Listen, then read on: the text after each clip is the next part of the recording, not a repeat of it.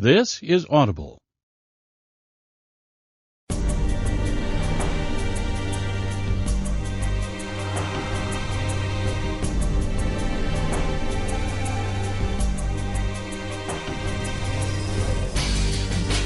Brilliance Audio presents The Russia Account by Stephen Coonts, performed by Eric G. Dove.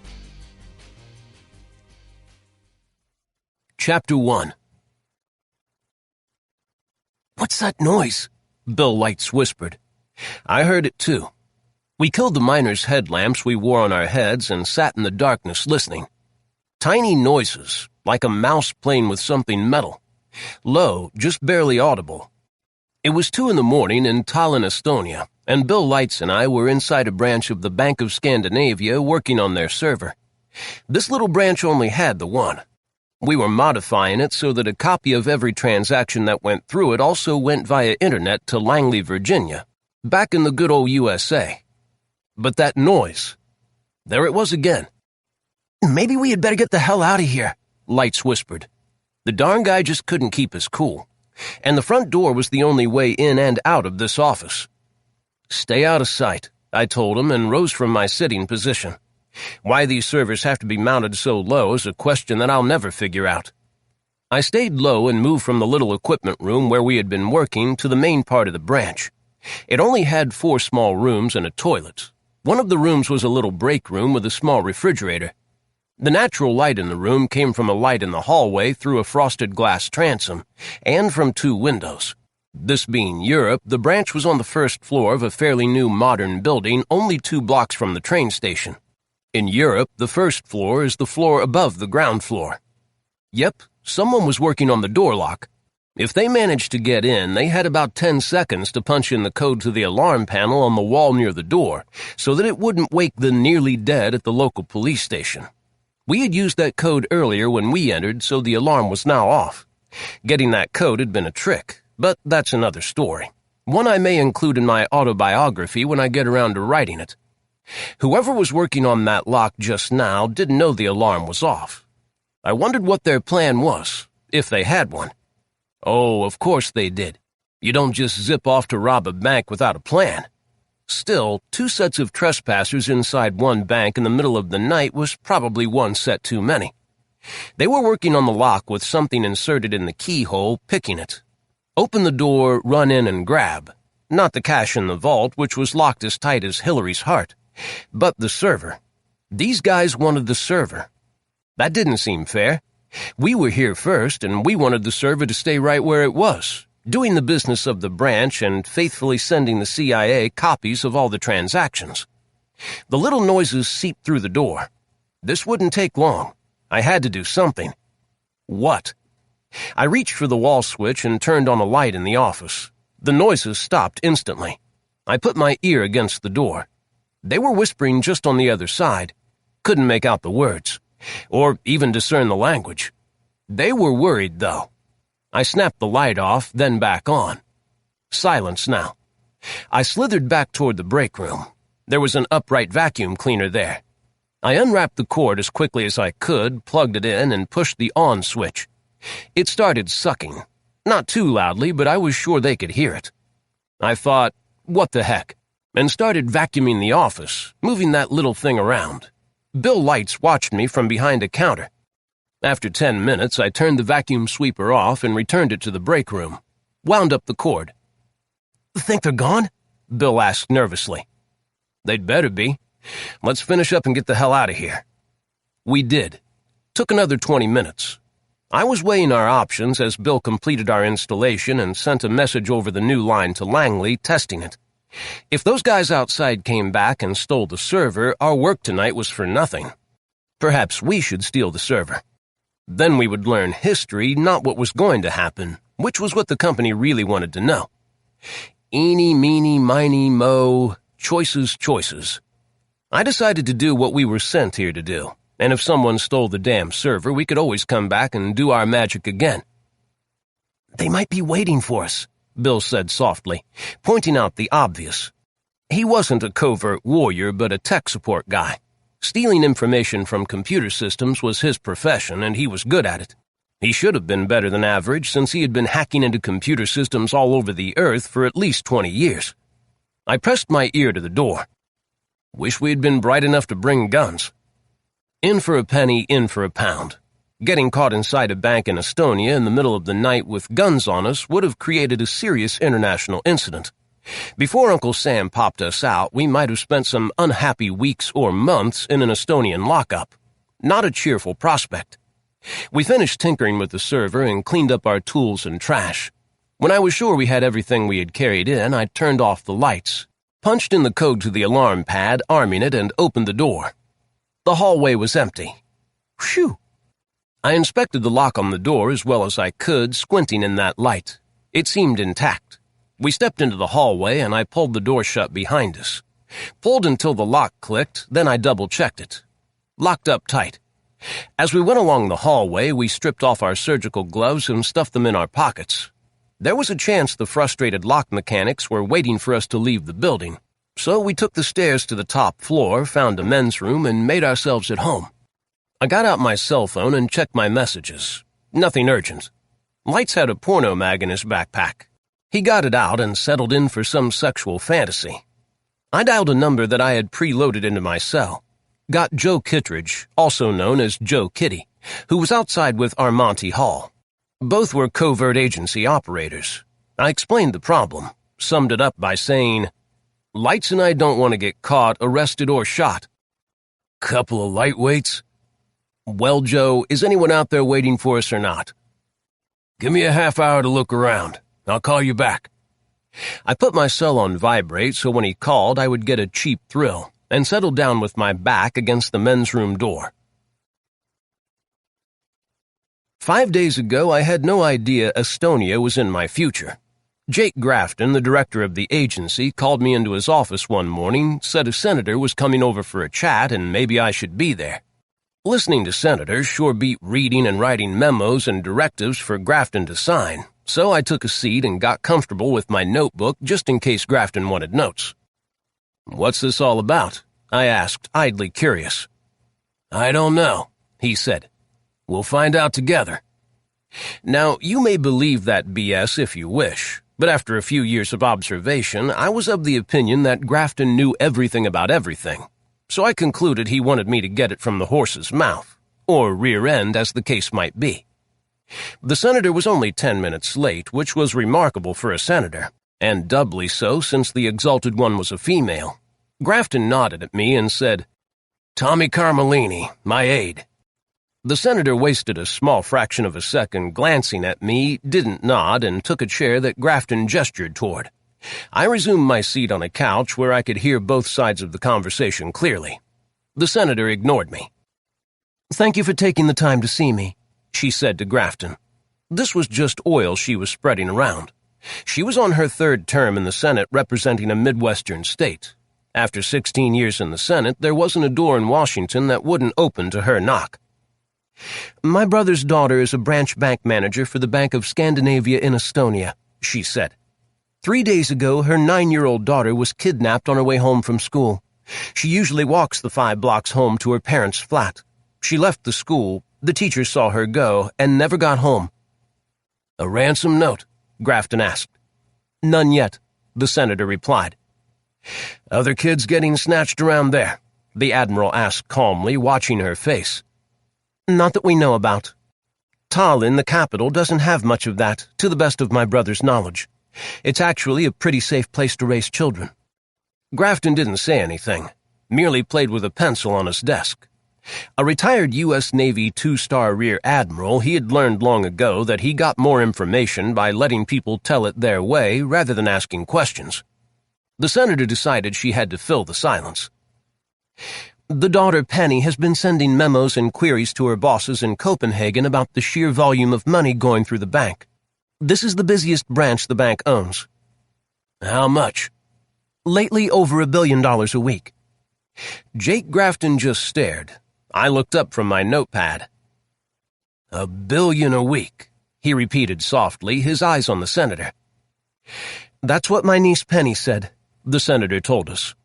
"Maybe more." "Perhaps you should give me all the particulars," Names, addresses, telephone numbers, all of it. When the senator left a half hour later, my notebook was brimming with facts. Jake Grafton had ushered the senator out, merely promising that the company would look into it, and thanked her for bringing this matter to our attention. The senator paused by the door. "My niece and her husband want their daughter back." "We'll see what we can do." "A personal favor to me," the senator muttered, then walked out. Grafton closed the door behind her and dropped onto the couch beside me. "You don't think that number is anywhere near accurate, do you?" I asked. Jake Grafton looked skeptical.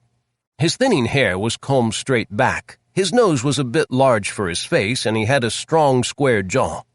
6 or so feet tall, he hadn't porked up like many men his age stuck in sedentary jobs. Maybe it was exercise, maybe he didn't eat much, maybe it was nervous energy, or a combination of all three. Grafton called Sarah Houston, his data guru and hacking expert. She said she could be there in 5 minutes. Sarah is also my off-again, on-again girlfriend. Just then we were on. "Call it $50 billion a year," Grafton said while we were waiting. "Apple had a net income of $48 billion in 2017, and that is probably the most profitable corporation in America. It's more now. Yet, $50 billion a year would be more than the net profit of every business in Russia. All of them. It's impossible." "So what the heck is going on in Estonia?" I wondered aloud. We were still noodling when Sarah came in, closing the door behind her. She flashed me a smile, which was nice, then took a seat. Grafton briefed her with a summary of the senator's tale. "Someone is lying," was Sarah's verdict. Diplomacy isn't one of her skill sets. "You need to hack into the Bank of Scandinavia, find out what's going on. See if you can get into the reports they file with the Swedish government. If someone is lying, let's find out who it is." "Their systems are undoubtedly encrypted." "Do the best you can." Having received her orders, she left. Grafton turned back to me. "I'll have our man in the embassy there make inquiries," the Admiral said. "Draft a message for me to sign. Then get busy planning on how you're going to get into that branch bank. You know what we want?" "Everything. Or as near to it as we can get. Plus the encryption codes. They should be on their server." He sighed, then stood. That was my cue to get on with the program. I popped up, said, "Yes, sir," and made for the door. Sure enough, in the reception room were 2 people waiting for appointments with the boss. After they went into the director's office and the door was closed, I asked Robin, the receptionist, "Where's Estonia?" She gave me a warm smile, batted her long lashes, and said in her sexiest "let's do it tonight" voice, "Google it." Google knew precisely where Estonia was, and so did the folks in the company transportation office. In the Baltic, right next to Russia. A great big bird flew 4 of us guys from the company across the pond to Berlin, flying all night, where we changed planes. Then a turboprop flew us to Tallinn, the capital and biggest city in the country. We arrived late in the afternoon, tired, dirty, and jet-lagged. Why I do this crap for a living, I'll never know. Tallinn is a medieval city full of cobbled streets, old buildings, and here and there a castle or museum. I checked into a hotel, then went over to the American embassy to visit with the senior spook, the station chief. Turned out that our man in Estonia was a woman named Dulcie Del Rio. I had never met her before. "Penny Rogers," she said. "Her husband teaches at the American school where the daughter Audra is a student. Penny isn't talking to us, nor to the police. She says she knows nothing, has had no ransom demand, doesn't have any money to pay ransom, and claims she is completely baffled." "The husband, Frank Rogers, I believe his name is. What's he saying?" "He's talked to the police and been to the embassy twice. Nothing of much use. He's trying to keep his wife from freaking out. He gave us a photo of Audra. It's a school photo. The police have one too and are looking. Not a trace so far. Here's a report the embassy staff filed with the State Department." She handed me a copy and I read it carefully. Then I looked at the school photo. Well, Audra looked like a nice kid. She wore glasses and had teeth that were going to need an orthodontist. "What do you think, Miss Del Rio? Is Audra alive?" "I don't know." "Any other kids snatched lately?" "Not foreign kids. The usual messy divorces among the locals, but this is a small country. You can't grab your son or daughter and disappear in the direction of Texas. I suppose not. What do you know about this branch bank where Penny Rogers works? Del Rio shrugged. 5 employees. Quite unremarkable. Do they do much foreign business? Oh, of course. Russia is right next door. 5 trains a day roll in from St. Petersburg and 3 from Moscow. Then there are all the countries around the Baltic. Commerce and money move all over this area every day. I just nodded. I had to give the station chief a heads up on our plan to go into the branch and tap the server, but I didn't say when. Didn't ask for her help. She had to know in case anything went wrong, such as the local police busting us for burglary. Yet the less anyone in Estonia knew of our plans, the safer we were. Anyone who thinks intelligence agencies can keep their secrets is living in Oz. Half of what intelligence agencies do is try to learn other intelligence agencies' secrets, by any and all means at their disposal. But I digress. Del Rio took me upstairs to meet the ambassador, a career diplomat.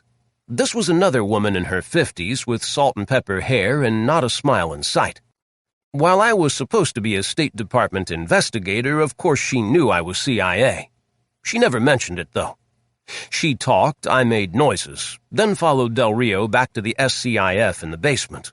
This being a little embassy in a little country, the SCIF, a secure compartmented information center, was also little, about the size of my hotel room. The next morning, my fellow burglar Bill Lights and I got busy casing our target, the local branch of the Bank of Scandinavia. We took turns watching the doors for a day and counted just 7 customers walking in. $1 billion a week through that little office. I didn't believe it. Of course, Grafton wanted this op done yesterday, so we didn't have the luxury of spending a week or so sizing up the place, checking on alarms, photographing everyone going in and out, checking out the employees. I did see Penny Rogers enter the building in the morning and leave it in the evening, and I took her photo. I thought she looked stressed to the max. Well, if I had a kid, and I don't, and my kid got snatched, I would be beyond stressed. I'd be in a straitjacket. On the 3rd day we were in Estonia, I dropped by the American school to see Frank Rogers, the father. I met him in the break room during the lunch hour. My name is James Wilson, Mr. Rogers. Jim. I gave him a hint of a grin and we shook hands. When lying, always look them in the eyes and smile sincerely. I'm with the government, Mr. Rogers, State Department. For the first time, he gave me serious scrutiny. He was about 40, at least 8 years older than I was, and losing hair. His ears stuck out. His skin was that pale white of a man who rarely gets out in the sun. Got credentials? I seated myself at the table where he had his sandwich spread out and gave him my fake diplomatic passport and my fake State Department credentials, complete with photo ID. He actually examined the photo on the passport, then the one on the state ID, then scrutinized my handsome visage. We were alone in the break room. As he handed the stuff back, he said, Audra was kidnapped a week ago. Where in hell have you people been? I got here as soon as I could, Mr. Rogers. The people at the embassy said they were sending a good man. I thought you would be older. I was the only one in the office, I said, to take some of the starch out of him. Why don't you tell me about it? I've been all over it with the local police. Talked to the embassy people twice. Apparently your daughter is still missing. Maybe it wouldn't hurt to go over it again with me. They snatched her a week ago yesterday on her way home from school. This school. I had to stay late. She never got home. That's it. That's all there is to tell. He set his jaw defiantly. I thought I saw tears in his eyes. I nodded. Have you talked to my wife yet? He asked. Not yet. Better not. She's taking this really hard. Have you had a ransom note? Nothing at all. Not a whisper. And it's not like we're rich. My wife works in that pissant branch bank and I teach school. We pay taxes here. We live in a flat and are lucky to own a 4-year-old car. Little piece of Italian shit. Why are you two here and not back in the States? Seems you might do better there. He swallowed, set his jaw, broke eye contact to control himself, then came back to my face. My wife makes twice what I do. They told her she had a bright future at the bank, and next year we'd be moving to Stockholm. Big promotion. She's worked hard for this." I nodded to show I understood. His sandwich lay there untouched. "Mr. Rogers, whom do you suspect?" He simply stared at me. I tried to look sympathetic. "Sir, someone snatched your daughter.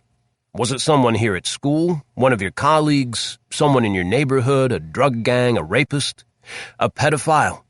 What do you think?" He broke eye contact again, didn't say anything. "Or was it someone from the bank? Something to do with the bank?" His face was cracking under the strain. I waited. "My wife has been writing letters to bank management in Sweden." He had to force the words out. "Way too much money has been going through the bank.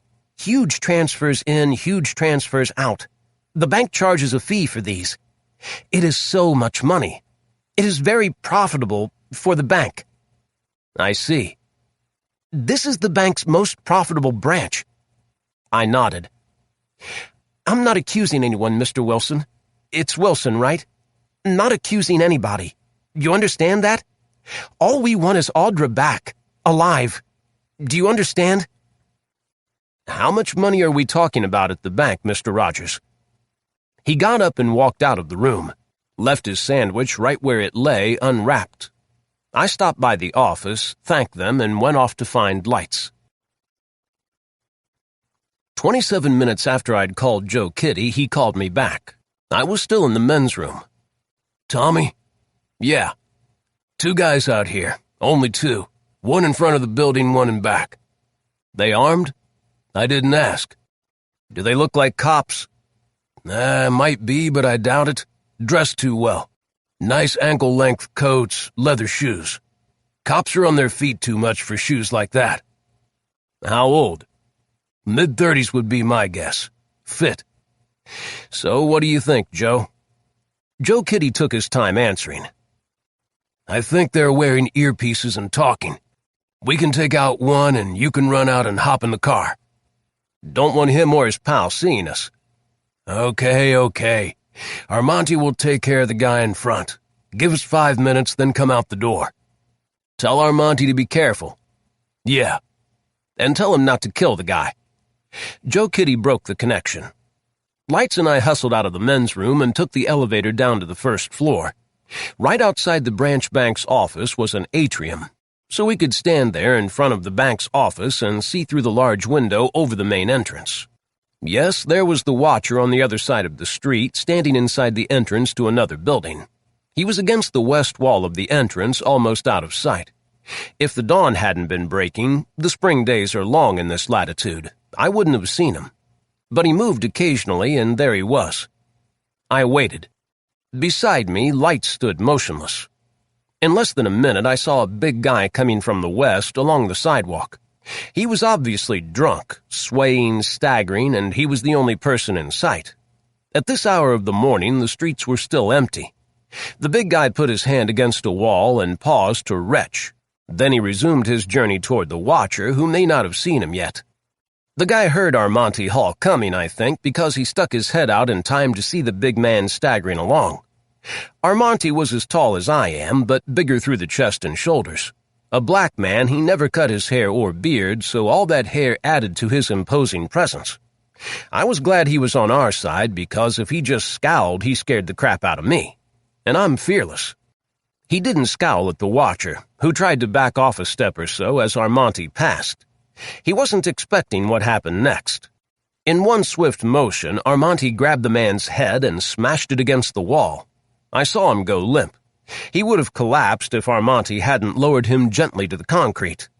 Lights and I shot down the stairs and out the door and were on the sidewalk when Joe Kitty stopped to pick us up. As we jumped in the car, Armonte was still bent over the watcher. "Come on, goddammit," Lights muttered. He was worried about the guy behind the building or any other guys he might have missed. Then Armonte was trotting across the street. I threw open the back door, he climbed in beside me, and we were rolling. He handed me a wallet, a pistol, a cell phone, a passport, and a headset.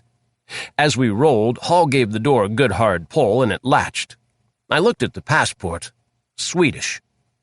"Nice job," I said to Armonte and Joe.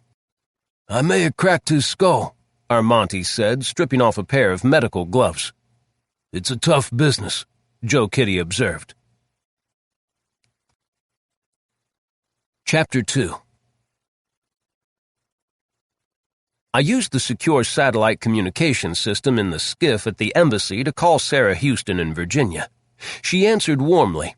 After a few delightful boy-girl moments on Uncle Sam's dime, I got down to it. I gave her the information on the passport and from the documents Armonte Hall had stolen from the Watcher. Anything you can tell me? When do you need this? We've been up all night doing that branch bank. I'm going to bed. By the way, are you getting anything from their server? Oh, yes. We've been working on it for a couple of hours. A river of money flows through that bank, mostly from Russia. It doesn't stay long. Then it flows all over the world. About half goes to South America and a big chunk comes to the States. Another nice chunk goes to the UK. We'll be trying to figure out where it comes from and where it goes. I grunted, trying to fit these revelations into what I knew of the world of finance and money laundering. We said our goodbyes and I walked the old streets to my hotel. I kept thinking about the kidnapped little girl, wondering where she was, why she was snatched. Since there had been no ransom note, I wasn't optimistic. I examined the pistol Armonte had taken from the guy outside the bank. A Walther in 9mm loaded. I took out the magazine, thumbed out the cartridges, cocked the pistol and dry-fired it, then wiped off each cartridge with a hanky and reloaded the magazine. Kidnapping, loaded guns, $1 billion a week through a branch bank in Estonia. I pocketed the piece and decided it was time for food and bed. The city was alive, bustling, a tourist magnet. My hotel was on the edge of the old town. I ate a continental breakfast while watching my fellow diners. I noted 2 men sitting apart, but both in their 30s, dressed in similar business attire. I committed their features to memory, ensuring I would recognize them if I saw them again. Then I went upstairs and crashed. 2 hours later, I was wide awake. Got to thinking about the kid, Audra, and about the interview with the father, Frank Rogers, and how he had suppressed his emotion. He obviously knew something. But why had there been no ransom note? That had me stumped. Only perverts grabbed kids without ransom notes. Kidnapping is a business. It's done for money. Or revenge, or something. I kept coming back to the bank. A river of money. There was the cash right there, Tommy, you twit. That interview with Frank Rogers. Had he been lying? Fact is, I am a professional liar. I know all the tells. Recalling Frank Rogers' face, I suspected that the emotion had covered up some of the tells. On purpose. Perhaps. Maybe I should find out. I gave the Watcher's documents, wallet, and cell phone to the station chief at the embassy to put in the diplomatic bag for delivery to the company in Langley. I kept the pistol. Dulcie Del Rio wanted a debrief, so I told her how it went down. She said, "Isn't it an interesting coincidence that they tried to get into the bank the same night you did?" I didn't believe in coincidences. Oh, sure, random chance rules the world, but always bet on cause and effect. A little paranoia will take you a long way, and keep you alive. The Rogers lived in a 2-bedroom flat on the 2nd story of a 5-story building in a new section of town. At least the plumbing was modern, and they had electricity. The place had no doorman and a self-service elevator. No security cameras. With Armonte Hall and Joe Kitty standing guard front and back, I went in during the afternoon and took a look around. The first things I found were wireless electronic bugs. The tiny microphones were transmitting according to my handheld receiver. Uh-oh. I went out twice as fast as I came in and started searching for the booster. There had to be one someplace nearby, but I didn't see it. The 3 of us held a huddle by the embassy car, and I told Joe and Armonte about the bugs. Armonte whistled softly. "Oh, man. It isn't just the snatched kid," Joe Kitty said. "These people are in trouble to their eyes." "And they've been lying to state and to me," I said. "Let's get the dad first when he gets out of school and intercept the mom coming home from work. Then we can have a quiet little prayer meeting, just the 5 of us." "Not together," Joe Kitty said. "Oh, no," I agreed. One at a time. We went back to the embassy to check out another car, and while we were there, I again visited with Dulce Del Rio. I need 3 guns and shoulder holsters.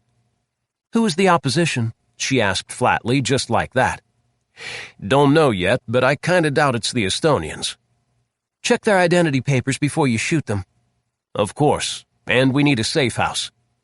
For Christ's sake, this is Estonia. So I'm told, but we need a secure place to have some interviews. She didn't ask who we planned to interview, which was a credit to her. She dug in her purse and gave me the key to her flat.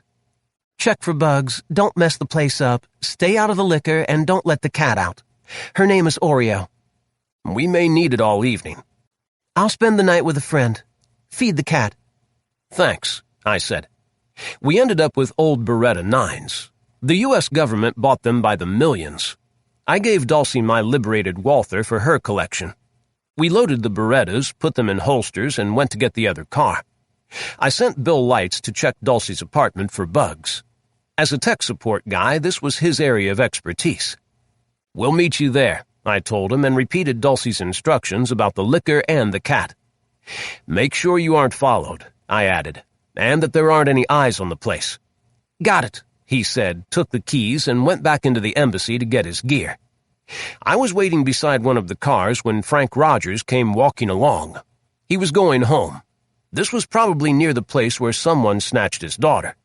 I was friendly. Mr. Rogers, Jim Wilson. We met the other day. He looked me over, obviously was not glad to see me. He edged around as if he wanted to walk on. I was hoping that you and I could spend another few minutes together. I opened the car door and held it. I don't think, he began. You haven't been thinking. That's the problem. Now, if you want to ever see Audra again, get in the car. He got in the passenger seat. I went around and settled myself behind the wheel, snapped my seatbelt. Put on your seatbelt, I told him as I inserted the key in the ignition and fired up the tiny motor. What? Save it. I put the car in motion and pulled into traffic. I was paying attention to the mirrors and saw another car pull out as we passed. I made the second turn and it followed. Terrific. 2 turns later and I was sure. We had a follower. I stopped at a light and checked the rearview mirror. He had hung back, but I could see that there were 2 guys in the car and one was on his cell phone. When the light changed, I headed for Old Town, with its traffic and narrow streets. We crossed a few bridges, then we were there. I didn't know the street pattern, but apparently neither did they, because they followed me into a narrow street where only one of us could turn around, and that was me, before getting wedged in by traffic. I worked the car around as the guy behind me laid on his horn, then drove back the other way. As I went by our pursuers, I looked them over. They didn't look at me. The passenger was glued to his phone and the driver stared straight ahead. But there was a car in front of him and a delivery truck behind, and it was going to take him a while to get turned around. Tough luck for him. Out on the boulevard, I headed out of the district. 4 turns later, I was sure I was clean. I used the map feature on my phone to direct me to Dulce Del Rio's apartment. Frank Rogers started talking as we left Old Town. He was chattering as we crossed the bridge and chattering as we entered Dulce's neighborhood. I've told you everything I know. Told the people at the embassy. We're Americans. For God's sake, you can't treat us like this. There was more, a lot more, about his wife knowing a senator and the fact they had written their congresswoman. Can it? I said, and concentrated on my cell phone. At one stoplight, he popped the buckle on his seatbelt and reached for the door handle. I backhanded him gently across the chops. Put the damn belt back on, I said harshly. If I had had any doubts that he had lied in our previous interview, they would have evaporated then. But I didn't. He was frightened, scared. Whatever he and his wife had gotten themselves into, he knew the stakes were blood. His wife's, and his daughter's. He knew it, and now I did. Lights led us into Dulce's pad. He handed me the keys, glanced at Rogers, and walked out, pulling the door shut behind him. I took Rogers by the elbow and guided him into the little living room. Sit.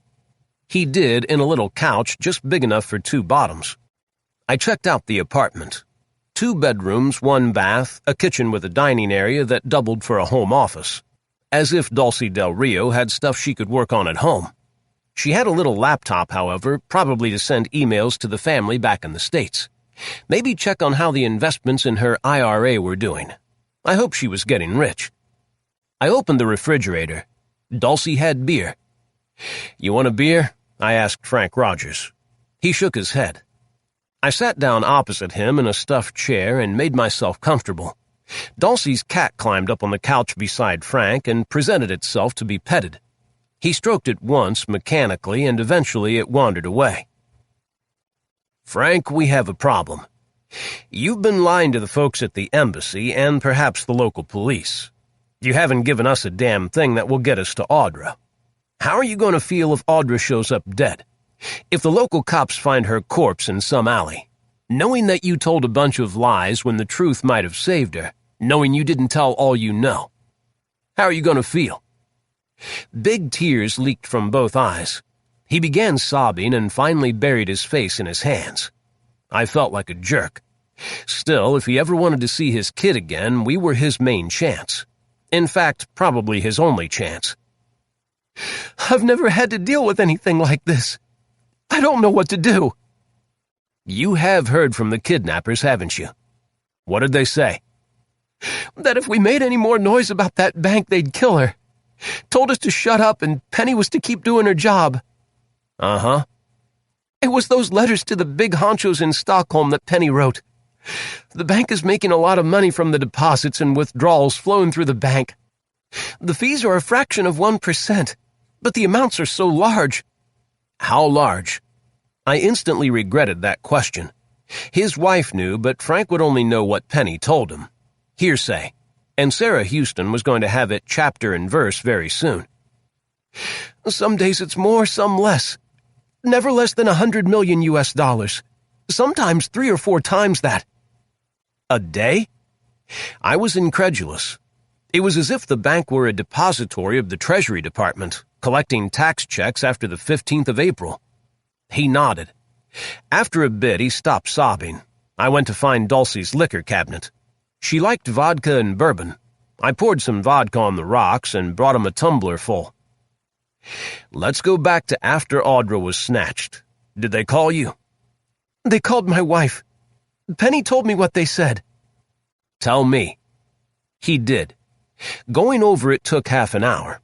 The threat was the kid would get killed or maimed if Penny Rogers didn't shut up and behave. If she did, the kid would come home alive and well. If she didn't, they would start mailing her parts. He had finished the vodka, and I thought I knew most of it when I heard a knock on the door. I went and checked with my gun in my hand. It was Joe Kitty and Armonte Hall, and they had Penny Rogers with them. "We were followed," Armonte said. "We managed to ditch them." Penny Rogers was a sight. She was not a large woman, never pretty, and the last few days, or perhaps the ride with Armonte and Joe as they ditched her tail, had wrung her out. "She didn't say a word," Joe Kitty said. He went outside to keep an eye on the cars. I nodded towards Frank and whispered to Armonte, "Take him into the bedroom and keep him quiet." Penny watched them go in silence, then sat on the little couch. "A glass of wine or perhaps water," I suggested. She thought wine, so I poured her a glass from a bottle of red that Dulcie had corked in a cabinet, then sat down across from her. "Who are you men?" she asked. I showed her my fake passport and state ID. She scrutinized the documents, then handed them back. "Frank said you talked to him at school." "I did, and again this afternoon right here." "Whose apartment is this?" "A friend's." "Why here? Why not the embassy or our place?" "Your apartment is bugged, and I didn't want anyone to see you entering the embassy." She stared at me. "How do you know our apartment is bugged?" "We went in and looked." "The door was locked." "We picked the lock, Mrs. Rogers, just like the men did who bugged the place." She sipped at the wine, remained silent, and looked around. The cat sniffed her feet, then wandered off. It was black with one splotch of white on its face. Oreo. Looked like a nice cat. "They'll kill Audra if we talk." "Not if we get to her first. And there is no way on earth for that to happen unless you tell us the truth." "She doesn't deserve this." She lost control of her face. The refrigerator hummed, and somewhere in the building a door slammed. I could faintly hear traffic down on the street below the windows. She wiped at her eyes, and finally her eyes dried up. Penny Rogers began talking. All that money flowing through that tiny little branch bank aroused her curiosity. Her employees, all Estonians who had worked there for years, told her the branch had always been profitable. More than 90% of the accounts were Russian, and they were always opened over the internet. The only people who came into the branch were locals. Their accounts were small and legitimate, with paychecks deposited into savings or checking accounts. But the Russians, big deposits in the tens of millions, day in and day out. The money didn't stay long, but was wire transferred on to America, the UK, South America, Southern Europe, all over the world. How much money? It varies. The deposits have averaged $1 billion a week during the last year. $50 billion in the past year. Yes. She finished her glass of wine and put it on the little table to her right. They're laundering money, I suggested. Obviously, Penny Rogers said, as if I needed a dozen more IQ points. All the businesses in Russia don't generate $50 billion of profit in a year. So what did you do? She began to talk. As she spoke, the words poured out faster and faster. She tried to check on the accounts where the money was being transferred, used the internet to track down the accounts, which were all corporations. She finally realized they were all shell corporations without assets. She wrote emails and memos to her superiors in Stockholm. She was told to remember the bank's business was the bank's business, and not to discuss it with anyone. Her emails became more strident. Then Audra was kidnapped. And someone came to talk with you, I suggested. She nodded. At the bank. It was a man I didn't know. He was blunt. Told me to keep my mouth shut and run the branch. If I discussed the bank's business with anyone, we would never see Audra again. In one piece. He said that. In one piece. I told him we had already reported the kidnapping to the police. He sneered at that. Tell me about this man. In his 40s, I thought. Spoke with a heavy accent. Not Swedish. Russian, perhaps. Terrible teeth, stained yellow from cigarettes. She made a face. A horrible man. Evil.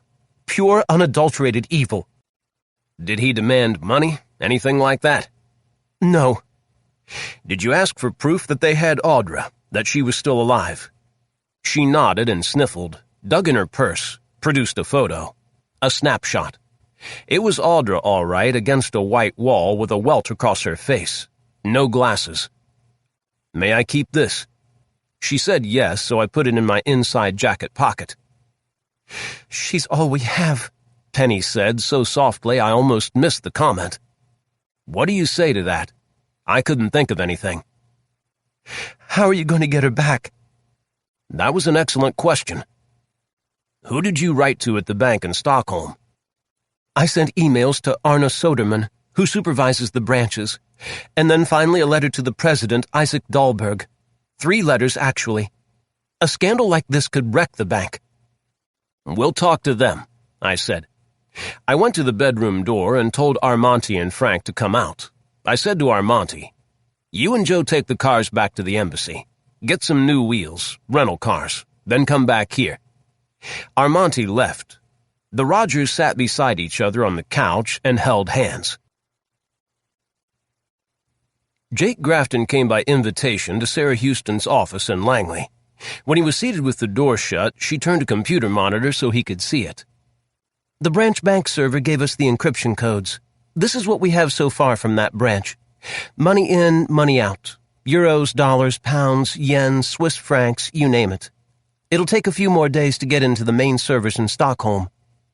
As Grafton scrolled through the transactions, Sarah said, I didn't believe it, but the size of these transactions is awe-inspiring.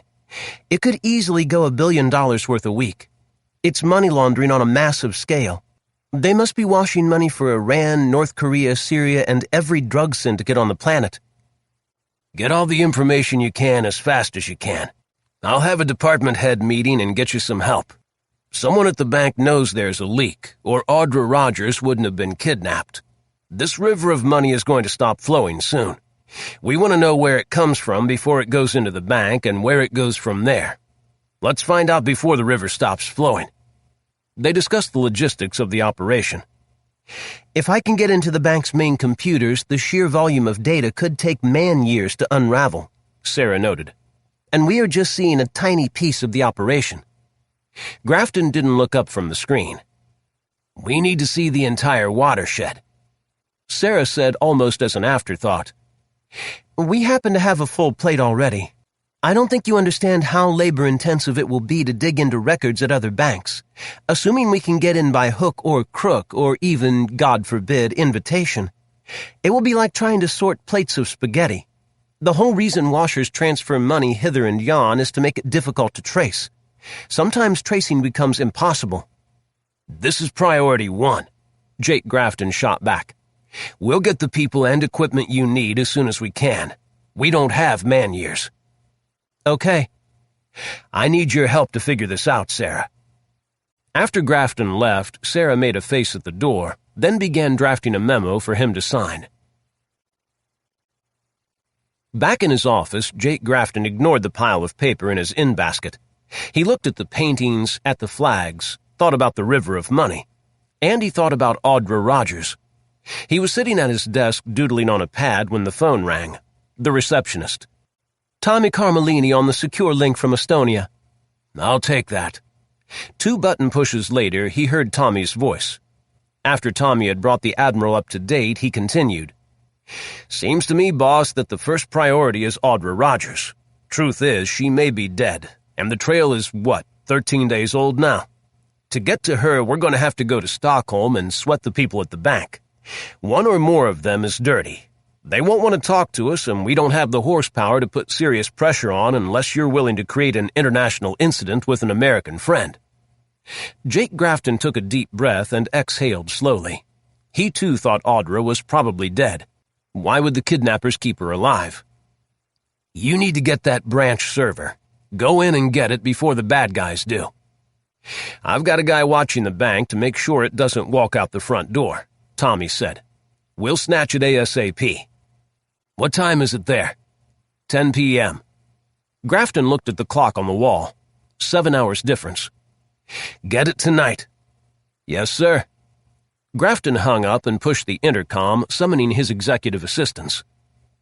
"I want to go to Stockholm as fast as possible," he told them. "Give me a plane and executive jet out of Andrews, and I need more people." He named them. "They can come with me. Make it happen." Chapter 3. My telephone rang. It was Joe Kitty. "Tommy, 2 guys just entered the bank building. There's a car and driver waiting out front. They might be after that server. What should I do?" "I'll be there as fast as I can." I tore out of the embassy, jumped into my rental car, and headed for the bank. 8 minutes later, I pulled up behind the suspect car parked in front of the bank. The engine was running. I hopped out with my shooter in my hand and walked toward the driver's door. The driver didn't wait to see what was going to happen next. He gunned his ride and tore off down the street. Joe Kitty came running over. "Now what?" "Watch the door in back of the building. We want the server." He hot-footed it for the nearest alley. That's what I like about Joe Kitty. No stupid questions. As if I had any answers. The interior of the building was dark except for a few nightlights on the stairs. The guys in the building, if they were indeed in the bank's branch office, would come out and look for their ride. And it was gone. If the driver of the getaway car was on the phone to them, Lord only knows what they would decide to do. Maybe hunker down like Bill Lights and I did the other night. The door to the building was unlocked, so I went in. I eased up the stairs and checked the door to the branch office. Unlocked. Should I go in? Not feeling suicidal, I decided not to. Were they still in there? No more than a minute had passed since the getaway car made its quick departure. I retreated to the top of the stairs, faced the branch office door, and waited for it to open. They were coming through that door or they weren't coming out. 2 guys, Joe said. I stretched out on the floor with the pistol at arm's length. The light wasn't very good. I'd be almost invisible to them, but I could see the sights well enough to shoot. I waited. Wished I had a silencer on the pistol. Oh well, next time. How do you say stop in Russian? Or Swedish? No more than 60 seconds had passed when the door opened quickly and 2 men came out. One of them was carrying something. They paused and looked over the transom that gave them a view of the main entrance, looking for their ride. So the driver hadn't called them, or they had their cell phones off. "Halt," I said loudly. One of them, the guy without the server, turned my way, and I saw the flash of a pistol in his hand. He shot from the hip without aiming, and I heard just a muffled pop. The bullet must have gone over my head. I pulled the trigger of my shooter, and the report filled the hall. The guy staggered and fell. The other guy decided he wasn't a hero. He froze. I sprang from the floor and walked toward them. The guy on the floor wasn't moving. The man holding the server watched me come. I kept the gun on him. "Put it down," I said. He was looking at the pistol and trying to decide. I motioned at the server. "Down, slowly." He got the idea. After he put the box down, I motioned back against the wall. He turned around, spread his arms, and leaned on the wall. He'd done this before. I hit him in the head with the pistol as hard as I could. He collapsed. He had a gun on him, too. No wallet, no phone, no passport. Nothing but the gun. I checked the guy I had shot. He was still alive, but out of it with a hole in the chest. Blood frothing out. A lung shot. No wallet, phone, or passport, but a pack of Marlboros and some matches. I picked up the server and trotted down the stairs. Joe Kitty was already behind the wheel of our car and had the engine running. I climbed in, slammed the door, and he put us in motion. I heard the shot. He shot first. Had a silencer. "What do you think this is, Tommy, a fucking cowboy movie? Man, never give the assholes the first shot." "Sarah Houston on line 2, Admiral." That was the receptionist. Jake answered it. "Grafton." "The server in Tallinn is offline." "Maybe Tommy got it." "Someone did or turned it off." "I'm going to Sweden in a couple of hours. I'll need a printout of everything you can give me from that server." "Yes, sir." When Sarah was gone, Jake called Tommy on his cell. Tommy answered. "Unsecure line. Do you have the box?" "We got it." "Great. Call me on a secure line." "You should have marched that dude you hit into the car," Joe Kitty said, "and sweated him to see what he knows about that kid." "Then what?" I said. "Let him loose to tell his boss all about us, or should we shoot him and dump him somewhere?" "I keep thinking about that kid," Joe Kitty said. "Yeah, I do too. If she isn't dead, she soon will be." That was my thought too, and it sat like a rock. 9 years old, probably scared out of her mind. Damn. I said, "Let's go back and see if we can follow that guy when he leaves the building. He'll go somewhere. He doesn't have a cell phone or wallet on him." "Someone will come for him," Joe said. He made a U-turn on the wet, empty street. He parked the car around the corner from the bank building. There were 3 other cars parked on the street, none of them occupied. I stepped to the corner and peered around. It was raining gently and I didn't have a hat. Temp in the mid-50s. I checked my watch. In 5 minutes I was damp all over. After 10 I was wet. I hugged the building, trying to stay out of most of the rain. The wind came up, a gentle breeze, and I began to chill. Say what you will, this spook business was for the dogs.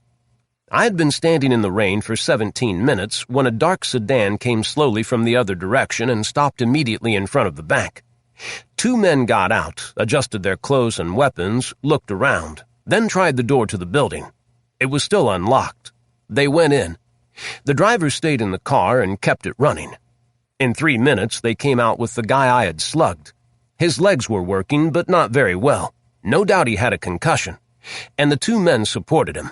They put him in the back seat of the sedan, then climbed in. I zipped over to my ride and hopped in the passenger seat just before the car passed us, going to the left. "That's them. Lay back all you can." "I know how to do this, Tommy." "Yeah, but I feel better giving you orders. It's a power thing." "You get off on it, I know." Joe pulled out and stayed a block or so behind the sedan, which was obviously going somewhere. That somewhere turned out to be a hospital. The guy's friends took him into the emergency room while we sat watching from nearly 200 yards away. Well, at least they were decent to him. That was something. Maybe there was some hope for Audra Rogers after all. $1 billion a week. Think about it. Talk about a score. Man, this was like winning the Powerball lottery. And yet all that money belonged to someone, or an army of someone's, and they would be very unhappy if even a significant percentage happened to disappear. Like, poof, off into cyberspace. If that happened, the boys in Stockholm were going to need to find a way off this planet fast. I looked around at the server lying on the back seat, wondered what secrets it held. Well, Sarah Houston and her colleagues would tell us, book, chapter, and verse. Just put it in the diplomatic bag and voila, it would magically appear at the CIA campus. When the dudes had been in the hospital for a half hour, Joe Kitty said aloud, "Wonder how long they're going to be in there." "Until they come out." "They could have called someone, Tommy. If they spotted us tailing them, help could be on the way with a lot more firepower than we have." "Let's move the car. Park it near the exit to that parking lot." Joe did. While we were sitting there, an ambulance came and the crew took someone into the hospital on a gurney. After it left, a private car rolled up, parked behind the sedan that had brought our guys, and an elderly man helped a woman into the hospital. The rain continued to fall. A gentle breeze off the Baltic stirred the leaves of the trees, which were enjoying the spring after a miserable Baltic winter. I watched the entrance to the emergency room in my side mirror. The bad guys' ride was still where they left it, with a man at the wheel. We kept our heads on a swivel, watching for cars. Sitting still like this in Indian country made me nervous. I called Monty Hall on his cell. Hey, how's things?" "Quiet." "Folks asleep?" "Yeah." "We're parked outside the emergency entrance to a hospital." I named it, and since my command of the local lingo wasn't great, spelled it. "And need your help. Come find us. Call when you get close." "Okay." "We'll give him the server just in case," I told Joe. Another 10 minutes went by. The rain was steady. The sea wind caressed the trees. 12 minutes, 14. "Let's get the hell out of here," Joe said. I had the willies terribly bad, too. "Go," I said. He fired up the engine and put the car in gear. As we started to move, a van pulled in front of us, facing us, blocking the exit lane. 2 men piled out, one on each side. Men with submachine guns. "Oh, fuck," Joe said, and aimed the car for the guy on the passenger side and stood on the gas. As we jumped the curb, the windshield exploded. Little pebbles of glass flew everywhere, and I slammed my eyes shut. Somehow, Joe kept his foot on the gas pedal, and the car was accelerating. I opened my eyes in time to see the guy who was in front of us going over the top of the car. Joe's head was a mass of blood. He was leaning back against the headrest and still had the accelerator floored, his lifeless hands on the wheel. The engine was howling. The car shot across the street and slammed into a parked vehicle. The airbag deployed. I felt it smack me a good one. I was conscious and miraculously alive. I could hear the engine winding at full screech, tortured metal screaming a banshee wail. Then the little four-banger quit dead. The airbag lay there like a deflated balloon. I didn't have my seatbelt on, so in the great silence I shoved hard against the door and was out onto the pavement. On my face. Got the pistol out and started shooting at the guy who was still standing beside the van across the street. He jumped back into the van as I emptied the pistol at it. The van driver shot straight ahead, past the entrance to the hospital and on out into the street. I could see the shooter we had smacked lying flat on the glistening pavement. I looked back into our ride. Joe Kitty had stopped 4 or 5 bullets with his head. Blood and brains were blasted everywhere. Both shooters had been aiming for the driver, which was the only reason I was still alive. The rear door was buckled and wouldn't open. I leaned in over the passenger seat and grabbed that damned server. It was on the floor, and set off down the sidewalk. The car that had brought the other guys to the hospital was gone. How the driver got that thing out of there, I had no idea, nor did I care. I was having my troubles walking, staggering. I had glass pebbles in my hair and clothes and maybe in my eyes. I was trying to clear my vision when a car pulled alongside with Monty Hall at the wheel. I stared at him. "Get in, you damn fool!" I opened the door, tossed the server in, and managed to cram myself in. I was still trying to get the door closed a block later. "Holster that fucking gun." To my amazement, I found that I still had the Beretta in my hand. I managed to jam it under my armpit. "What happened?" Armonte Hall demanded. "Fuckers killed Joe." "Oh, man." I could hear sirens wailing. I put my head down on Armonte's thigh and went to sleep. A doctor came to the embassy, wiped Joe Kitty's blood off my face, and rooted around in my left eye for a little glass shard. With the glass out, I wrote a message for Jake Grafton, which Dulcie Del Rio sent over the secure comm system, and Armonte Hall took me back to my hotel. My clothes were wet and splotched with Joe's blood. I took them off and threw them in the trash. Then I showered and fell into bed.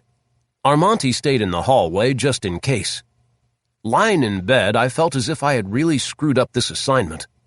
Joe Kitty was dead, which wouldn't have happened if we hadn't sat outside that hospital for way over an hour, while the bad guys summoned help. How stupid can you get? Then there was Audra Rogers, imprisoned somewhere. Tired as I was, I still couldn't let it go enough to fall asleep. I wandered back and forth around the room, looked out the window. The rain was now a misty fog. What should I have done? Sure, the Rogers had lied. If they had told the truth immediately, would that have gotten us to Audra? There was no way to know. I lay down on the bed and thrashed around, going over and over it. The kid was dead. I knew it in my bones. Finally, I must have dozed off. When I awoke, the sun was out and the sky had cleared. My left eye bothered me. Felt as if something was still in there, although I wasn't stupid enough to rub it. It was slightly blurred, but since I had two eyes, I was good to go. I showered again, shaved, got dressed, and packed my bag. No doubt the Estonian authorities wanted to talk to me. One had to assume the authorities had been back to see the Rogers after the robbery at the branch bank, and the Rogers had probably told them all about Jim Wilson, U.S. State Department investigator. Then there was Joe Kitty, sitting in a smashed, shot-up car with his head blown off. Any way you looked at it, we had worn out our welcome in lovely Estonia. Armonte was indeed waiting in the hall, sitting on stairs coming down from the floor above. He looked as tired as I felt, even with my nap. We rode over to the embassy, were admitted by the gate guard, and went to the basement to see Dulcie. She had news. The Estonian said the man outside the bank branch, he had bled out, was a Russian, as was the man who had flown over our car in front of the hospital. "Go to the cafeteria," she said. "Get something to eat. You two are leaving on a plane at noon." She produced 2 diplomatic passports. "These will get you through immigration and onto the plane." "Where are we going?" Armonte asked. "Berlin. You change planes there for Stockholm." She produced folders with tickets. "What about the Rogers?" I asked Dulcie. "They left Estonia this morning on their way to the States." "And the kidnapped kid?" "Sit down, Tommy. Armonte." Dulcie reminded me of my grandmother, plump and with salt and pepper hair. "A body of a child was found last night floating in a canal. The Estonians think it is Audra Rogers. It will take a while to be sure. The child has been dead about 10 days, according to the forensic examiner, and in the water for much of that time." "Shit," Armonte Hall said. "They killed her after they took the picture to give to her folks," I thought. "Have the Rogers been told?" I asked. "The ambassador broke the news to them." After some silence, Armonte and I gave her our guns and wandered down to the cafeteria.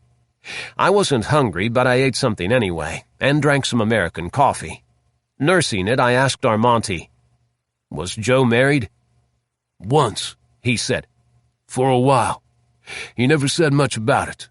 He shrugged. "It didn't work out, I guess." "Damn," I said.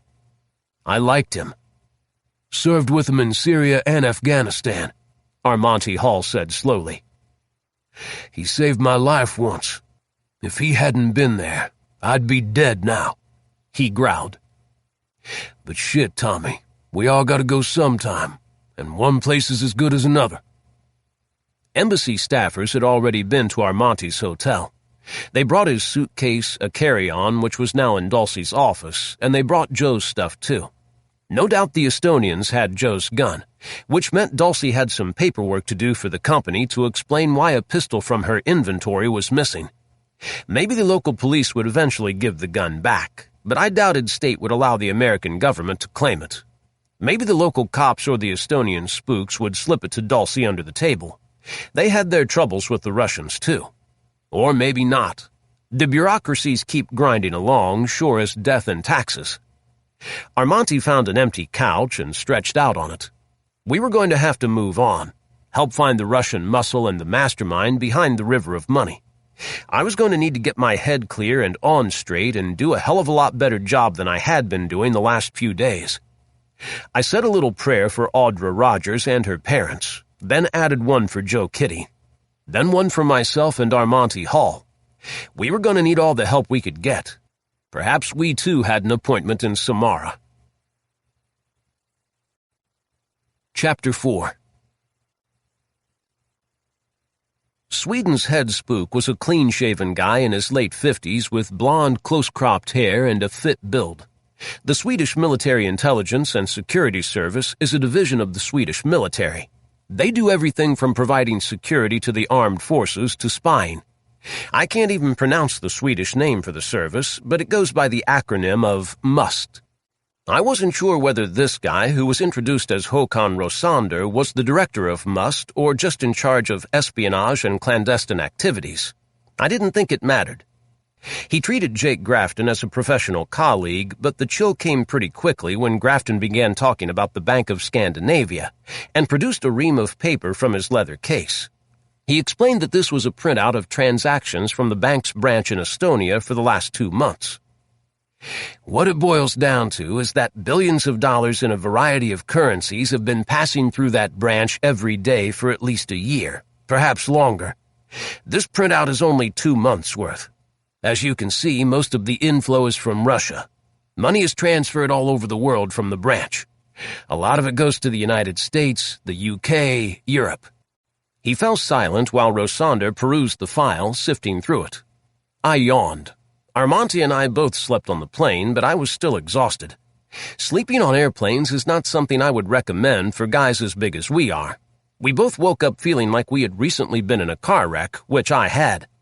Jake Grafton was waiting at the airport in Stockholm when Armonti, Bill Lights, and I came out of customs with our carry-ons. He didn't say anything, just shook our hands and led the way out of the terminal to a big Chevy SUV, parked by the curb with a driver standing by. "Any trouble with immigration or customs?" he asked. "None." Grafton just nodded.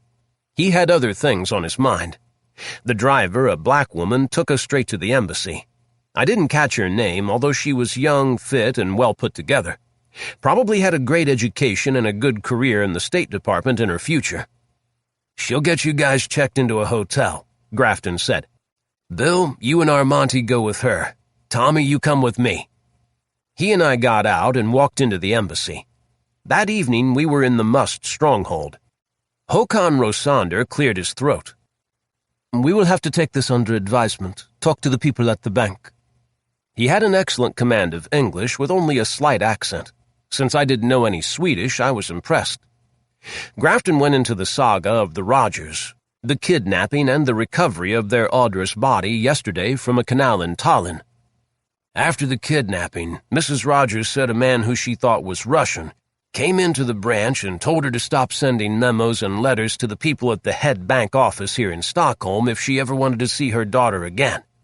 It was that kidnapping that caused my agency to be involved.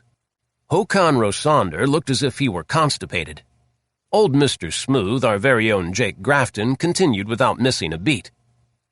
"Our banking and law enforcement agencies are very interested in this branch bank's activities. I assume the authorities of other nations will be equally interested." That was probably a gross understatement.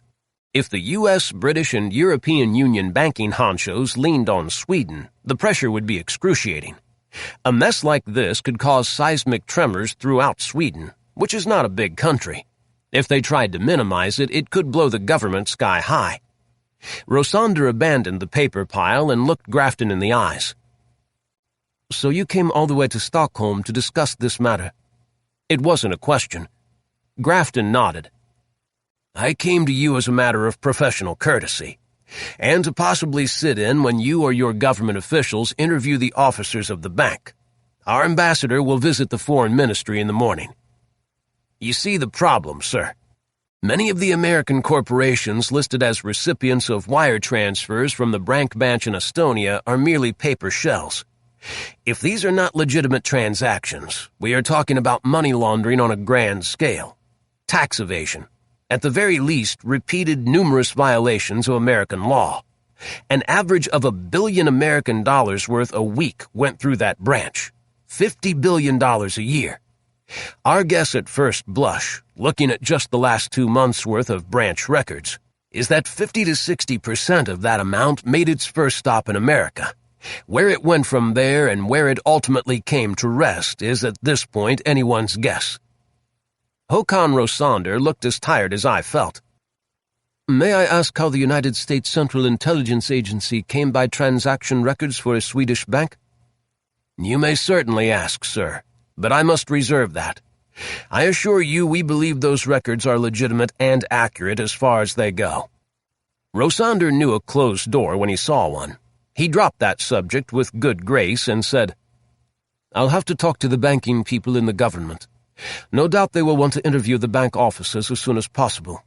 I can reach you at your embassy. I'll keep you advised. Grafton picked up his leather briefcase and stood. Thank you, he said. He motioned toward the pile of paper on Rosander's desk. You may keep those. The spook didn't thank him. He pushed a button, a man appeared, and we were ushered out. The embassy car we had arrived in was waiting, with the driver leaning nonchalantly on a fender. Shouldn't he be wiping the car or something? I muttered. Let's go get a decent dinner and a drink, Jake Grafton said. Maybe this guy knows a place. As we munched our dinner and swilled a couple of drinks each at a white tablecloth restaurant, the president of the Bank of Scandinavia, Isaac Dahlberg, was busy dying. Apparently, he got into his car in his garage with a bottle of aquavit and started the engine as he sipped. He didn't raise the garage door. They found him the following morning. I found out about Dahlberg from Grafton when I strolled into the embassy at 10 o'clock after a wonderful night's sleep. The Admiral was in the skiff and broke the news to me. It's all over the television, he said. Anything about the bank? Not a peep. Heard anything from Must? No. So the Swedes are sitting on the dynamite hoping it doesn't explode. Probably trying to figure out the size of the mess before they go public, Grafton said. Then he got busy on messages. I sat for a while in case the boss needed me to break into the Swedish capital and plant bugs, but apparently he hadn't gotten that far. I left the skiff and called Armonti and Bill Lights. They were having breakfast with 3 covert operators Grafton had brought with him. I knew a couple of them. We had been in trouble together before. When I got back around noon, Grafton said, Get lost, Tommy. Find something to amuse yourself. So I did. Ate lunch at a nice little spot in the downtown and bought a new raincoat and a brimmed hat that I thought I might need in these climes. Then I bought a ticket on the hop-on, hop-off bus where I mixed and mingled with the passengers of a cruise ship. A couple from Iowa said they were doing all the Baltic ports. St. Petersburg and Tallinn were next. Fortunately, I was not on the open top of the bus, so when it started raining, I was homesteading a dry seat. In front of the ABBA Museum, 2 guys I knew, Armonti Hall and Doc Gordon, climbed on the bus. They ignored me and I ignored them. However, I decided to brave the weather at the Vasa Museum and queued up to get off. Out on the sidewalk, I found them behind me.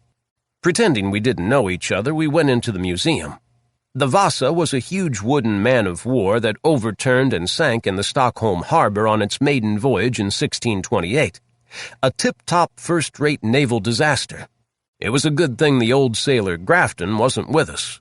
We 3 spooks wandered around, watched the tourists snap photos.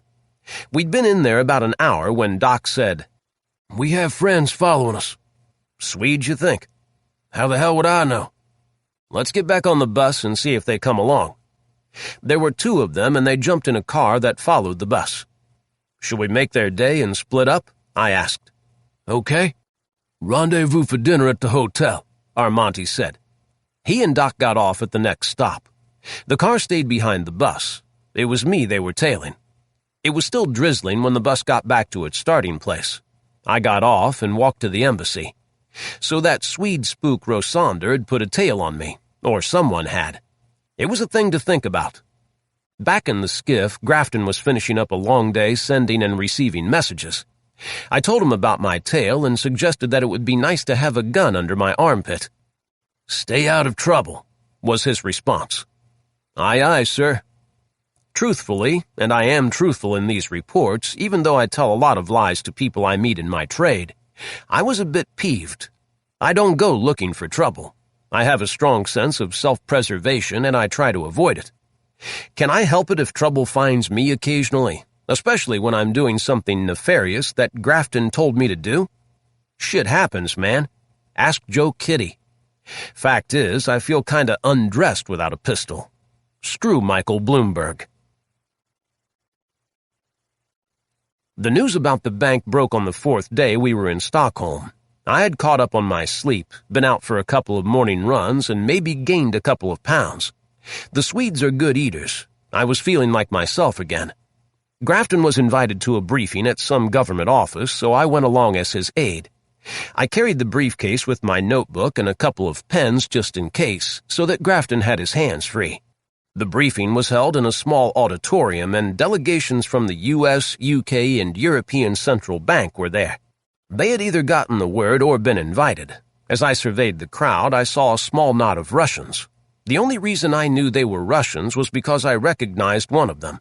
A tall, cadaverous man whom I knew as Janos Ilin. He was the second or third banana in the SVR, the Russian Foreign Intelligence Service, the bureaucratic successor to the Foreign Intelligence Directorate of the old KGB. He and Grafton had crossed paths in the past, and I had once had a one-on-one rendezvous with him. He was a nicotine fiend and ran his own private intelligence service, so it was a wonder he was still alive. One of these days they would put him against a wall and shoot him, if cancer didn't get him first. I nudged Grafton and whispered, "Ilin." The Admiral didn't appear to hear, but I knew he had. So the Russians had sent a delegation to see how much the West knew about Russian money laundering. Maybe those guys who tailed me weren't Swedes. I vowed to renew my request to the Admiral for a pistol as soon as this meeting was over. The briefing was a real production. The Swedish finance minister ate some crow and told the international audience that one of the branches of the Bank of Scandinavia had a large amount of suspicious transactions in the last few months. That was a lie. According to Penny Rogers, it was at least a year. Probably more, perhaps as many as 4 years. After the minister made a statement, a translator repeated the gist in English, then in French, then in Russian. Same translator, all 3 languages. This thing was going to drag. Grafton whispered, "If Ilin goes to the men's room, you go too." I passed him my briefcase and went to the back of the room. The minister was explaining how the government's routine bank oversight uncovered the suspicious transactions when I faded into the hallway. Only a few Swedish security guys were there, obviously packing heat, wearing little earphones and lapel mics. Not a reporter in sight. I suppose the press briefing was going to happen later, after the Swedes tried out their story on the international banking community. I wandered around until I found both the men's rooms on that floor. I was pleased to find you didn't need a coin to use a toilet stall as you did in France. Apparently that French contribution to civilization hadn't worked its way this far north. Maybe next year. No one kept an eye on me. Since this was a huge government building, I was tempted to break into an office just for grins and steal some pens, but decided against it. 27 minutes after my exit, Ilin came out of the conference hall. He had another Russian with him. They walked toward the East men's room and went inside. I was right behind and saw Ilin enter a stall while the other Russian unzipped at the urinal. I went into the stall beside Ilin's, dropped my pants, and sat down. In less than a minute, I saw a matchbook visible under the partition. I took it and pocketed it. Made some grunting noises, peed since this was a good opportunity, used some Swedish government toilet paper, pulled up my trousers, and left the stall. Took the time to scrub my hands and dry them on a paper towel. Then left after a glance at Ilin's Russian escort drying his hands so I would recognize him if I ran into him again. I went back to the conference room and stood against the wall. 3 minutes later, Ilin and his escort came in and took their seats with their delegation. No one paid any attention to me. Officials from the various governments were taking turns grilling the Swedish banking official, who was trying to stick to the script. Things were tense. I stood there thinking about Audra Rogers. Back at the embassy, I gave Grafton the matchbook and told him how I got it. He opened it carefully. Wedged under the matches was a tiny piece of paper with 2 words typed upon it in Cyrillic. Russian isn't one of my languages, so I left it to Grafton to enlighten me. He didn't. He merely grunted and headed for the skiff, carrying his treasure in a fist. I decided to postpone my request for a gun. Grafton had other things on his mind. I went to dinner. There's something missing when you're eating at a nice restaurant with background music and white tablecloths, good dishes, a glass of excellent wine, and you're all by yourself. I wish Sarah Houston were sitting across the table, listening to my repartee and smiling occasionally because she liked me. Really, I needed to think about another career, something that meant I could come home every evening and find her there. But was it Sarah I wanted? I sat there toying with my food, sipping wine, and thinking about that woman. After dinner, I was strolling across a bridge toward my hotel when a car pulled up in front of me. The driver and passenger got out. I was on the sidewalk when the passenger got in front of me and the driver got out of the car to get behind me. They were not big dudes, but they were fit. The rain had stopped, so I was carrying my new raincoat over my left arm. I let it slide to the pavement as I walked toward the passenger. I could feel the driver coming up behind me and got a glimpse of him out of the corner of my eye. Looked like he was planning to give me a kidney punch. I turned, blocked the punch, and staggered him with a right to the chin. I damn near broke my hand, but I grabbed him and threw him toward the guy in front of me. That guy sidestepped his oncoming buddy and leaped for a kick to my head. I managed to grab his ankle and lift. The kicker slammed down on the sidewalk pavement. The other guy was on his face. As the kicker tried to rise, I kicked him a good one in his ribs. That settled him. No one was watching the fight, which hadn't lasted more than 8 seconds, if that.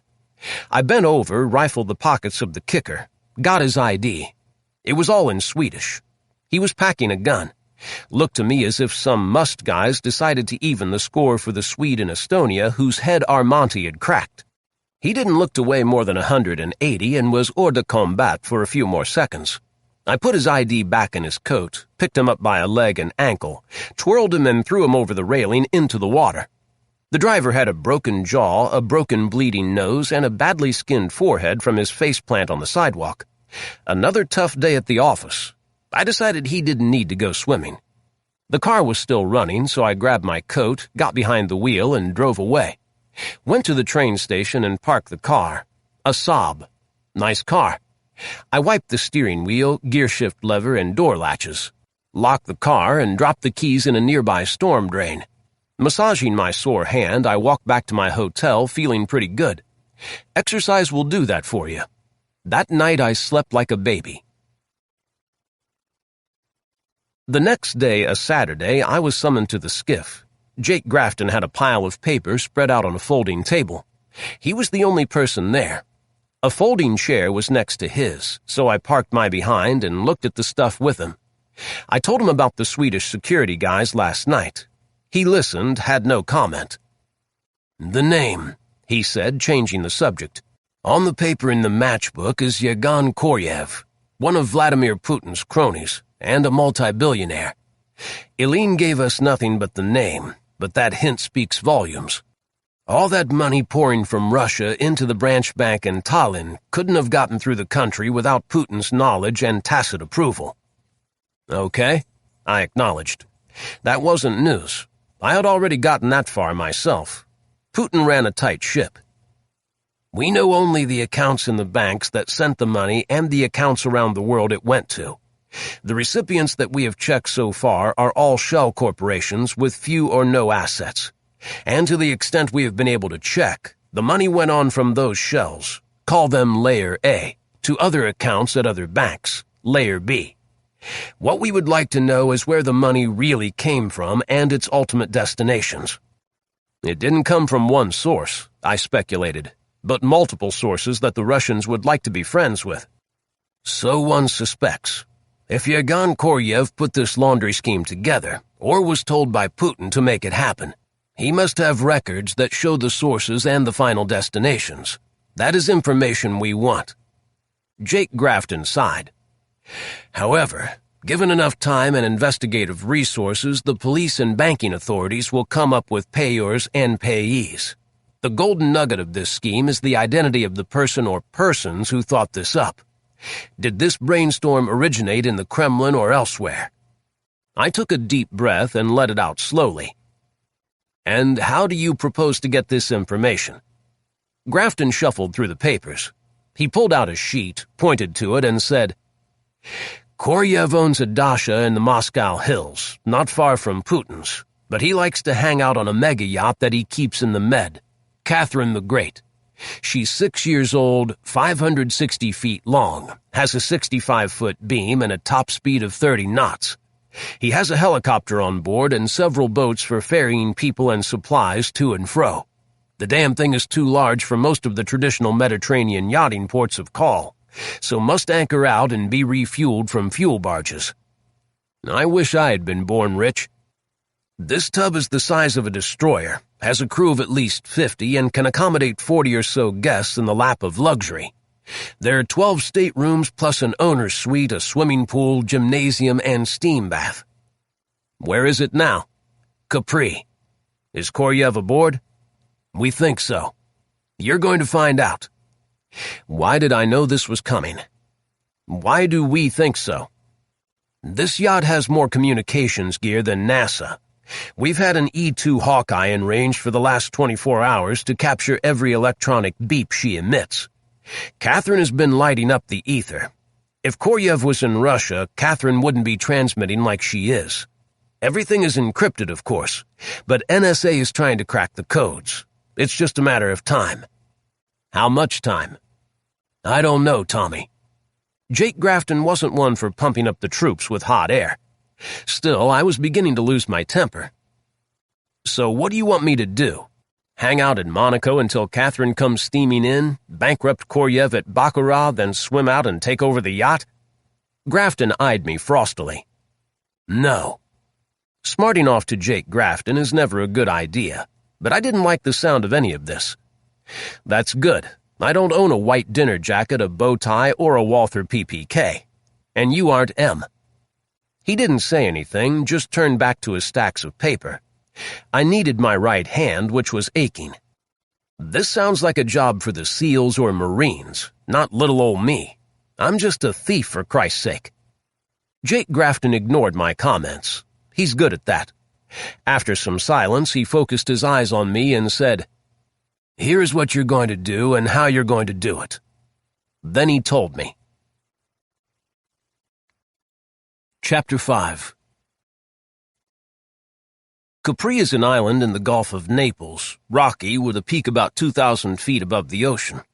I suspect it's an old volcano, but I'm not a geologist.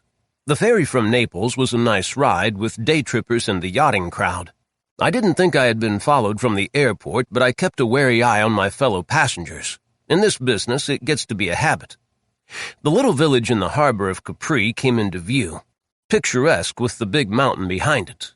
As soon as the ferry entered the old harbor, I saw Catherine the Great anchored on one side of the roadstead. I looked her over as we slid by. The helicopter was on the helipad, chained down.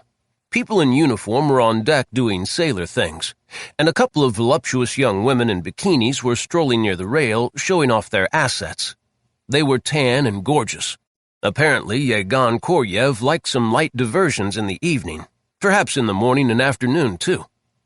I watched the ferry dock and joined the crowd going ashore. Pulling my little wheeled carry-on, I wandered along the quay, taking in the scene. There were boats of every size and description, yachts moored stern first to the quay, the so-called Mediterranean moor, and a holiday crowd, even though this was the end of the weekend. Some of the boats looked like they belonged to working fishermen getting fresh fish ready for the restaurants. The thought occurred to me that dinner would be nice. So as the shadows lengthened, I entered a sidewalk cafe and scored a seat on the sidewalk at a little table. I ordered a local red wine and a fish dinner. The scene looked like something from a postcard. Splotches of blues, yellows, and reds, the little cafes, the picturesque quay. I had to pinch myself. It was too good to be true. I work for the CIA, and with only a few exceptions, the places I spend my working life aren't anything like this. To top it off, the sunset was spectacular, the air superb. the zephyr of a breeze perfect. I envied the locals. As I sipped wine and stretched my meal to make it last, I kept an eye on Catherine. Indeed, that was a ship, not a yacht. When I had drunk a couple of glasses of the vino, which had a real body, and finished my excellent repast, I paid for my meal with euros and left a nice tip, courtesy of the American taxpayers. Ah, the simple pleasures of a civil servant on per diem. I walked along until I found the stepped path that led to the peak, Mount Solaro. I started up, keeping an eye out for street signs. When I found the street I wanted, it led off to the left on a level grade along the slope. The house that Grafton had told me about was on the downslope side of the street. There was a peephole in the door, so after I knocked, I arranged my handsome mug to show my best side and smiled benignly. I knew the guy who opened the door. His name was Rod or Robert, I don't know which, but his last name was O'Shea, so everyone called him Rick. I had done some operations with him over the years. He was competent and pleasant to be around. "Hey, Tommy," he said. "Come on in." He closed the door behind me. That's when I realized he had a pistol in his hand. He put the pistol in his pocket. I left my little suitcase in the hallway and followed him into the living area. A wall of windows looked out on Capri Harbor. We were at least 300 feet above the harbor on the side of the mountain. In the middle of the room was a platform, and on the platform was a large telescope and a chair. It was far enough back in the room that no one in the town or harbor could see that this was an observatory. After we caught up, I asked Rick how long he had been here. 3 weeks, he said. "When did Catherine the Great come into the harbor?" 2 weeks ago. "Why did they send you here?" "The powers that be have had us keeping an eye on Catherine and some other yachts, some of the big ones the Saudi princes own, keeping tabs on who comes and goes from them. I'm an eye. We have others up and down the north side of the Mediterranean from Gibraltar to Istanbul." "Uh-huh. It's a job, Tommy," Rick said. "Nice work if you can get it. Beats the hell out of Syria, Afghanistan, Iraq, and a few other shitholes I could name. I'll put in for this when I do my next dream sheet. Anyway, you get the little bedroom. There are 3 of us in here working shifts, so it's a little tight. The other guys are eating dinner somewhere. That's one of the perks." "I suppose." I climbed out onto the platform and inspected the telescope, which was a big one. No doubt if you pointed it skyward, you could see the American flag waving on the moon. There was a digital camera mounted to the thing, so the operator could snap a photo at any time. I climbed back down. "So you take photos of people coming and going?" "Yeah, when they come in on one of the yacht's tenders. But the gold is photos of people getting into or out of that helicopter she carries. The distance is a bit over a mile, so sometimes the atmospherics interfere." "Atmospherics? Got any pics I can see?" "Got an assortment." He led the way to a table in the dining room, which was covered with computer printouts of photos. He held up one, and I gave it a look. It was me, getting off the ferry. I gave it back and took my time inspecting the ones spread on the table. I pointed at one of a guy with a gut, in his 60s maybe, balding, wearing a sports shirt and shorts. "Who is that?" "Yegan Koryev." "I can pick him, can't I?" "That was taken last week when he came in on the tender to meet a couple of whores he had flown into Naples. They came over on the ferry. The girls couldn't have been a day over 16. From the Ukraine, I think, but the company couldn't identify them, so they said." He pointed to their pictures. "Yep, future supermodels." I inspected every photo. Many of the crew guys looked like they were military age and suspiciously buff. The yacht guests were older and rounder. I wondered if there was a gym on Catherine. Of course, I told myself. I studied each picture, trying to ensure I would recognize them if I met them ashore. "How about these blurry photos? Looks like you shot people getting on and off the chopper." "Yep. Amazingly, computers can resolve these most of the time if we get a good facial shot at a decent angle. We send them encrypted via the satellite. See that guy there? Iranian oil guy would be my guess. We got him coming and going, 8 photos total. And that one there. Obviously a Korean. We got 6 of him. The company doesn't give us their names." "So how long has the company been watching Koryev?" "Like I said, he got there a couple of weeks. No. Weeks, months, years. How long?" "Oh, I don't know. Here and other places like Cannes, Mallorca, Monaco, maybe Corfu, and some other places I'd be guessing. We keep an eye on this crowd. This setup has been here quite a while. Years, maybe. But we're not in every port. Of course not. We only have so big a budget and so many people. For Christ's sake, this is the fucking government, Tommy. Yeah. Got any booze here? All the comforts, if you like bourbon or scotch. I do. My right hand was aching, so I decided to self-medicate. I should have known better than to hit some bozo in the jaw. I thought I was lucky I didn't break some bones, but the way my hand was aching, I may have cracked one or two. A car picked Jake Grafton up at Joint Base Andrews, the old Andrews Air Force Base, and took him to Langley. The early morning was squishy, the lights of the city making the low clouds glow. At his request, Sarah Houston was waiting in his office. The Admiral didn't even say hello. "Okay, what do you have?" he said as he closed the door behind them. "We have 10 people working around the clock trying to trace the money that came from that branch bank. 5 each on 12-hour shifts. That server Tommy stole in Tallinn arrived yesterday and we're mining it. We think it has 2 years' worth of transactions on it. The codes for the Bank of Scandinavia and Stockholm are worthless. They changed them the moment they found out the server was stolen." "Uh-huh. A lot of the money apparently came to the United States." "Why do you think so?" "So far as we have been able to determine, downstream many of the foreign currencies seem to have been exchanged for dollars." "That doesn't prove anything," Grafton grumped. "The American dollar is the world's reserve currency." Grafton fell onto the couch and ran his hand through his hair. "How long before you can give me some kind of a spreadsheet on this?"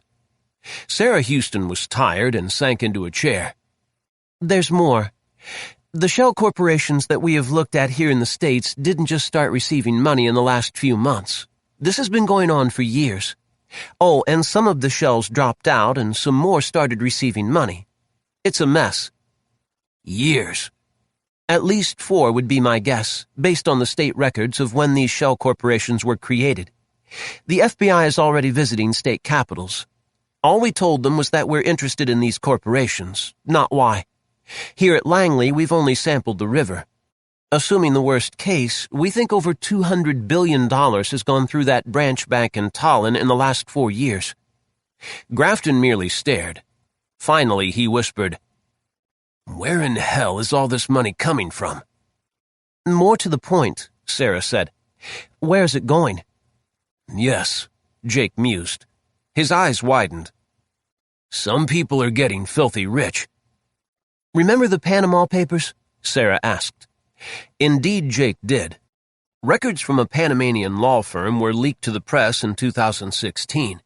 It then soon appeared that a branch of Deutsche Bank in the British Virgin Islands had more than 900 customer accounts that had run 311 million euros, about $353 million US, through it in the year 2016 alone. 2 of the bankers were accused of helping set up accounts for criminals in tax havens. A couple of Swedish banks were also involved, and they paid fines and had their wrists slapped. But the German authorities went after Deutsche Bank with a vengeance 2 years later. It took that long to merely sort out the records. "Deutsche Bank was accused of laundering drug money," Jake said. "After that wash operation was shut down, that money had to go someplace. The drug syndicates are still in business peddling their poisons. Maybe the money went to Estonia with the help of some Russian banks." Sarah Houston brushed her hair back from her face. "This is about 8 or 10 times as much money as the Deutsche Bank's rogue branch in the Virgin Islands laundered. Drugs are profitable, but not this profitable. Why are you assuming the money that went through Estonia was real?" "Banks don't." Jake Grafton was galvanized. He stood up and strode around the room several times. Finally, he settled into his chair behind his desk. "Banks are only supposed to take real money," Sarah said, completing the sentence. "Real banks have to balance the accounts. Income versus outgo every single day. The banking authorities are sticklers on that. But what if some Russian banks making the transfers are just shells? What if some of these banks making transfers to Tallinn are creating money out of thin air?" "Counterfeiting." "Why not? Some bank somewhere in Russia electronically transfers money to an account at the branch bank in Estonia. It doesn't stay there long. The account holder, a Russian, sends the money along on its merry way to wherever. You only assume that there was money in Russia to back up the original transfer. What if there wasn't?" Then the Russian bank collapses. Or doesn't. Grafton pulled out a lowered drawer and propped his feet up on it. Then he kicked off his shoes. $200 billion in 4 years. Maybe, Sarah said. Maybe more, maybe less. Right now only God knows, and he isn't telling. Grafton muttered a cuss word. Anyway, it may have been fake money when it started its journey, Sarah said with a sigh. But it's real money now. Grafton sat thinking about that. It's not enough money to destabilize the money supply, he said. Lord, no, Sarah agreed. She looked exhausted. The American economy has a GDP of $20 trillion a year. $50 billion is a mere 0.25% of the American economy. It's a pittance compared to the money the Fed creates every year, a tiny drop in a vast bucket, a rounding error. It's big money if you got some of it, Jake Grafton said, his voice flinty. Sarah nodded. For wine, women, and song, if you're bent that way. Or enough money to fund a serious drug import business, take over some businesses, build skyscrapers, fund immigrant caravans, buy elections, make movies, manufacture cars, computer chips, pharmaceuticals, cell phones, booze, toilet paper. Enough money to build an empire. Enough, the old attack pilot echoed. A minute later he said, Thanks, Sarah. See you tomorrow. I have no proof that it's funny money, the master hacker said. Just a gut feeling. This isn't a million here, a million there. It's hundreds of millions every day, billions every month. She stood. Jake Grafton was lost in thought as she left the room and closed the door behind her. After a moment, he said to the four walls, It's real money now. He was still sitting behind his desk when the dawn came. The receptionist brought him a breakfast tray from the cafeteria, complete with a small pot of coffee. I want to see all the department heads and the deputy director at 8 o'clock, he told her. Call them at home. Yes, sir. The morning summary is on the tray. He poured some coffee and looked at it. The first story leaped at him. The chairman of the Bank of Scandinavia drowned in his bathtub last night. Grafton looked at his watch. While he was somewhere over the Atlantic. Yevgen Koryev, Russian billionaire and Putin pal, Jake told the CIA brass. And the chairman of the board and the president of the Bank of Scandinavia, both recently deceased. I want complete dossiers on all three on my desk as soon as possible. Everything we know, everything the FBI knows, everything the State Department and NSA know, everything. Grafton summarized what he knew about the river of money flowing through the Estonian branch bank. It's been going on for years. We don't know how many. Billions of dollars every month. A lot of it has been coming to the States. Money laundering? One department head asked. We don't know, Grafton said. He wasn't about to repeat Sarah's speculations, although he had decided she was probably right. Real money didn't flow like this, except perhaps from government treasuries in the third or fourth world, and not this much. That, he thought, was the real problem. There was simply too much money. They discussed housekeeping details, priorities, because the world was in its usual turmoil and the agency had limited resources. Then Grafton turned to the deputy director, Jack Norse. You are our liaison with the FBI. They are going to have to investigate the American money trail. No way around that. I'll get briefed and go downtown to talk to Levy. Robert Levy was the director. As soon as possible, Jake said. Then shoot everyone out. The whole meeting took about 10 minutes. Grafton didn't like long meetings. After the big honchos had scattered, Grafton called the White House on a secure line, identified himself, and was soon talking to Reem Kiddis, the president's chief of staff. I need to see you this morning if possible. Is this about Sweden by chance? Yes. Why do you ask? The Swedish ambassador has been making noises to the State Department.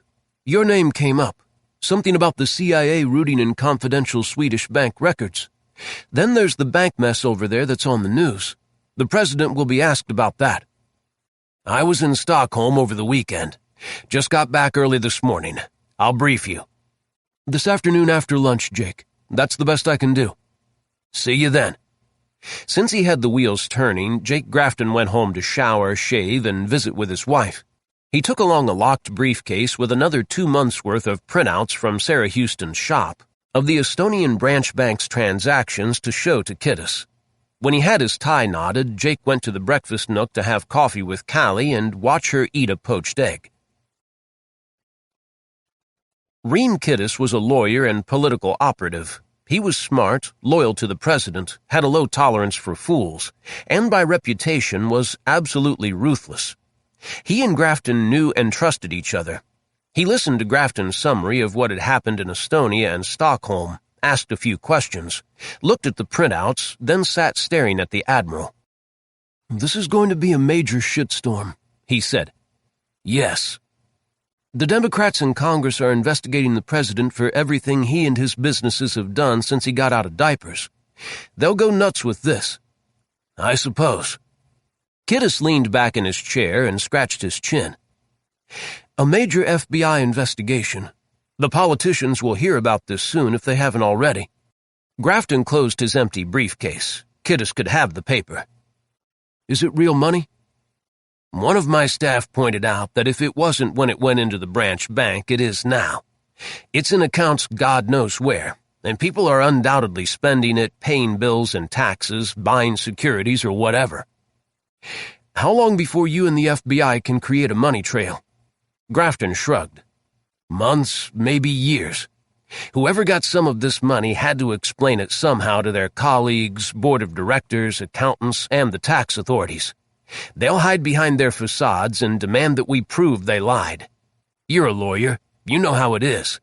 Innocent until proven guilty. And if they've done a good enough job creating explanations, we may never crack the walls. Oh, we'll catch some incompetent crooks, but the smart ones." He let it hang.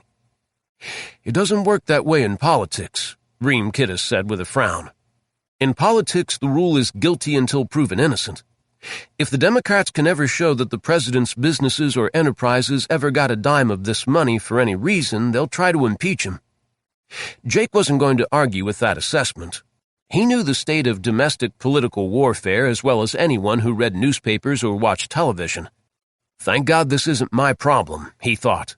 What he did say was, if Putin was looking for a way to destabilize the United States, emasculate it politically for years to come, he couldn't have dreamed up a better scheme. Kittis made no comment, played with the stack of paper. No doubt he was trying to think of the best way to handle this problem in Washington before it became a self-sustaining chain reaction. Grafton knew without being told that Kittis merely advised the president, Vaughn Conyers, who had his own survival instincts well honed. The president would make the decisions on how to proceed, or if. The fact is, Grafton continued, at this stage of the game, no one knows where that money went or who ended up with it. It could be anyone. Could be a lot of people. Probably was a lot. Even the vampires who want the president's blood will realize that going off half-cocked could backfire dramatically when the revelations start hitting the press, as they will sooner or later. There's always another election coming. Kittis shook his head as if to clear his thoughts. So what is your next step? Yegon Koryev. He left tracks. We'll find them. He may die suddenly, Kittis remarked. Indeed, Grafton agreed. That thought must have occurred to him. If he does, make damn sure none of the blood splatters on the CIA. I'll do my best, Reem. The chief of staff called the president, asked for some time. An hour later, Kittis and Jake were in the Oval Office. President Vaughn Conyers listened to both men as they laid out what they knew. Didn't ask a single question. When Kittis had run down and Grafton had nothing more to say, the president remarked, Boiled down, we don't know anything for a proven fact. Anything about where the money went, Kittis said. The Russians, the president mused. He ruffled the stack of computer printouts that Kittis had brought with him. These Russian banks. The Kremlin is in this, to the roots of their hair. He paused. Until we know more, he said after a moment. I don't know what we can do except let the FBI investigate here and the CIA abroad. He eyed the two men sitting across his desk. Keep me advised, and take this stuff with you. Don't leave it lying around, Reem. Back in the chief of staff's office, Kittis handed the stack to Grafton. I don't want this paper in the building. Take it back to Langley with you. They shook hands and Grafton left. Back at Langley, Grafton called in his vice director, Jack Norris. Norris was the consummate intelligence pro, and no doubt he thought he should be the director of the agency. He might even make it when Grafton retired or got fired. He still had most of his hair and large, sleepy eyes.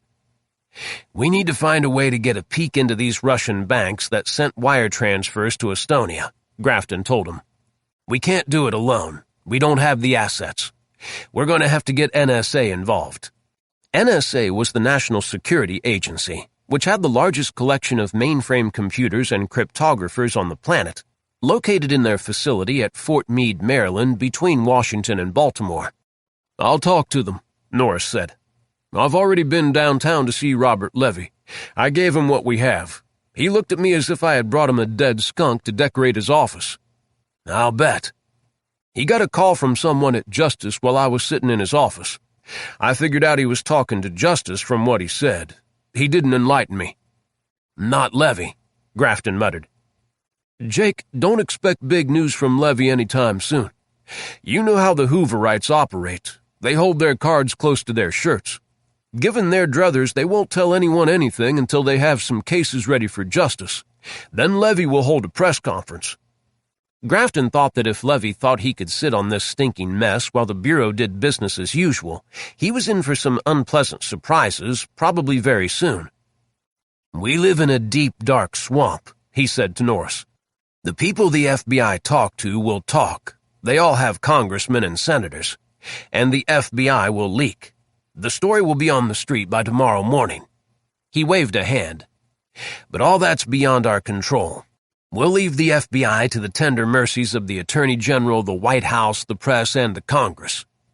Go stimulate the guys and gals at Fort Meade. If you get any pushback, have the director call me." "I'm on my way." When Norris left, Jake asked the department head for Southern Europe to come see him. Tommy Carmellini was going to need a lot of help, and soon. Chapter 6. The story was on the street in America the following day, as Jake Grafton predicted, yet there wasn't much to it. A Swedish branch bank in Estonia had had a lot of Russian money pass through it. The Swedish banking authorities had decided on a line. Rogue Russians had tried to manipulate a small branch bank in Estonia, which was being shut down. Oversight would prevent future occurrences of this nature. Of course, the Russians would deny everything when they were asked, though no government on the planet had yet asked. One reason for this was that the amounts involved were still Swedish secrets.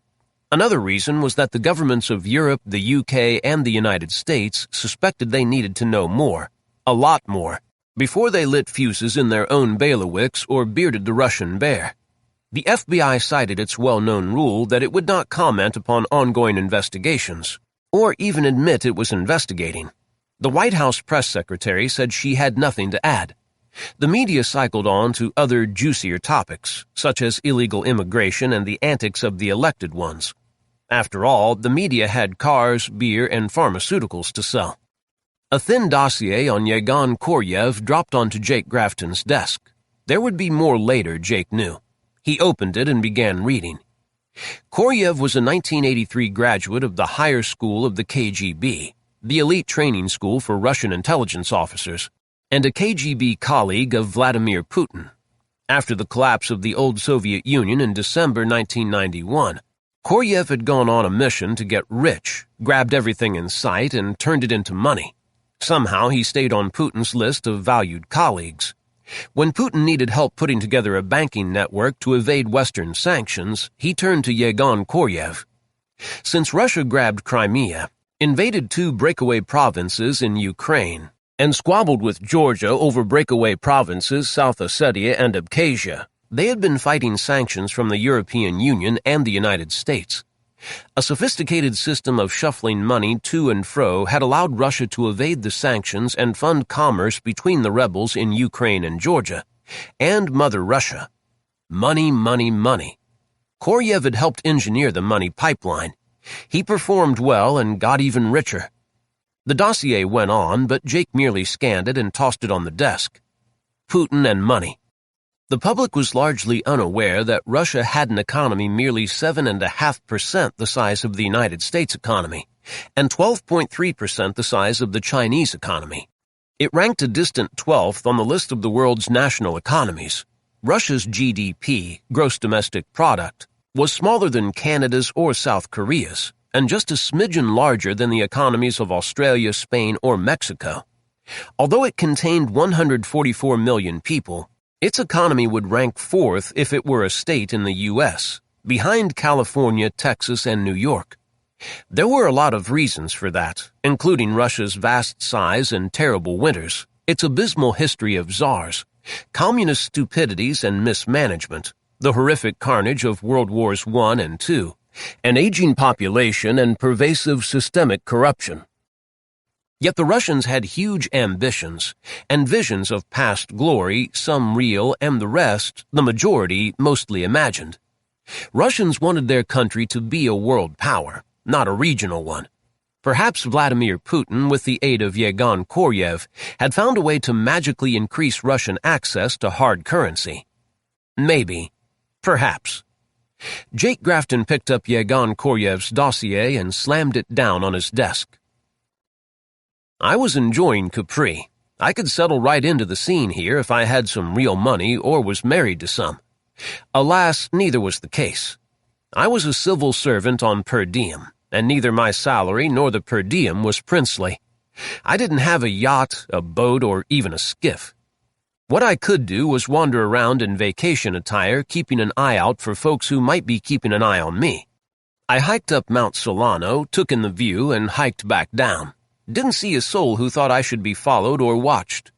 Even the hot young women, of whom there were many, paid me no mind. I was the invisible, anonymous man. If there were people watching the crowds on behalf of Yevgeny Koryev, we needed to know. I told Rick O'Shea, Doc Gordon, Armonte Hall, and the other company guys that. Time was short. Things were going to happen, I said. I didn't tell them what. Doc and Armonte went to find a hotel. Rick's pals, Fred and Tom, were nice guys, not covert operators, but young studs in the company working their way up the food chain. Capri was a nice break from stations and embassies around the world, sort of a working vacation. I took my turn at the telescope and even got to photograph a few of the young lovelies that decorated Catherine the Great. The people I was really interested in were the Russians aboard, but they seldom came out on deck. I studied the photos Rick had again and again. I asked Rick, "How many of these guys are there?" 6 guys who look like they could handle a situation. I don't know if they are really sailors or SVR or just Koryev's personal thugs. He gestured at the pictures. We sent these photos to Langley but haven't heard anything. I set up the satellite telephone, got the code for the day keyed in, wondered how secure it really was, and gave Grafton a call. An executive assistant whom I had worked with before answered, a brilliant black woman named Anastasia Roberts. "Tasia, I need to know anything you found out about those people in the photos Rick sent you recently." "The ones from the Catherine?" "Anything they sent you. Everyone. Dirt and all." "As soon as possible," she promised. "We'll have to send it by courier, which will take a few days. And I want to see any photos you have of previous port calls of Catherine in the Med. Everything as far back as you can go." "I'll see what I can do, Tommy." I sent Bill Lights out on the streets with his equipment to find any sources of radiation that we couldn't account for, specifically radios. "Anything radiating," I told him. "I can make you a map that shows every microwave oven in town," he said without enthusiasm. "Be a tourist," I told him. "Stroll every street in town." "This would be a lot easier if we had a van or something." "I can get you a goat to ride. That's my best offer. Get after it." The third morning I was in Capri, Rick O'Shea said to me, "You're going aboard that yacht, aren't you?" He had no business asking questions like that. I smiled at him. "What is it about that yacht that brings all you guys here?" "Ask me no questions and I'll tell you no lies." I've heard that shit before. It's still true. Keep your mouth shut, your bowels open, and do your job. He went back to his lonely telescope. I went outside on the patio overlooking the harbor and wondered why he asked. Maybe he was just curious. And he did know better than to ask. I reminded myself that there were literally billions of dollars floating around somewhere, enough filthy lucre to turn some feet from the straight and narrow path. Maybe even mine. If I did decide to betray my country, how much money would they have to tempt me with? I sat in the sun watching people and boats come and go, waiting for the next ferry. I could just see it out on the ocean in the direction of Naples. It was at least a half-hour out, I thought. The surface of the sea glistened in the sun. After a while, I went inside and closed the door to the house behind me, making sure it locked. Then I set off along the street for the harbor. There was only one unattached American male on the ferry, and I had seen his photo before, although in the photo he had been in a naval uniform. Lieutenant Wilton Cogsworth, USN. Since he was only about 5 feet 8 inches tall, no doubt they called him Wilt the Stilt. I would have to ask. He was wearing jeans, a t-shirt, a windbreaker, and tennis shoes. He glanced at me and walked by with a backpack over his shoulder. I hung back, made sure he wasn't being followed as he wandered the quay. He wasn't. Then I headed off up the hill toward the company observatory. Rick was looking through the telescope when Wilt let me in. Wilt smiled at me. "Tommy?" "Yep, let's go for a walk." Walking along, we got acquainted. Wilt was a Navy SEAL. "I hear you want to board that yacht down there in the harbor," he said. "Yep." "Any reason you don't want to talk in the house?" "Let's just say a little itch between my shoulder blades." "The place is bugged?" "My expert says no." Cogsworth merely nodded. He got the picture. "You want to do it while that yacht is there in the harbor?" "I want to do it as quickly as possible wherever it is." "If it's underway, we have more options. Just anchored there." "Do you have anyone to help us?" I asked hopefully. 4 guys and some equipment. They're coming in tonight on a small yacht that will tie up to the quay if there's room, anchor if there isn't. So wheels were turning. "Where did you get your equipment?" One doesn't carry wetsuits, scuba gear, weapons, and explosives through Italian customs. "The yacht rendezvoused with a Navy LHD last night. USS Hornet. Man, we're ready for whatever." "Let's talk how you want to do it," I said. "Do you care if they later learn you've been there?" "No. They know the shit has hit the fan." "That will make it easier." He grinned, showing white, even teeth. "This is gonna be fun." "We'll see." I had this sneaking suspicion that this SEAL's idea of fun and mine were 2 entirely different things. Sarah Houston reported to Jake Grafton in his office. "We've made a little progress, but not much. It will take years to follow the money trail if we can get into bank records, which will be very difficult. If they catch us at it." Grafton nodded.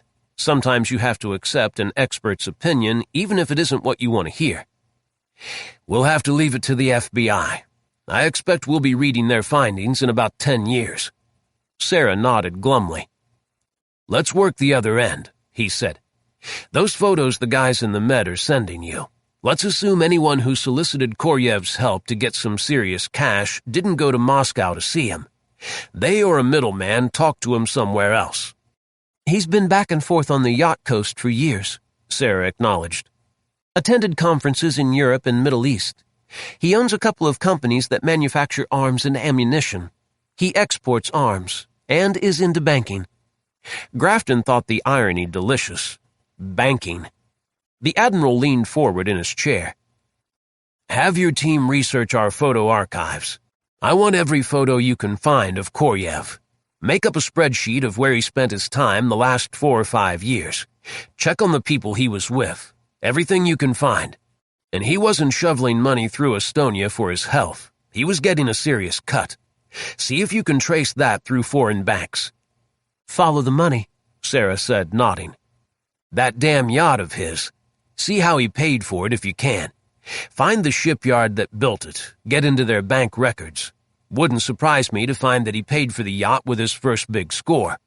That may have gone so well he decided to expand the game." "We're going to run into serious opposition on this one, Admiral." Sarah brushed the hair back from her forehead. "These people, whoever they are, made a lot of easy money with Koryev's help. They won't want any of this to come out. Even if they don't get convicted, just being suspected or investigated could ruin them."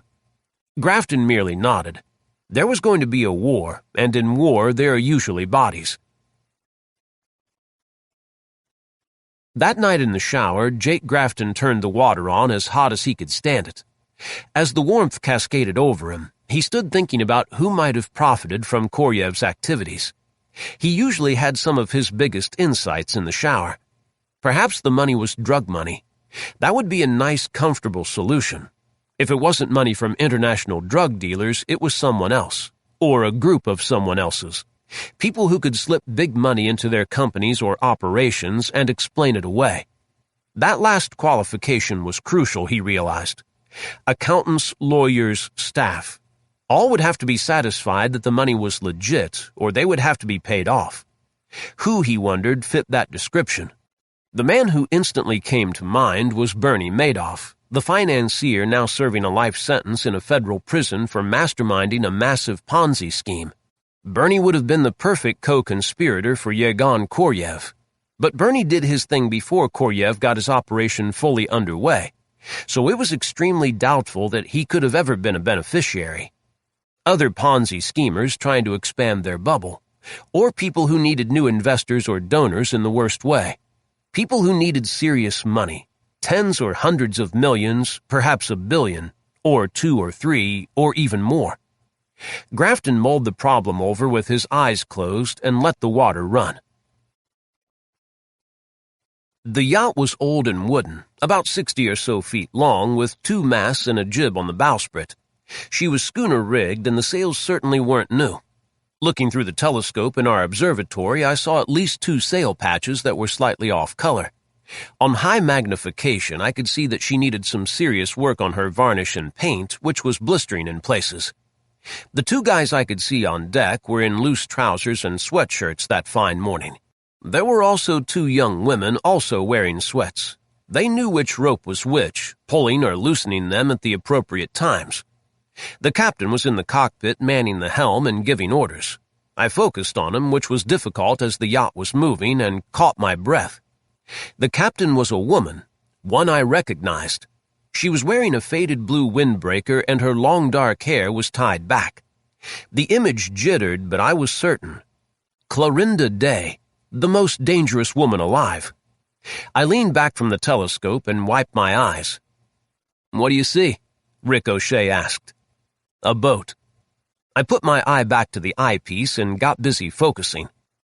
Clorinda Day was a spook, and her specialty was recruiting human assets, spies, and running them. She was damned good at it. A few hours of gazing into those brown orbs and listening to her would make even the most honorable married men forget the 7th commandment and betray their country. Clorinda didn't take them to bed because she didn't have to. Maybe after her recruits were up to their eyeballs in treason, but I don't know that she ever did. Perhaps her fellow spooks were just envious and spread vicious whispers. Clorinda Day had a femininity that had to be seen to be believed. It wasn't that she was beautiful. She was certainly good-looking, but no cover girl. Neither was it her figure, which was good but not great. It was just her. She radiated, "I am woman." Any heterosexual male between 12 and 92 could feel the attraction, like the heat of an erupting volcano. She might have been the reincarnation of Helen of Troy for all I know. Perhaps Bathsheba or Cleopatra. There was a time when Clorinda and but perhaps I should also save that for my autobiography. The yacht glided into the harbor and the sailors expertly maneuvered it to the quay, where a line was passed to a man waiting on the dock.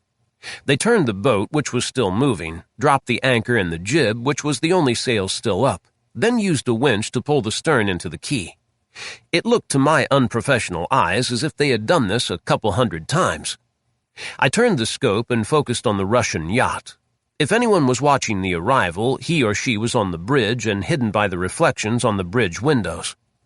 I turned my attention back to the sailing yacht, which was being snugged up by muscle power. The name on the stern was Agamemnon, and under that her home port, Argos. A Greek flag flapped bravely from the masthead. I wondered if Jake Grafton had sicked Clorinda Day onto Yevgeny Koryev. If he did, that Russian was about to have the experience of a lifetime. Oh well, I had my orders. "Aye, aye, sir," and all that. When I finally rolled the stool back from the scope and looked around, Wilt was sitting in a stuffed chair eating something and drinking coffee. "They're here," I told him. Chapter 7. Wilt and I were eating dinner at a cafe on the quay that evening as the sun eased into the sea. We were wearing our windbreakers against the chilly breeze off the ocean. I was trying to concentrate on what he was saying, but Clorinda Day was in the back of my mind. Maybe it's my hormones. I asked Wilt about her. He eyed me suspiciously. "She's something, huh?" "How did she get on your boat?" "We needed someone who could actually sail a schooner, and somehow she showed up with 2 other women. Our guys have a lot of skills, but sailing isn't one of them." He shrugged. "I have no idea where she got the boat. I don't think it's hers, and I doubt if Uncle Sugar owns it. Maybe she borrowed it." "Probably," I said. I could readily believe that there were a dozen guys with yachts willing to lend theirs to Clorinda Day. Maybe it belonged to the Pope, or more likely the President of Greece. We were sitting where we could watch Catherine. The Russian yacht was lit up with bulbs along every rail and up to the top of the mast from bow and stern. She was ready to get her photo taken for the cover of Yachting magazine. We poured more wine and sipped. Automatically, I looked around at the folks eating nearby, at the strollers on the quay. Then it registered. I recognized a guy who was 3 tables down. It was one of the Russians from the yacht that Rick O'Shea had photographed. In his mid-30s, close-cropped haircut, clean-shaven. Yep, that was him. He was arranging his backpack in his lap. "Do you have a gun on you?" I asked Wilt while keeping my eye on the Russian. "No, should I?" Now the guy had both hands in his backpack. One of his hands was making a twisting motion. "Let's get the hell out of here," I said and jumped up. Wilt Cogsworth didn't need a brief. He was right with me. I showed him out onto the quay as I looked back over my shoulder. The Russian had pulled a submachine gun out of the backpack, and it looked like it had a suppressor on the muzzle. We crossed the quay at a dead run. Bullets spanged on the concrete and snapped past as people screamed. The only thing that saved us was that the quay wasn't more than 20 feet wide, a distance I made in 3 strides. We both swan-dived into the water and surfaced alongside a fishing boat, then paddled toward the harbor. We were nearing the front of the med-moored boat when the Russian ran into view on the quay to hose off a burst in our direction. Wilt and I both went under. 4 minutes later, 3 boats along, we inched our dripping heads up and surveyed the quay. People were lying on the concrete, women were still screaming, and the Russian was nowhere in sight. The sun had set. Catherine was creeping up on her anchor. Lots of people on deck. Then the anchor came free of the water and she swung, turning the bow toward the harbor entrance. On our left, Agamemnon was still tied to the quay. Everyone was on deck watching. Wilt and I heaved ourselves out of the water and onto the quay. We stood, dirty water pouring off us. We started toward Agamemnon, but I held his arm. "Later, the observatory. Let's check." We began to trot. Some Italian cops were moving along the quay with their pistols out, searching the crowd for the guy with a gun. Wilt and I went in the other direction, leaving wet footprints with every step. Off the quay, we ran up the hill, along our street, slowed as we approached the house. The door was open. "This ain't good," I said, stopped and took a good look around. Without a gun, I felt absolutely naked. This would be a bad time to blunder into an ambush. I didn't want to meet that Russian or his submachine gun again. Working along close to the wall, trying to see everything, we approached the house. I went in first. Rick O'Shea was lying just inside the door. He had been shot 3 or 4 times. Spent cartridges littered the floor. He still had his pistol in his hand, so I picked it up, checking to ensure it was loaded. It was. I clicked off the safety and crept into the house. Someone had shot the shit out of the telescope and computer. The windows were full of holes. A dozen spent cartridges underfoot. Fred and Tom were in the kitchen on the floor, dead as Rick O'Shea. One of them had a gun in his pocket, so I took it and passed it to Wilt, who was behind me taking it all in. I rescued my carry-on from the guest bedroom. I was going to need clean, dry clothes. Then I checked out the satellite phone, which was undamaged. Somewhere here was the book with the daily encryption codes, if they got that. But they didn't. I grabbed the book and unplugged the phone. "Let's get back to the boat," Wilt said. There was nothing we could do for the 3 dead company guys, so I followed him outside and passed him the phone and codebook. "I gotta get my other guys," I said. "They're at a hotel. Meet you there." Armonte Hall and Doc Gordon were on the hotel restaurant patio lingering over dinner when they saw me come up the street. Taking in the sodden clothes and the carry-on, Armonte asked, "What happened?" "Went for a swim. Let's go up to your room. I'll change while you get your stuff together. We gotta get out of here." In the room, I stripped and threw my wet clothes into the shower stall. As I did, I told the 2 covert operators about Wilt's and my adventure on the quay, and about the hit on Rick, Fred, and Tom. Apparently Rick opened the door and the shooter started blasting, probably with a silenced submachine gun. Rick got it first, then the other 2 in the kitchen. Not a lot of blood. They died quickly. I got the code book and satellite phone. "Get packed and let's get out of here." We did.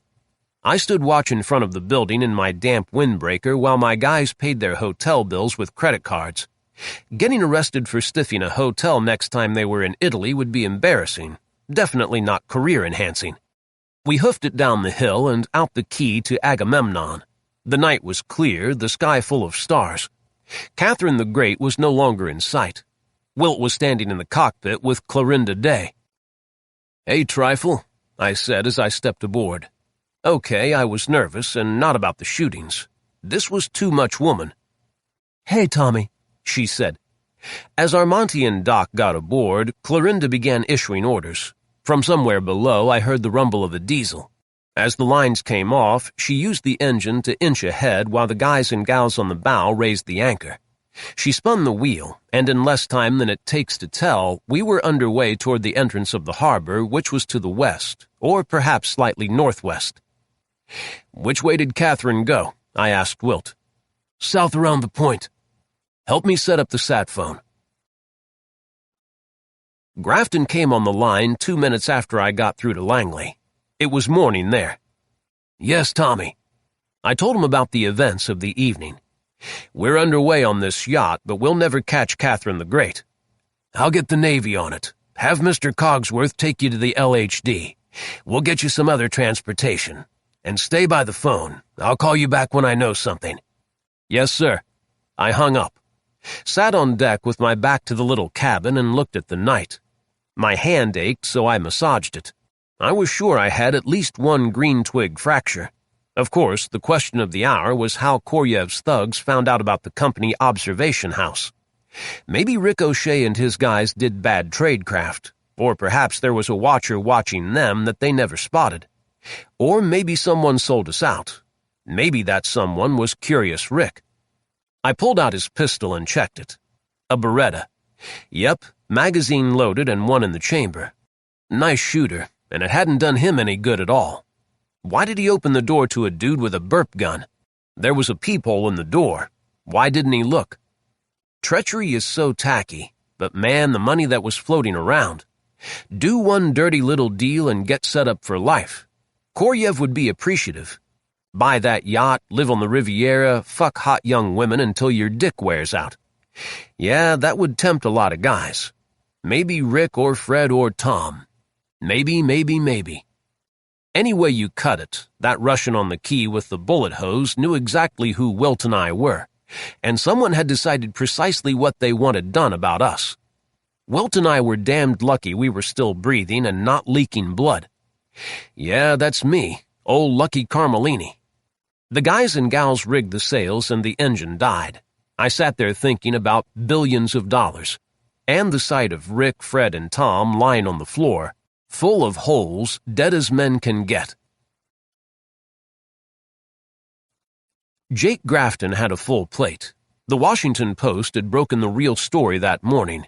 Billions of dollars had been deposited in the Bank of Scandinavia branch in Tallinn, Estonia, and the depositors had wire transferred the money all over the earth, according to the Post. An unknown amount had come to the United States. This banking scandal, according to the Post writers, was much larger than the Panama Papers scandal of 2016, which had involved apparent drug syndicates laundering their profits. That breach in banking ethics had involved millions. This one involved billions. Jake Grafton read the story before he left his condo in Roslyn. He had even watched a little of the commentary from the talking heads on television, who apparently had no source but the Post, yet. In the office, he had a pile of telephone messages to answer. He called Reem Kittis at the White House back first. "Where did that Post story come from?" Kittis snapped. "Not from here," Grafton said. "My guess is someone at the FBI called a reporter friend and dumped the load. Does it matter?" "Two opposition senators are already on television accusing the administration of a cover-up. They want the Attorney General to send this to the special counsel to add to his Russian influence investigation." Grafton took a deep breath before he spoke. "Reem, you knew this was coming. The only question was when. The appropriate arms of the government are investigating. When they have some facts, not rumors, they will be announced at the proper time. Call Levy and give him hell for leaks from his organization." Kittis broke the connection without saying goodbye. A few minutes later, Tommy Carmellini called on a secure satellite link, and Grafton learned about the shootings in Capri and the sailing of Koryev's yacht, Catherine the Great. After he finished talking to Tommy, he called the agency ops center and learned that they were already talking with the Navy, which knew immediately of Catherine's departure from Capri. Other departments reported. The State Department was talking to the Italian authorities about the murder of American nationals in Capri. Their police had just discovered the bodies. The Catherine's encrypted messages were being attacked by both Navy and NRA crypto analysts. Dossiers of Koryev's contacts for the last few years, and people photographed in his company or coming and going from his yacht were being compiled. Already intelligence analysts had a tentative list of names that was growing by the hour. A staff meeting in the director's conference room brainstormed about stopping Catherine on the high seas. "Koryev probably knew or could guess that we intended to make a surprise raid on his yacht in Capri Harbor," Grafton told them. "If he has tossed his computer and all his records overboard, there is nothing there now to be found." A senior woman shook her head. "He's using that computer to encrypt messages and burping out a steady stream of them. If we grab the boat while that computer is still aboard, we might be able to snatch it." Grafton wasn't so sure. "The computers we really want are at the Russian banks that sent money to Estonia. Have we identified them?" "Yes. The server at the branch bank in Estonia had those." "So can we or NSA hack into those bank records, or do we need to think about a surprise raid?" "The National Command Authority will have to approve of any operations in Russia," someone pointed out. Superfluously, Jake thought, although he didn't say it. He suspected that the mood at the White House this morning meant that he could get authorization for anything short of nuclear war. The real question was, did he want it? He wondered aloud about how the Russians were responding to this morning's post-revelations, and the specialists in the Ops Center soon gave him an answer. The Russian government denied it had any role whatsoever in bank fraud. If any governments thought some Russians did, international agencies should give the Russian government their evidence, and decisions would be made about whether the evidence was sufficient to prosecute. "Putin's a hoot, isn't he?" Jack Norris, the vice director, remarked. When the department heads left, Jake and Norris put their heads together. "If Yevgeny Koryev is our guy," Jake said, "we have to tie him to this some way. Just knowing who he has been talking to won't get us anywhere. We can sweat anyone we can identify, or the FBI can." Grafton didn't want to wait. He wanted to seize the offensive and make Koryev play defense. And he wanted to put the fear in anyone who had purchased Koryev's brand of financial shenanigans. He said as much to Jack Norris. "Stop the yacht on the high seas on some pretext or other and search it from stem to stern," Norris suggested. "The Russian government will squawk, but so what?" "Will they? They've been capturing Ukrainian ships on the high seas. Maybe they have a full plate." "If they don't squawk," Norris shot back, "we can leak it. Make damn sure the press gets it. Get rumors started. If your source is right, Koryev is dirty, and the fact that we are after him will cause things to happen." "What if he's being set up?" "By whom?" "The Russian government, possibly. Koryev could be a dangle." "Jake, this bank thing is going thermonuclear. There's no way on earth to put a cork in it." "What will happen when it does?" Grafton mused. "Man, if we knew that, we wouldn't have to snatch Koryev. If Reem Kiddis thought he had big troubles this morning, Jake thought, wait until tomorrow's troubles come bursting through the White House door. The director mauled it for at least a minute, weighing the pros and cons. Then he called Reem Kiddis and explained what he wanted to do. Kiddis said he would get back to him. Grafton and Norris went to the ops center and looked at the position of Catherine the Great.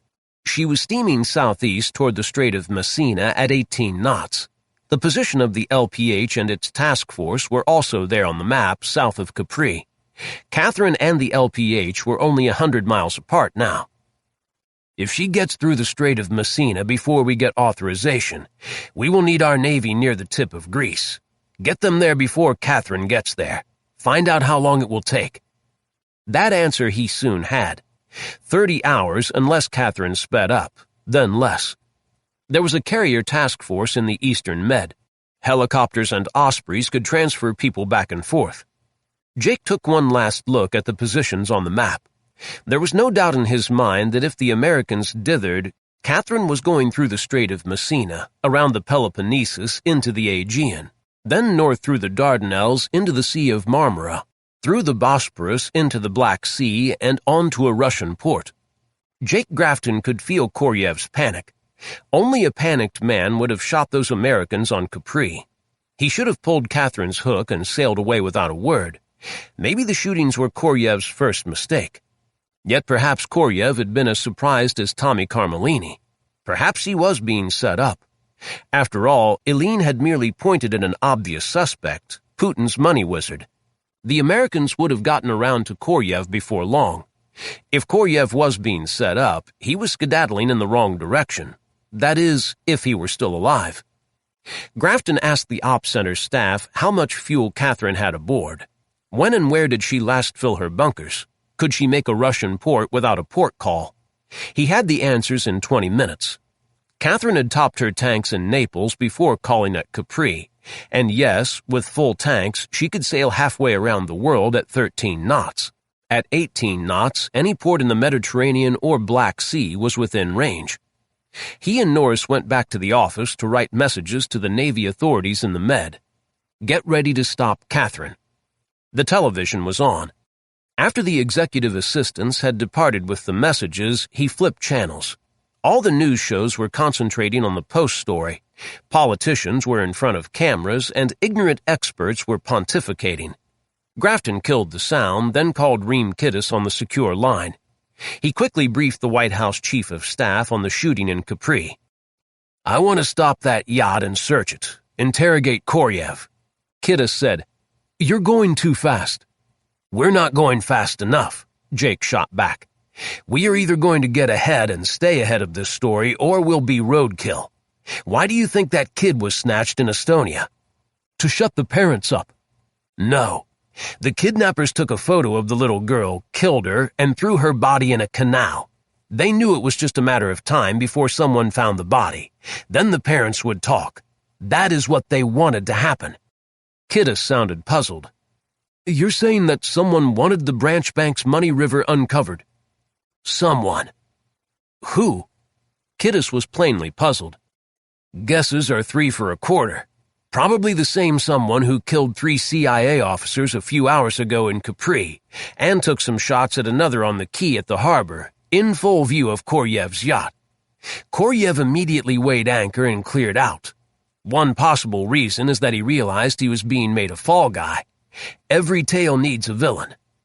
Maybe Koryev ordered the Capri hits. If he did, he's a fool. He may be a lot of things, but I doubt that description applies. Kiddis took an audible deep breath. So you want to talk to Koryev? I think he's panicked. He knows the game is getting bloody and he may be next. He might just talk. I want to be there to talk to him. So how do we do this? We need a request from the Italian government to stop that yacht, and we need it as quickly as we can get it, like within a few hours. I'll get on it, Reem Kiddis said. About an hour after I talked to Grafton, Clorinda Day came forward and sat down on the deck beside me with our backs to the cabin. I confess I had been thinking about her, and had put off going below to pee so I wouldn't have to pass her and converse. Isn't that a hell of a way to be? "Nice boat," I said to her. "I borrowed it from a Greek friend of mine." "He needs to spend some money on maintenance." "He's not rich. He inherited it." I couldn't think of anything else to say. I could feel her presence, her feminine essence. I thought maybe she was a witch. She inspected the sails as the breeze played with her hair. "So, how is your life going, Tommy?" "They keep me busy." We sat in silence watching the jib pull. There was just enough light from the masthead and running lights to see the sails, taut and rigid against the sky full of stars. My windbreaker was dry now and felt good. The Beretta in my hip pocket was lumpy, but I liked the feel of it. "I once thought," she began, "that you and I—" "I did too," I said. "Years ago." We sat there for another 5 minutes in silence. I could feel the heat of her presence. Finally, she arose and went back to the cockpit. I followed her, peed in the little marine head, then went back on deck and sat down beside the satellite phone. The Agamemnon ran on under the stars, pitching gently, riding the back of the sea. Chapter 8. Richard Philbrick was the chairman and CEO of the most successful private investment firm in Atlanta, Georgia. This morning he stood at the window of a glass tower office downtown. From where he stood, he could see Peachtree Creek, the shopping emporiums, and storm clouds beyond, which he thought somehow apropos. Behind him, the television was on CNBC, which was giving the Bank of Scandinavia scandal a big play. Philbrick's standing in the Atlanta investment community was spotless, and he had a growing reputation as a financial wizard. It hadn't always been so. He got his start about 10 years ago running a little Ponzi scheme. His office manager and accountant were in on the scheme, and they knew the truth. Bernie Madoff's fall was an object lesson that no tree grows to the sky. All three of them had been sweating that reality and making plans to disappear to South America with all the money they could grab, when one fine day he got a visitor in his office, which was in a suburban shopping center back then. A European dressed in an Armani suit and wearing a handsome tie walked in. The man had a proposition. It took him 45 minutes to get around to it, while he flattered Philbrick as a financial genius and told him a bunch of lies about his principles. Once Philbrick began to suspect this guy was an SEC investigator, the European got around to it. He represented a group that wished to invest money in Philbrick's mutual funds. The money would be transferred from an account here in the States. Of course, there would be a fee to him and his associates for arranging this financing. Philbrick knew a skunk when he smelled it. "How big a fee?" he asked. "Before I answer that," the European said, "we need to discuss how much money my friends wish to invest." Philbrick smiled. The European smiled. $100 million every 2 months, the European said. Richard Philbrick almost fell out of his chair. He tried to control his face. His own bubble had only expanded to $25 million. "As I said, there is a fee for bringing you this investment." The European smiled, smooth as old whiskey. "It's half." Philbrick had to turn his face away. Of course this guy was some kind of crook, scamming somebody. But if this guy did indeed net Philbrick $300 million a year, Philbrick didn't give a damn if he was scamming the Pope. Hell, maybe he was. When he had gotten himself more or less under control, Philbrick smiled at his visitor. "Perhaps we can make a deal," he said. That conversation was 26 months ago.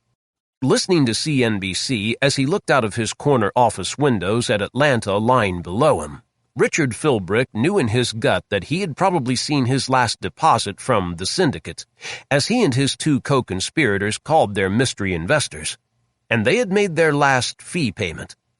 Oh well, nothing lasts forever. Richard Philbrick looked around the office at his expensive trophies. He was going to miss all this. They still had a couple $100 million in the bank.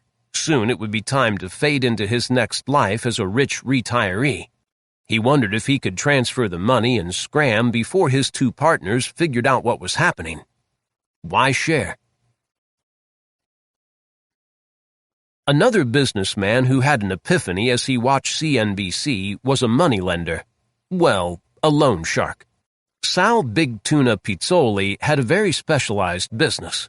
He loaned money to guys importing heroin, cocaine, meth, pot, ecstasy, and anything else addicts would pay for. The importers needed huge wads of cash to fund their deals, and were willing to pay his interest rate, 20% a week.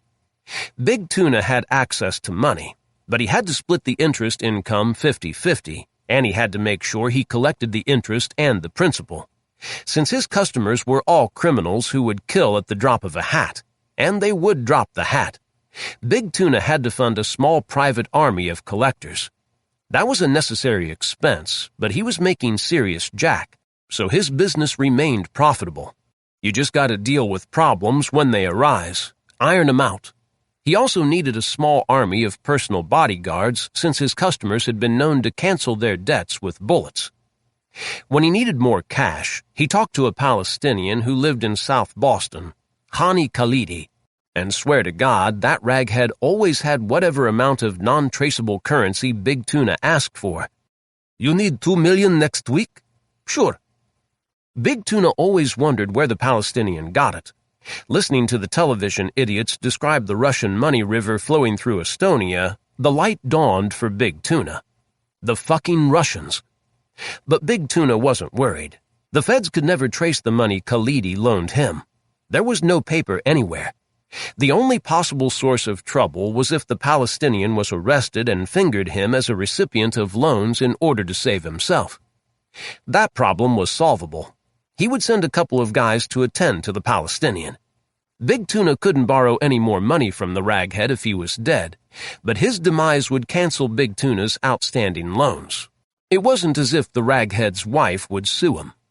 Business is business, Big Tuna told himself, and switched the channel on the television to a rerun of the New England Patriots' last Super Bowl game. That had been a hell of a football game, and Tom Brady was a hell of a quarterback. Zeke Rawson was in the South Side Mall trying to figure out what to do with an empty storefront of a tenant who left the day before. Zeke had been in the mall business for 30 years and had developed 4 of them. The South Side Mall was the last one he owned, and it was struggling because the tenants were struggling. 2 of his anchors had left, 1 had gone bankrupt, and the small retailers were getting eaten alive by internet giants. They could only carry a limited inventory, and yet the internet merchants, large and small, had access to every item made by man in every color and size and at every price point imaginable. The mall merchants had to pay rent for their space and hire clerks to sit there even when business was so slow they were losing money on the clerk's salary. Their competitors were shipping from giant mechanized warehouses, a make-on-demand factory in China, or somebody's garage. How do you compete with that? The only reason Zeke Rawson still owned this mall was that a private investor had approached him with an offer. The investor and his friends would pump $50 million into this mall in return for a 25% interest. But there was a catch. They wanted a 30% kickback up front. $15 million. Of course, the deal stunk. They were telling their investors they were investing $50 million, yet skimming 15 right off the top. They were thieves. Zeke knew that. But without the deal, he was going to lose the mall, which would bankrupt him. Everything he owned was tied up in the South Side Mall. So he said yes. That was about a year ago. He was thinking about that deal when he got home. His wife was waiting for him. "I've been watching the news," she said, and sat him down in front of the television. 15 minutes was enough.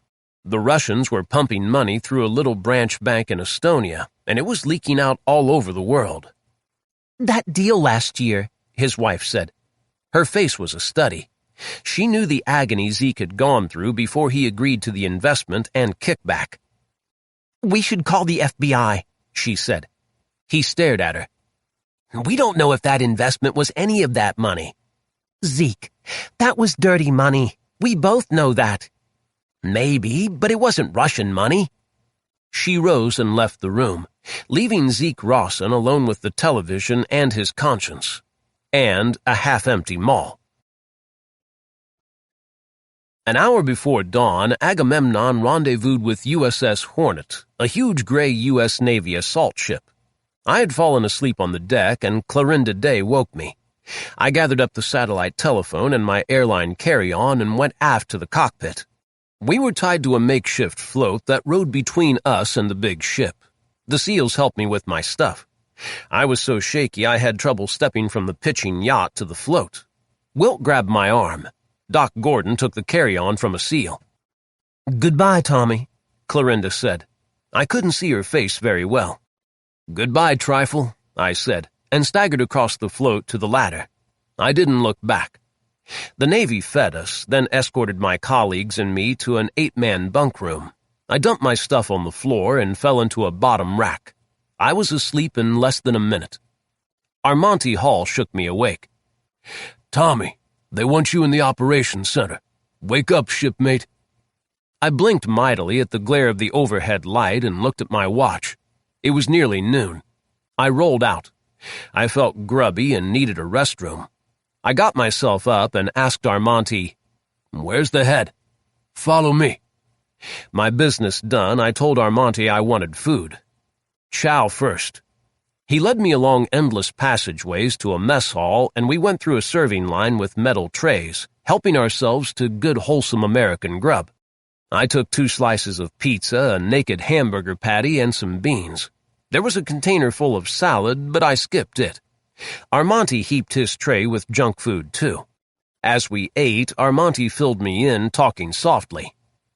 "Looks like the Navy is going to stop that yacht. Maybe tomorrow. Maybe off Greece. They're in the ops center figuring it out now."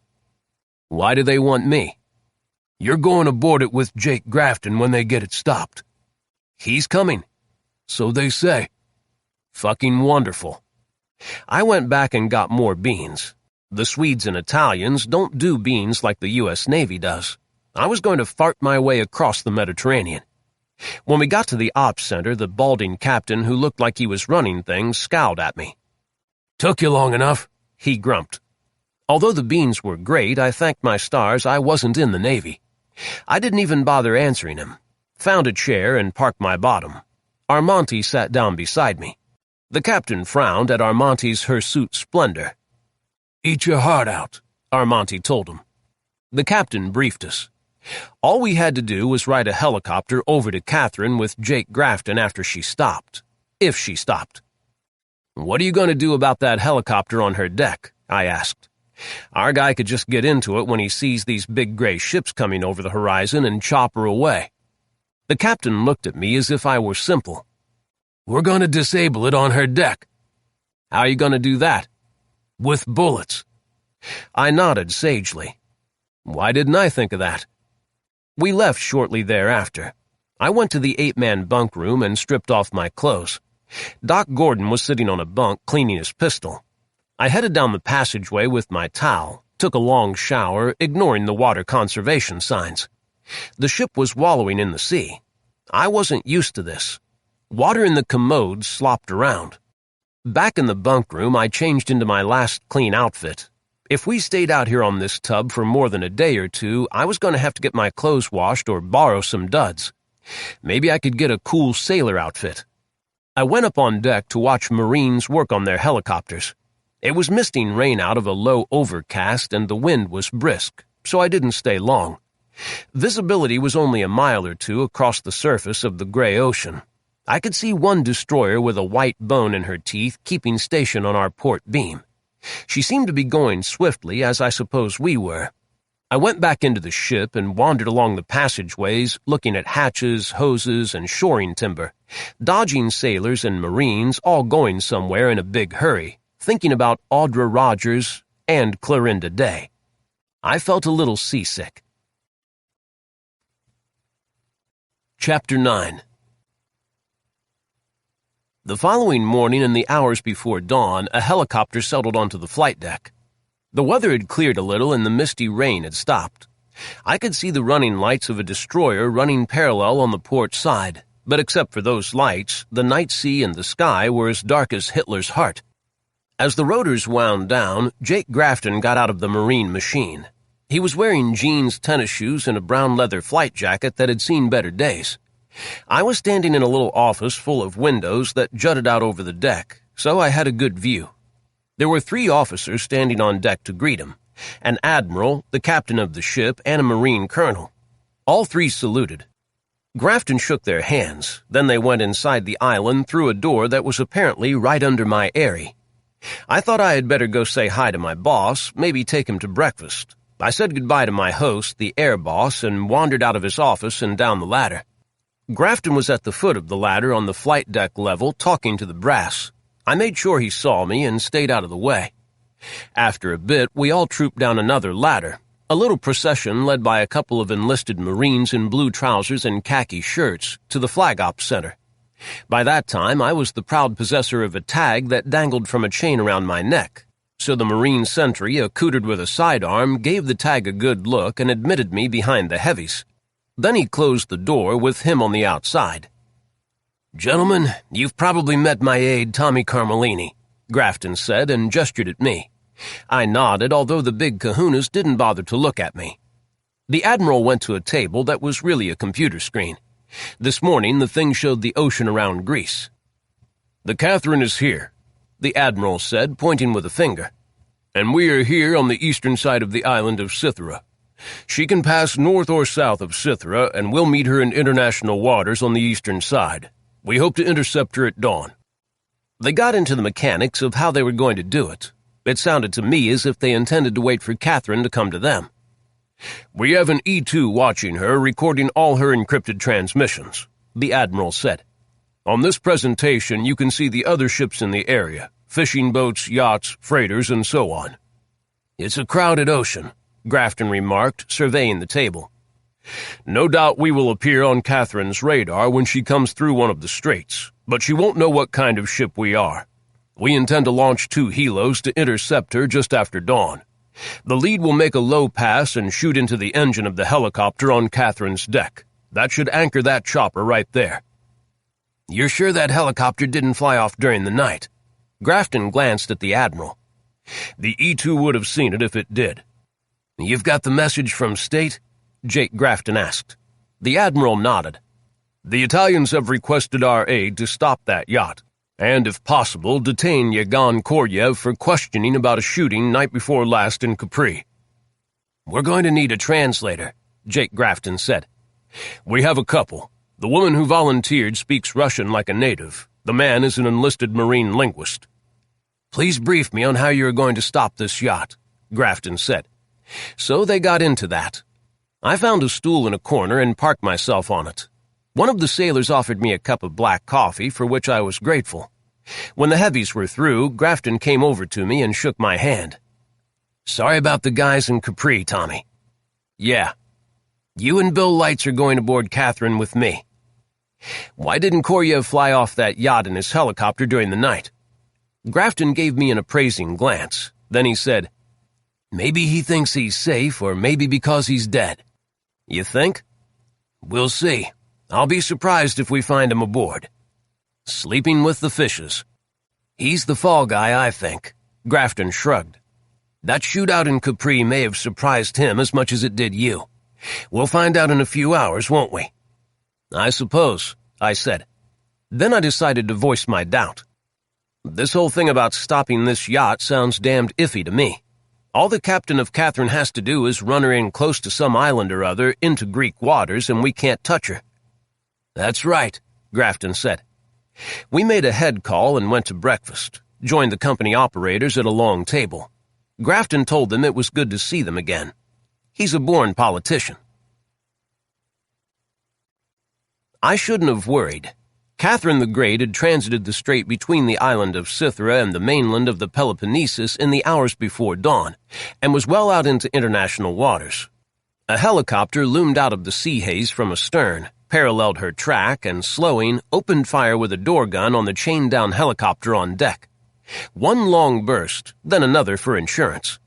A small plume of smoke came out of that shot-up chopper and trailed off downwind. Since the helicopter platform was aft of the bridge, I wondered how much of this action the officer of the deck saw.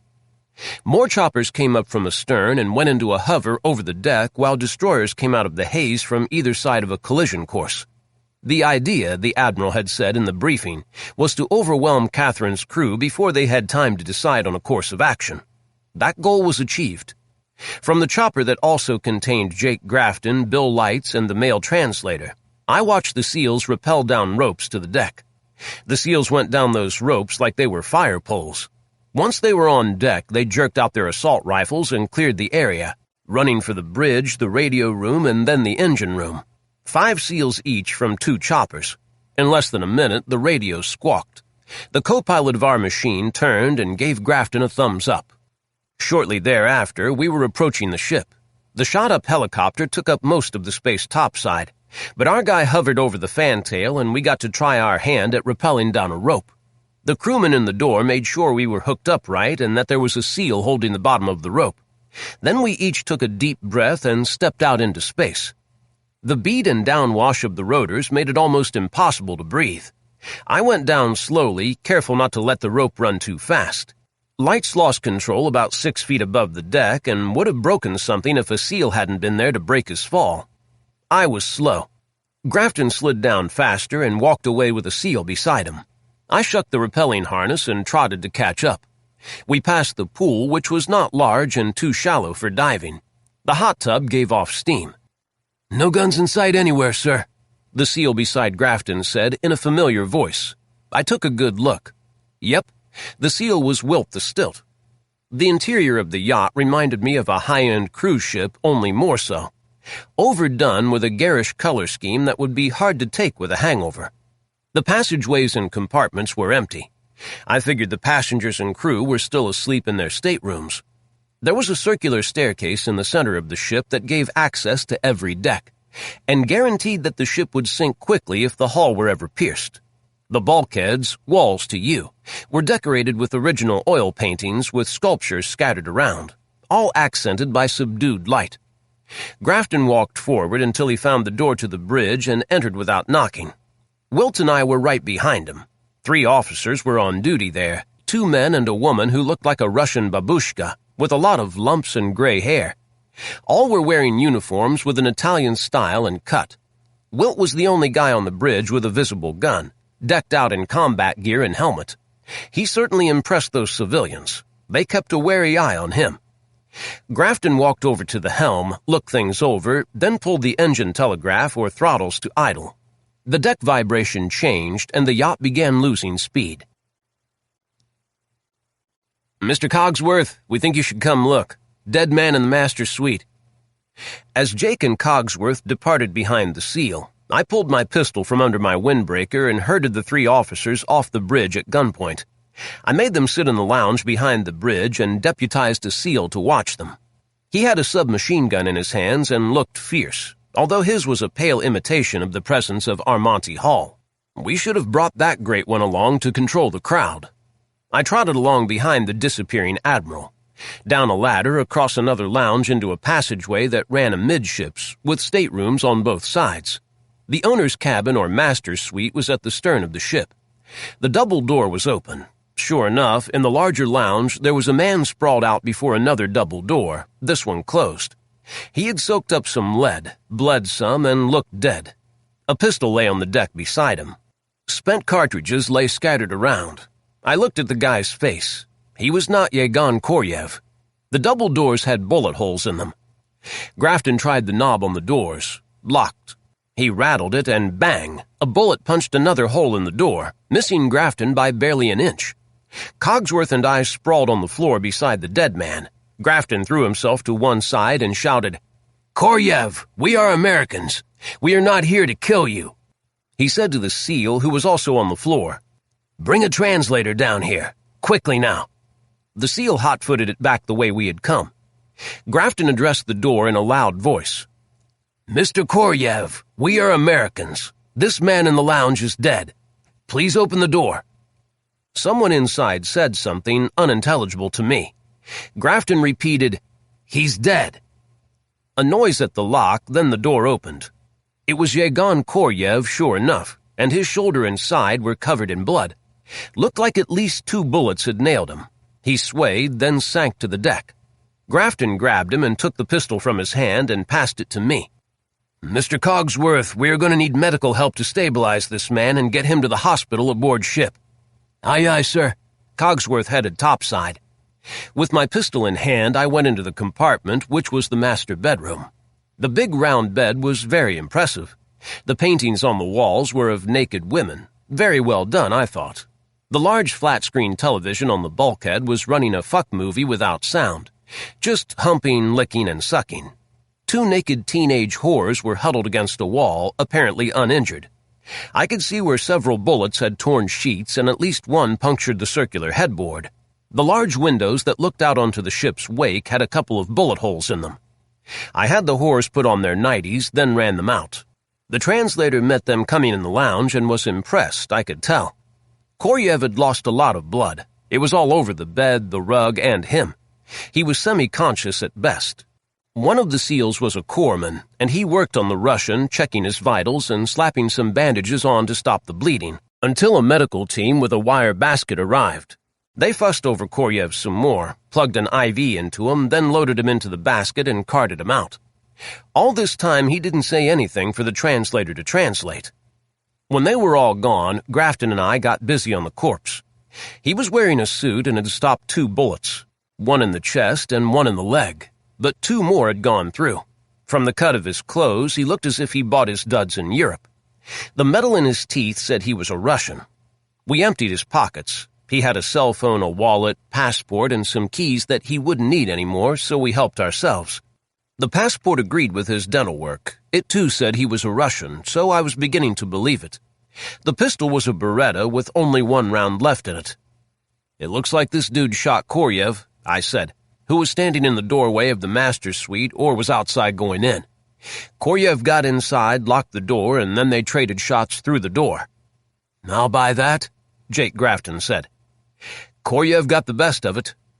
"Well, he's still alive," Grafton mused. "And whoever told this guy to kill him presumably still wants him dead. You just can't trust the help these days. Get a SEAL in here to stand guard until we can search this compartment." The radio room seemed intact. Several computers were still wired up. They would give us the crypto codes and a history of messages sent and received. There was a printer, a couple of radios that one could have used to listen to taxi drivers in Moscow and Cape Town, and a couple of file cabinets. The radio operator was a Russian, and the female translator was working on him when I got there. The Russian was smoking a cigarette that stunk up the place. Bill Lights was engrossed with the computers, and a SEAL was unloading the contents of the file cabinets into boxes. After a bit, the translator said, "The dead man's name is Pavlichev. He spent 2 hours in here early this morning before dawn. He used an encrypted voice radio." She pointed at the equipment. The SEALs herded passengers and crew into the main lounge, which gave us free run of the ship to search. We had more helpers now, more SEALs and a bunch of Marines. 2 of the passengers, a man and woman, were Americans by the sound of their accents, and they weren't happy. Their congressman would hear about this, heads would roll, piracy on the high seas, CNN would eat us alive, and so on. 2 Englishmen, a German couple, and one from somewhere in Eastern Europe. An American naval officer was inspecting passports, which he had arranged in a pile. The deck crew seemed to be all Russians. These were the military-age buff guys. They huddled in one corner, smoking and staring. The chefs, however, were French, and they too were unhappy. There were also several Italian maids sitting together with their mouths shut. The Ukrainian girls were huddled together in one stuffed chair with blankets around them. Their eyes looked the size of saucers. "Every compartment," I told Wilt Cogsworth, who seemed to be in charge here. "Take them apart. We're looking for computers, cell phones, diaries, anything you can find, and search all these people to the skin. Get some female sailors to do the women." The ship's head chef or purser had a small office that was accessed through the kitchen of the dining room. The wardroom for the passengers looked like a high-class restaurant, with tables that seated 4. Indirect lighting, subdued colors, thick carpets. In one corner of the room was a well-stocked bar. The wine and liquor pantry was a sight to behold. Stuffed chairs, big windows, uniformed waiters and waitresses hovering to satisfy your every whim. All in all, going to sea on Catherine the Great looked like a nice break from a Russian apartment or your McMansion in Connecticut. Grafton and the female translator questioned the captain on the bridge. The captain, as it turned out, was the Russian grandmother. I listened in. She spoke some English, so the translator only had to help with unfamiliar words. She had a low, deep voice that carried and an air of command. It was obvious the two men on the bridge took their orders from her, and she took no nonsense from anyone. I decided I liked her. Under questioning, it became clear that the decision to leave Capri had been made suddenly. Koryev had been on the bridge, scanning with binoculars, and it was he who suddenly told the captain to raise the anchor and get under way. She protested. 2 crewmen were still ashore. Koryev insisted, giving no reasons. He was obeyed. After all, he was the owner. He paid the crew's salaries, which were at least twice what they could earn in Russia. The dead man in the passageway, Arkady Pavlichev, had come rushing to the bridge when he felt the ship moving. He and Koryev had held a heated discussion that the captain, Olga something, claimed she did not overhear. Koryev's orders stood. Captain Olga was to take the yacht to Sevastopol after dropping the passengers who wished to disembark in Istanbul. Koryev went below. The yacht steamed through the night, all the next day, and into the night. An hour before the Americans stopped the vessel, Captain Olga claimed that a crewman had rushed to the bridge, claiming that he had heard shots. She had investigated, found Arkady Pavlichev sprawled dead in the owner's lounge and Koryev barricaded in the suite's bedroom. Unsure of what to do, she reported the situation to the authorities in Sevastopol, Catherine's home port, and was awaiting a message from them when the Americans stopped the ship. She reported the boarding to Sevastopol. Grafton went back to the conversation between Koryev and Pavlichev. "I did not hear it," Olga said flatly. "This bridge is not that large," Grafton said, the soul of reason. "Surely you could make out part of what was said." "I heard enough to know that it was owner's business, and maybe political. And I don't hear owner's business or political things." And that, by golly, was that, as Grafton found out. I wandered on, inspecting the ship. Yegon Koryev had an office with a computer, printer, and drawers full of stuff. The door had been locked, but I picked it. I wasn't optimistic about our chances of finding anything in the office that gave a clue about his activities. After all, with all these crewmen aboard, he shouldn't have even bothered locking the door. I went to the engine room to eyeball it up. Ran into a naval officer there who obviously knew a lot more about ship's engines and fuel systems than I ever would. The crew compartments were bunk rooms without portholes, just above the waterline, I thought. And they were not very neat. I doubted if the Italian maids ever got this far down in the ship. Nor, I suspected, did Koryev. The crew head hadn't been cleaned since the ship was launched, apparently. The crew's mess hall was composed of 2 long tables just off the galley where the grub was prepared. There were large, well-stocked walk-in refrigerators and a pantry the size of my apartment in Virginia. 2 chefs were busy preparing food in a kitchen that would have done credit to a New York restaurant during my inspection. They glanced at me and went on with their work. A third person, a baker, was working on a cake. No one was going hungry on Catherine the Great. Prepared food was lifted on dumbwaiters the 2 decks to the main dining room. I looked in the dumbwaiters and pushed the buttons to run them up and down. Every multi-story house should have one of these. I ran into Jake Grafton in one of the passenger staterooms. He was searching. He was taking luggage from under the bed and dumping it on the bed to paw through the contents. "The Americans were in this stateroom." "What kind of folks go cruising with Yegon Koryev?" I asked. "People who are on his Christmas card list or wannabe. The FBI will check them out." His handheld radio squawked and he listened a moment. I couldn't understand the words. When that conversation was over, he put the radio back on its belt holder and turned to the pile on the bed. "Koryev is sedated," he told me over his shoulder. "Over on the Hornet, they're giving him whole blood. Still has 1 bullet in him that will have to come out when his vitals stabilize. The SEALs will finish up the staterooms. You supervise the transfer of every computer on this ship. All of them, regardless of whom they belong to." He pointed at a laptop on a stand by the bed. "That one, too. All of them." He went up to the main lounge to interrogate each of the passengers. I picked up the laptop and its charging cable and took them up to Wilt Cogsworth, who was making a pile.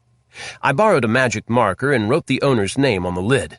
The Stilt and I discussed the computers.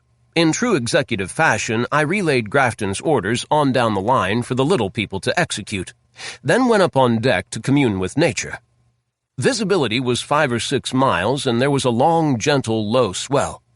3 U.S. Navy ships were in sight, lying dead in the water or moving very slowly, just enough to maintain steerage way. The sun shone down on the glistening sea from that misty sky. It was a nice morning. Chapter 10. The Americans on board were Mr. and Mrs. Ricardo Silva from Westchester, New York. I knew that from glancing at their passports before I sat down with them in a little reading nook beside the main bar. "My name is James Wilson," I said and smiled. "Tough morning, huh? Would you folks like a Bloody Mary or a screwdriver to perk you up? I'll make it." They both shook their heads. "Water, perhaps?" "Yes, water would be nice." I looted the fridge under the bar and brought them each bottles of water and took one for myself. French bottled water, no less.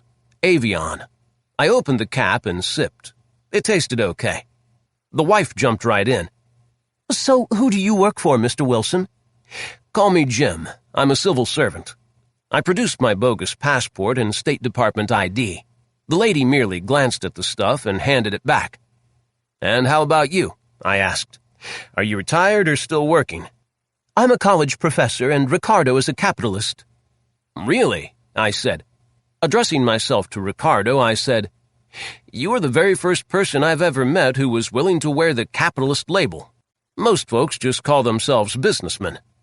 "I'm an investor," Silva said with no warmth. "Some would call me a venture capitalist. I invest in startups run by great people with great ideas." "Tough racket, I've heard," was my response. "I suppose in his own way, Yegor Koryev is a venture capitalist too. Have you known him long?" "Years." "Uh-huh. Is this your first cruise aboard Koryev's yacht?" "No.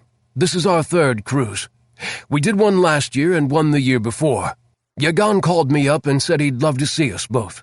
Ava and I looked at the calendar, she took some leave, and here we are, damn it." "Really?" I responded. "We were going to Corfu," Ava said, jumping right in.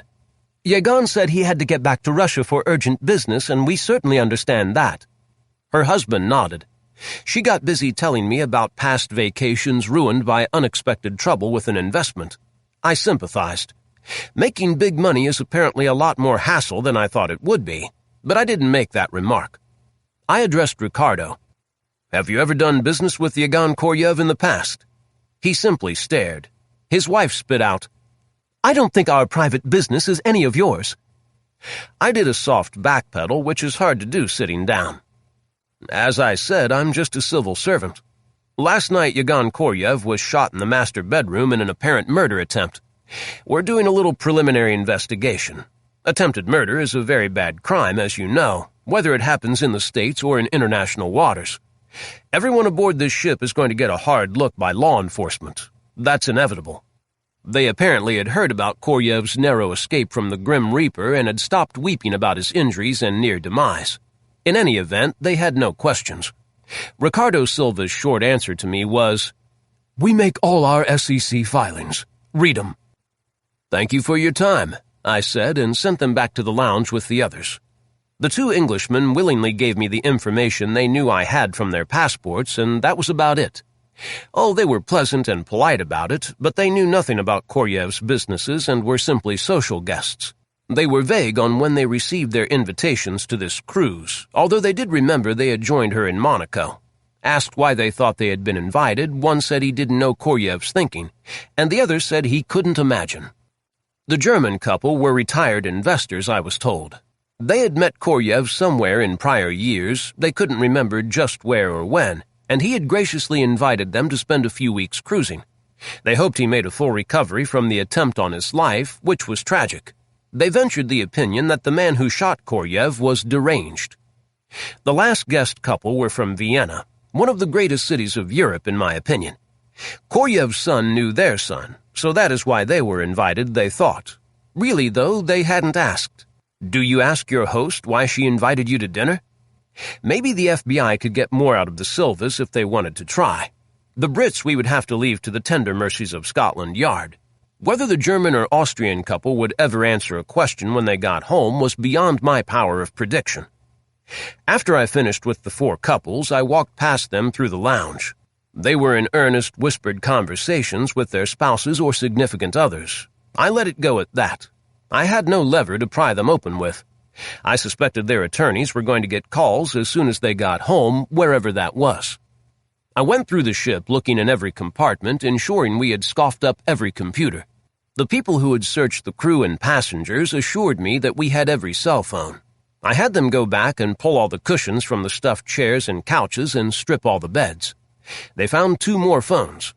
A couple of Marines were loading laptops and desktops into large padded bags for transport by helicopter to Hornet when Jake Grafton came to watch. "Gonna be a problem if they drop a bag in the water," I suggested. "They'll try not to do that," he deadpanned. "Next chopper, let's get on it and go see how Koryev is doing. He should be out of surgery by now." "What about this scow?" "The Catherine? When we leave, the captain will take her on to Sevastopol. The passengers can get off in Istanbul." "Might be hard to catch a flight from Sevastopol." "I suppose," Grafton said. "And the dead man?" "Captain Olga's problem. We have enough of our own." When we were back aboard the Hornet, Grafton went off to the Flag Ops Center to do a post-op debrief of the strike on Catherine the Great with the Admiral and his Chief of Staff. A Marine Colonel and the Senior SEAL were there, along with Lieutenant Wilt the Stilt. I sat in one corner and listened, but no one asked me anything. The computers we stole were flying off the ship that evening via an Osprey to NAS Sigonella, Sicily, where the Air Force would have a transport waiting to take them on to the States. They would be in the grubby hands of the National Security Agency, NSA, within 20 hours. After the post-op debrief, we visited the medical spaces. The doctors told Grafton Yevgeny Koryev was coming out from under anesthesia and that he could have a few minutes. The Admiral went in alone. He was back out in less than 10 minutes. He didn't look happy. I don't know what, if anything, Koryev told him, but in that length of time it couldn't have been much. What he said to me was, "Be a couple of days before he can be moved. Let's go get some dinner, then I want a briefing on what the passengers told you." "I can do the briefing right now. They didn't tell me anything." "You must be losing your touch." "It's only hot young women who want to unburden their souls to me," I explained. The youngest passenger was a gay guy from Birmingham who was 52 and looked every day of 65. The rest were older than dirt. I told him about the whispered conversations and worried looks. Grafton merely grunted. The menu in the wardroom was curry, rice and beef tips, or perhaps it was lamb, with lots of yellow curry sauce and a few vegetables for color. I asked, but the Navy didn't have any beans handy. Normally, I'm not a curry fan, but I ate it because I was hungry. After coffee, I said goodnight to Grafton and went up on deck for an evening stroll. I checked in every quadrant. Catherine the Great was no longer in sight. The wind was freshening and some of the stars were obscured. Hornet seemed to be pitching and rolling with more vigor than she had earlier. Below decks, a helicopter outfit was showing a movie in their ready room. I slipped into a seat and back. The flick couldn't have been very good because I went to sleep. Afterwards, a woman Marine shook me awake and suggested I go roost in my own bunk. I stopped by sickbay to see how Koryev was doing. Jake Grafton was in his room with the door closed, the corpsman said. The Marine sentry in front of the door looked at me with cold eyes. Bill Lights was sitting at a little table in the reception area in front of a computer. I headed for my waiting bunk. After I stretched out, the background noise of a ship at sea kept me awake for at least 30 seconds. "I know absolutely nothing about a branch bank in Estonia," Yevgeny Koryev said with conviction in his voice. "I have never used such a bank, have never been to Estonia, nor do I know anyone who has ever banked there."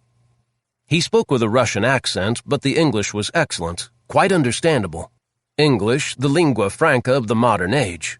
A businessman who did business around the world must know it. Jake Grafton settled back in his chair and looked at the man in the bed. He was about 10 years younger than the Admiral, balding, carrying 30 pounds he didn't need, with IVs in both arms. A catheter dripped into a bottle in a bracket under the bed. Grafton could hear the drip, drip, drip.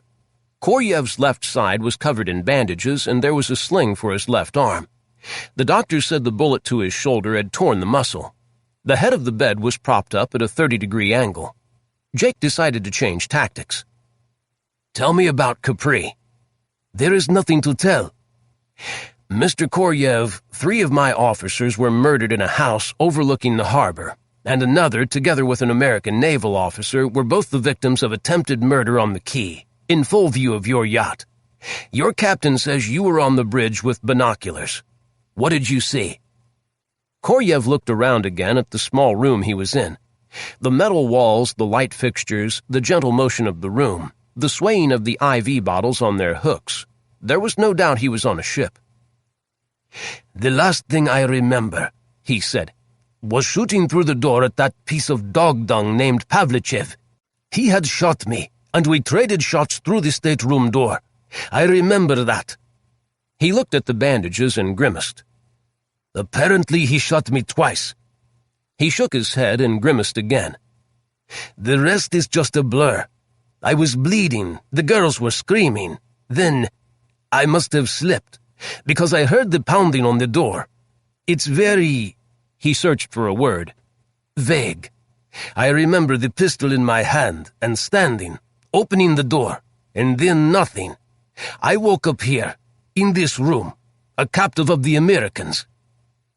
Before all that, 2 nights before, the yacht was in Capri and you were on the bridge.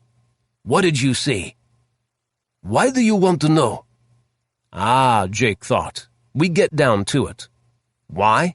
He couldn't say that billions of dollars were flowing from Russia through Estonia and on out into the world, and that a man in the SVR fingered you, pointed at you as the man responsible. Not in words, but in context. No, Jake couldn't say that. What he could do was wonder at the accuracy of Janos Ilin's finger, which had done the pointing. What he said to Koryev was, "Because 3 Americans were murdered, shot, and there must have been a reason. I am not accusing you of sending a man to kill them, but the possibility that you might have is in my mind, because a man on the quay opened fire with a submachine gun equipped with a suppressor at 2 other Americans. They dove into the harbor unhurt. The man with the gun ran. All this must be explained." "Why do you ask me?" "Because you saw the man on the quay, gave orders to your captain to get underway, and set a course for Sebastopol in the Crimea. That was a drastic change of plans. Your guest thought the yacht was going to Corfu. Your captain thought the yacht was going to Corfu. No, Sebastopol. Now, right now." Koryev watched Grafton's face and didn't reply. "Messages were sent to Russia. Messages were received from Russia. They are on the computers that were in the radio room on the yacht, and we have the computers. In a few days, I will have a translation of every message. This is your chance to explain the sudden decision to sail to the Crimea." "By what right do you ask me anything?" "Pavlichev spent the early morning hours before you were shot on the encrypted radio circuit. 2 hours at least. Then he went to your stateroom, knocked on the door, and shot you. Why?" Koryev inspected the overhead and the IV bottles. "You are lucky to be alive." "Ah, yes, lucky. That is so true. In Russia today, every man is lucky to be alive, to eat, lucky to hope to be alive tomorrow." Grafton decided to press. "If we hadn't stopped that yacht and brought you to the medical facilities aboard this ship, you would probably be dead by now. Or you would soon be dead when Catherine the Great reached Sebastopol." "What do you want?" Koryev asked, searching the Admiral's face. "I want you to talk to me, to answer my questions. I want you to think about the people in Russia who want you dead. I want you to think about what you owe them. I want you to think about whether you wish to keep living." Yagan Koryev finally nodded. "I will think about it, Admiral. But now I am tired. I want to sleep." "Later, then." Grafton rose and left the room, closing the door behind him. He found Bill Lights at a little table outside, hunkered over the computer. Lights made eye contact with Grafton and nodded. Grafton went on out of sickbay and proceeded to the Flag Ops Center. Grafton found the Admiral and his Chief of Staff, a captain, waiting there. After the enlisted men and women left and the door was locked, the Admiral asked, "Any luck?" "No." "So what do you want to do with Koryev?" "I don't know. Grafton flung himself into a chair and rubbed his head. He was tired and needed a break. "The bottom line is that a man on that yacht tried to kill him, and that man didn't get that idea out of thin air. Someone told him to do it. Koryev knows that. He knows that if we put him ashore, he'll probably be killed. He needs to cogitate upon that. We'll have to give him time." The two naval officers nodded. "Go get some sleep," the admiral said to the CIA director. Jake Grafton shook both their hands and left the compartment. Lying in his private stateroom, listening to the ship's tiny creaks and groans as it rode the back of the sea, Grafton reviewed his prior contacts through the years with Janos Ilyin, a high officer in the SVR. Ilyin's loyalty was to Mother Russia, not the dictator who happened to be on top of the Kremlin heap at the moment. At least that had been the case in the past, whether it was now. Then there was Yevgeny Koryev. Ilyin's hint hadn't really been necessary. Grafton would have suspected Koryev regardless. Might have taken a little while to get there, but he would have eventually concluded that Koryev was a man who needed to be investigated. Yevgeny Koryev had found a way for Russia to evade the American and European sanctions on their activities in the separatist Ukrainian states of Donetsk and Luhansk, and the breakaway states in Georgia. He created the International Settlements Bank in Skinvili in South Ossetia on Stalin Street. He was the guiding force in opening the Center for International Settlements in Moscow. Using these banks, Russia sent critical goods such as fuel and food to the separatist states. The collected money financed the operation, all as a way to circumvent international sanctions that might have a severely crippling effect on Russia if Europe or America tightened the screw. The CIA thought hundreds of millions of dollars had flowed through these banks, easing the financial pain of cash-starved Russia. At stake was Russia's vision of itself, its desire to be a regional and international power. The sad fact, if one were sitting in the Kremlin looking out, was that the money to pay for this vision of Russia's future was not in the treasury, nor indeed was it in the country. America, the UK, Europe, China, Japan, Korea, even that miserable sinkhole Vietnam, were staggering in fits and starts toward a world economy that enriched all these countries with international trade. Russia was not a part of it. Enter Yevgeny Koryev. So Jake Grafton had thought Ilyin's naming Koryev as the man making the money river flow through the good offices of the Bank of Scandinavia in Estonia was plausible, probable. Now he was not so sure. Koryev needs to stew a while, he thought. Someone in Russia wants him dead. Let him think about that, remember the bullets, and watch the IVs drip, and listen to the dripping of the urine from the catheter. Another possibility was that Yevgeny Koryev was a pawn that the Kremlin was willing to sacrifice to divert the Americans and protect the monetary river. I need to keep that possibility firmly in mind, Grafton thought. On the other hand, someone wanted the money river discovered. The fate of Audra Rogers was Exhibit A. All these thoughts were swirling in his head when sleep claimed him. Hani Khalidi, the Palestinian, owned a pawn shop in South Boston. Like so many immigrants who had come to America in the last 2 centuries, he settled in an area populated by people who spoke his language, liked the food he liked, and worshipped the same way he did. The mosque was just down the street, the grocery store on the next corner. His wife and 2 daughters lived with him upstairs over the pawn shop. He rarely left the neighborhood. Khalidi was rich. His business was loaning money at exorbitant rates. The prophet, may he rest in peace, had frowned on interest for loans, so Hani Khalidi didn't loan money per se to fellow Muslims, although he certainly took in the items they didn't need when they needed to pawn them, and he did charge them a little interest. In America, one had to do that to survive. He was a pragmatist and comfortable with his decision. He was known in the neighborhood as the man to see when the wolf was at the door. He was a respected member of the community, and he liked that. He did loan money, however, to non-believers, and he charged them dearly for it. One of his customers was Sal Big Tuna Pizzoli, who was a moneylender himself. Unknown to Sal, Khalidi kept a book in which he recorded the dates, amounts, and identity of his clients. Today his shop was empty, so he was sitting on a stool behind the counter examining the book. The women were cooking in the kitchen above, and the smell of something spicy was drifting down the stairs. Two men in abayas and black-and-white keffiyehs entered the shop. Khalidi looked up from his book as the door opened, but he recognized neither man. They closed the door, came over to the counter, and began looking at the rings and knickknacks displayed there.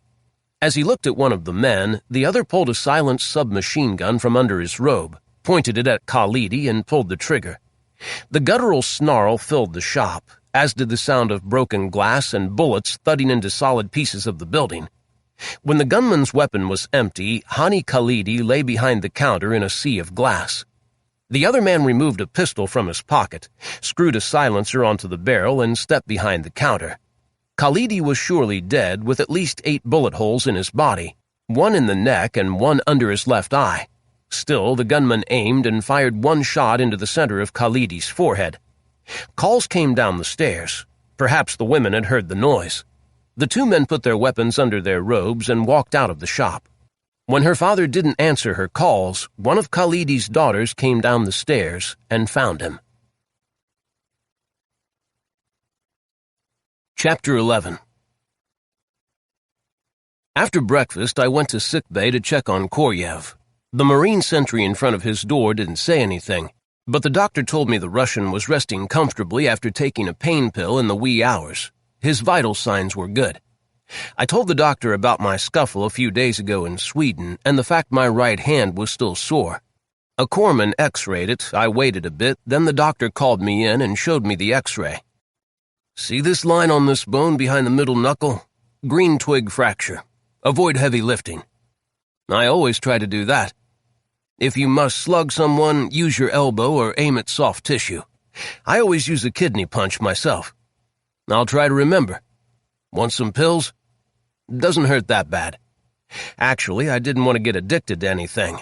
Drugs, tobacco, booze, sex, money, anything.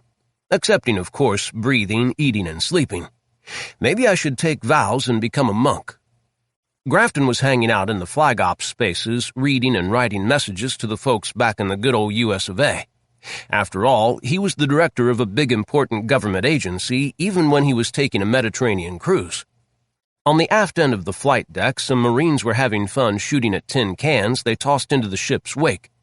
The ship wasn't going very fast, so the cans didn't get sucked under immediately. The jarheads knew a sucker when they saw one. I was invited to try my hand with an assault rifle. The sergeant in charge praised my marksmanship, which led to an invitation to wager a little money on my skill. When we quit, I owed him $8.50. I gave him 10 euros and told him to have a beer on me his next time in port. At noon, the ship went to flight quarters. The sailors and Marines had big important things to do. I went to lunch. Later that afternoon, I sat in sickbay in front of a laptop computer that was recording Grafton's conversation with Koryev.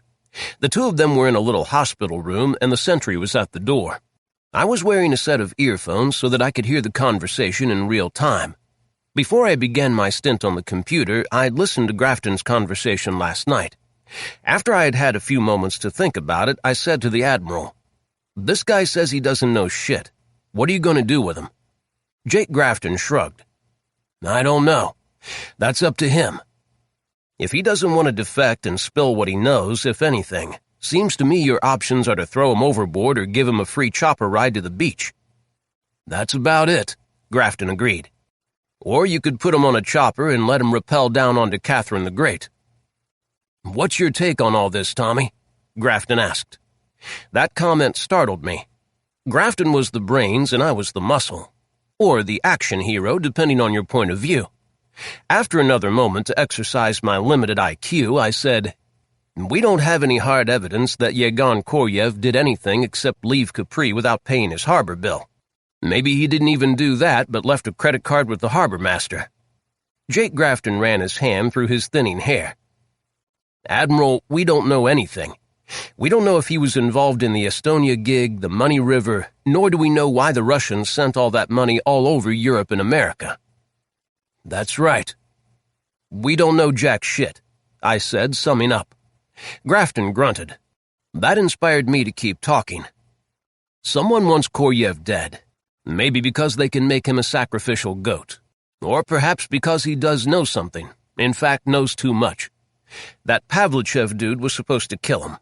Someone told him to do it. Yet he didn't get it done. That failure couldn't be fake.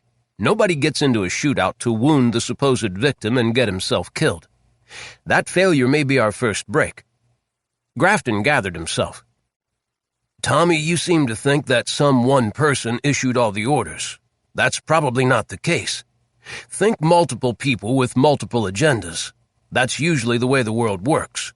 Look at America. I couldn't argue with that. So here I sat with the earphones on and Grafton in with Yegon Koryev. How you feeling this afternoon? Grafton. Sore. The doctors tell me you will probably make a complete recovery. Your lung is recovering nicely, your shoulder will heal. There's no sign of infection. All in all, you are indeed fortunate. Ah, yes. Koryev. Fortunate. Lucky. What do you Americans say? Shithouse luck. That's the phrase. So what ship is this? USS Hornet, a helicopter assault ship. She carries a Marine Expeditionary Unit, an MEU. American taxpayers paid for Hornet. Why is this ship in the Mediterranean? She is here to support our allies and help keep the peace in this corner of the world. Did the thought ever occur to you that this ship and others like it may be part of the problem? That depends upon your viewpoint, Jake Grafton replied. One person's problem is another person's solution. Russia's viewpoint is the only viewpoint that matters in Russia. The Kremlin is the center of the Russian universe. You Americans think it is Washington. The French know it is Paris. The British, London. The Israelis, Jerusalem.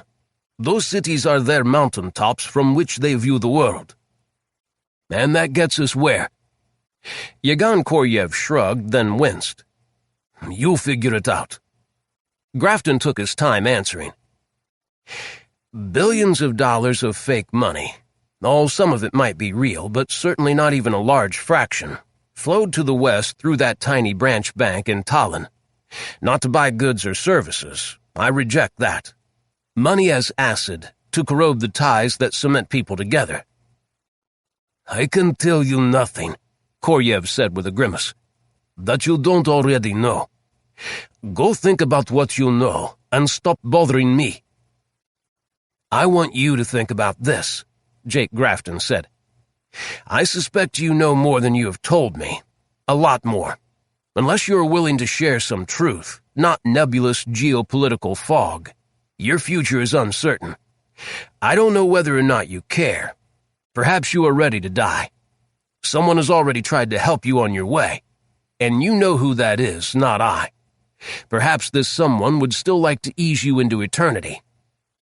Grafton paused, watching the expression on Koryev's face, which was stony. The United States Navy will see that you have medical care to get on your feet, but our hospitality is not bottomless. You must decide where you go from here. Grafton rose from his chair, opened the door, and passed through, leaving the door open behind him. A doctor and corpsman entered. Jake heard the doctor say, Good afternoon, sir. It's time for you to get up, walk a little bit. Would you like to go to the head? That evening, I transcribed Grafton's 2 interviews with Koryev, which didn't take long. The Admiral had loaned Grafton a small office in the flag spaces with a desk, 2 chairs, and plenty of plugs for our computers. I had finished the transcript and was listening to the interviews again while I read along, ensuring I got every word correctly when Grafton entered the space. He dropped into one empty chair. When I finished my chore and printed off the transcript, I handed it to him. He gave me a multi-page message. The folks in Langley were getting some results. The first was a report on the passengers who had been aboard Catherine the Great. The first mini-bio was of Ava Silva, age 72, professor at NYU. She had studied under Saul Alinsky and was one of his disciples. She was considered the most radical member of NYU's faculty. A list of her publications was attached. I put down the message to consult my memory. Alinsky's Rules for Radicals, published in 1971, was the Bible for the radical left. I remembered reading it for a political science course in college and hadn't been impressed. Dedicated to Lucifer, the book championed political amorality. The electorate were sheep, Alinsky believed, to be herded, lied to, and manipulated so that the radical few could change the world from what it is to what they believe it should be, if I recall correctly. The book was a crackpot vision of mankind and civilization, in my opinion, right down there in the sewer with Mein Kampf by Adolf Hitler, whose tactics for taking over a democratic state Alinsky had used as a model. Although Alinsky made his vows to the values of democracy, he urged political action by whatever means to achieve the radicals' goals. The question, he said, was always, does this particular end justify this particular means? That was the question he put to the person trying to decide if he was justified in lying, manipulating, cheating, and slandering to get what he and his fellow believers wanted. Of course, the answer was and is always yes. Yes, yes, yes. Folks, let's welcome Lenin, Hitler, Stalin, Chairman Mao, and Fidel Castro to the stage. Lucifer, Satan, the devil. I read on. Ava's mate, Ricardo Silva, was a capitalist all right, a principal in a hedge fund with a personal fortune estimated as $800 million. His hedge fund managed over $50 billion in assets. Through various shell charities, he had helped fund the Central American migrant caravans that rode up through Mexico to the U.S. border. He was a good friend and business associate of the late Anton Hunt, a multi-billionaire radical whom I had had a minor role in sending on his way to reside with Lucifer just last year. Ah, yes, Mr. Hunt. Adios, asshole. Brian Smith was a British solicitor from Birmingham, known for politics and views somewhere to the left of Lenin and Chairman Mao.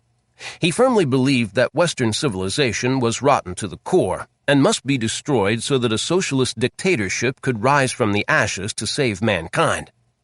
Jeff MacDonald, Smith's lover, was also a radical, one whose advocacy of a violent revolution had been too much even for the Dons at Oxford. They quietly sent him on his way after questions were asked in Parliament about just where the permissible outer boundaries of free speech were in academia. The German couple were avowed communists, as were the couple from Eastern Europe. The implosion of communism and the old Soviet Union had not caused them a moment of doubt or introspection. Like all fanatics, their faith in their worldview was absolute.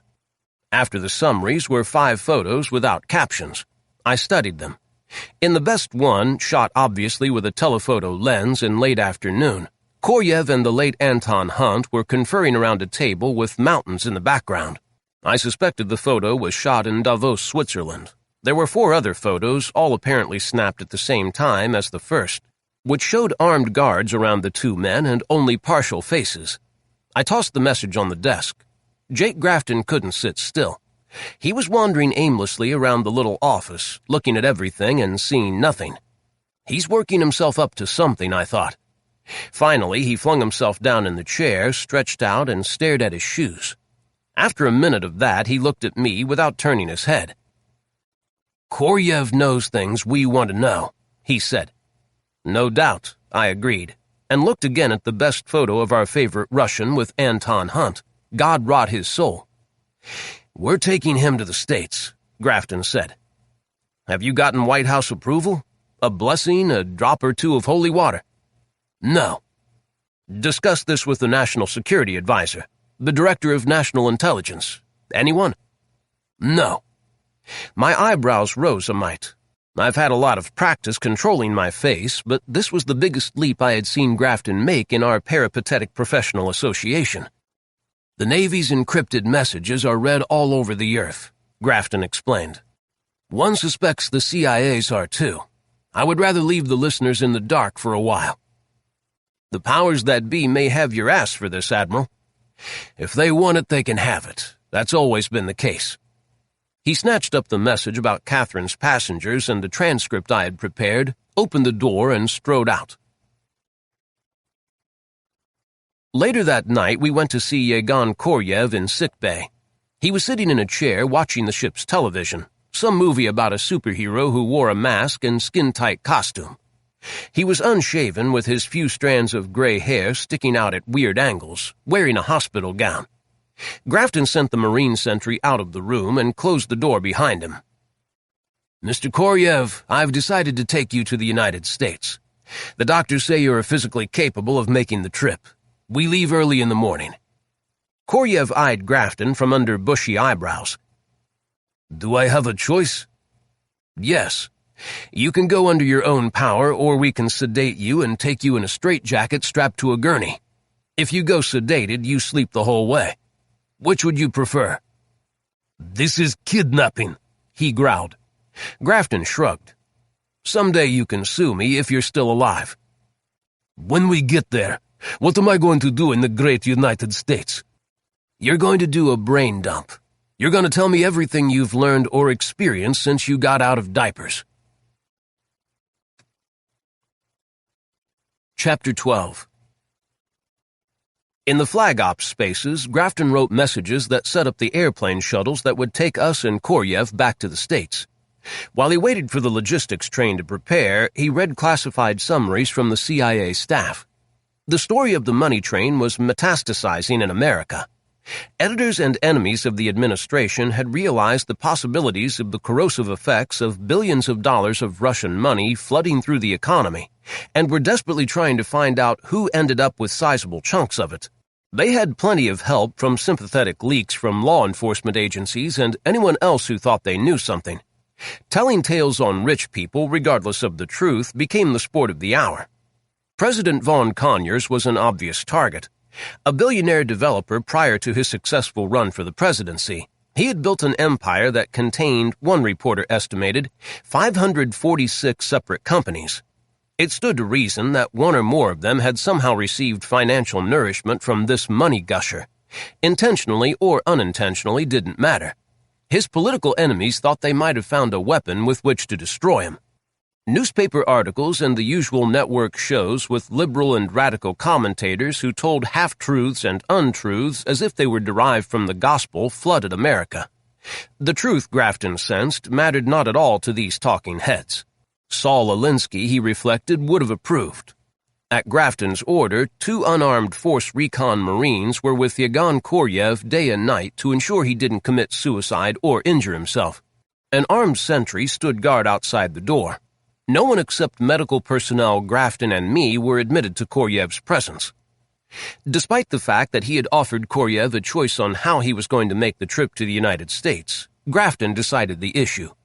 Koryev was going sedated, although he was not told.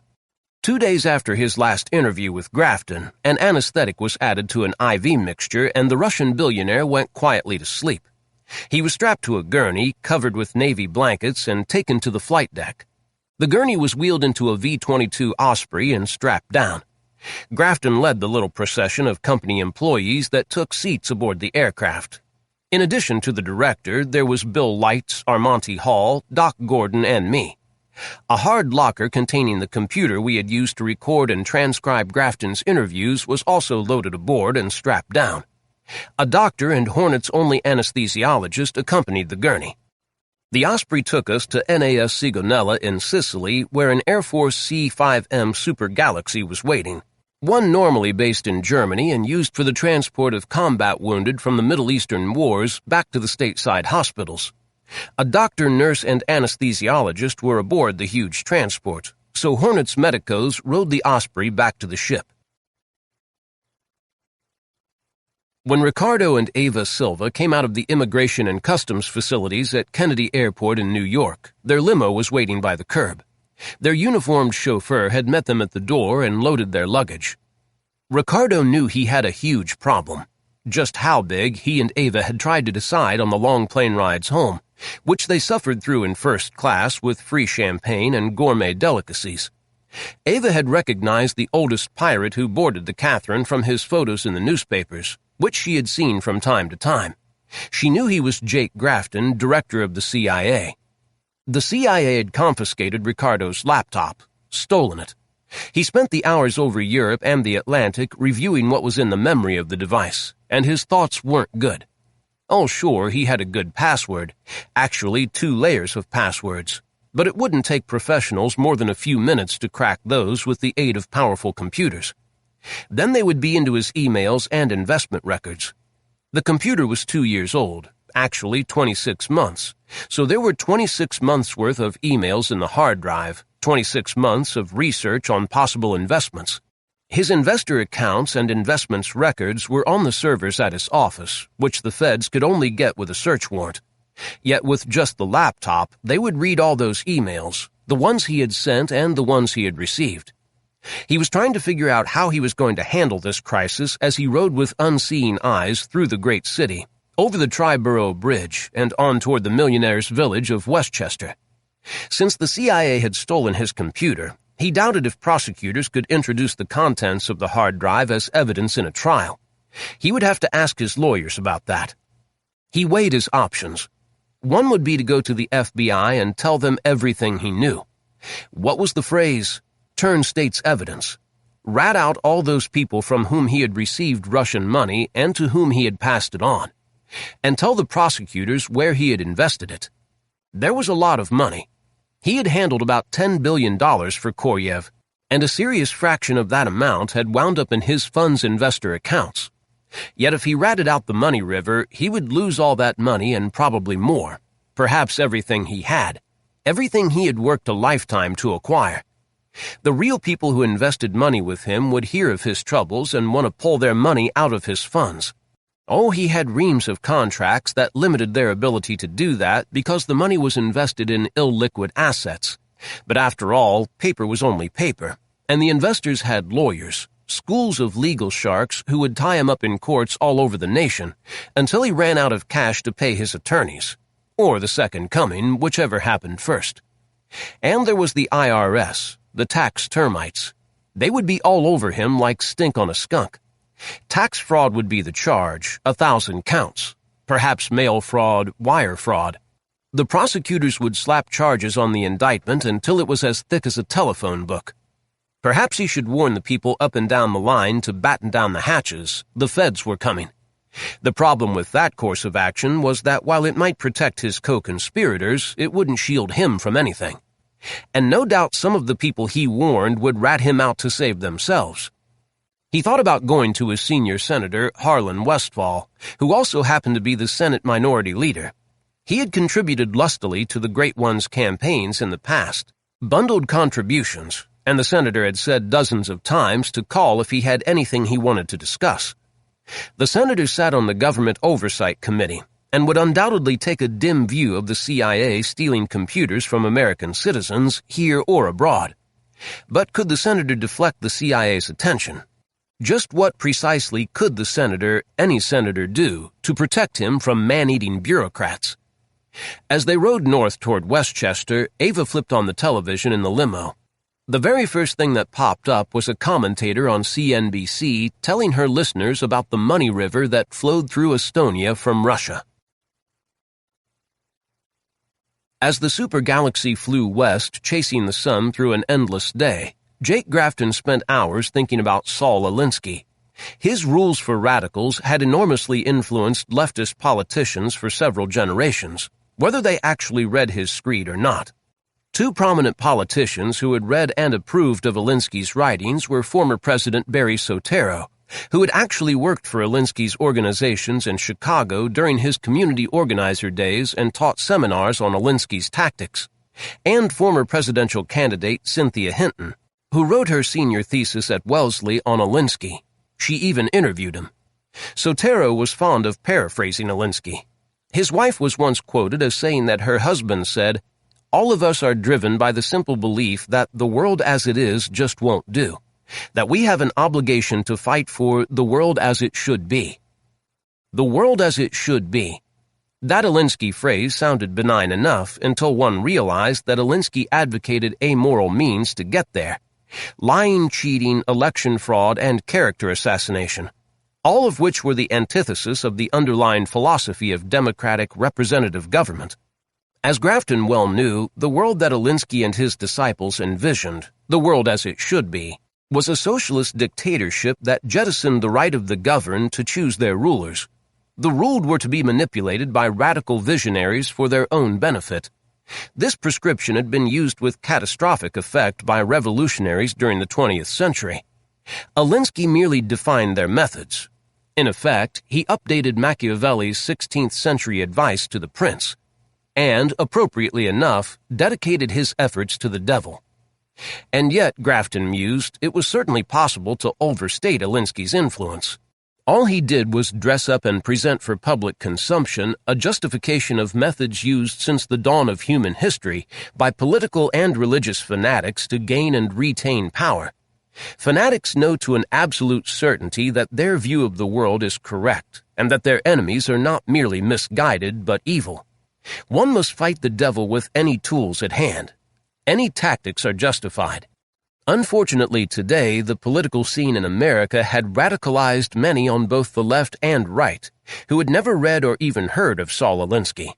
How can one who knows the truth in the depths of his soul compromise with evil?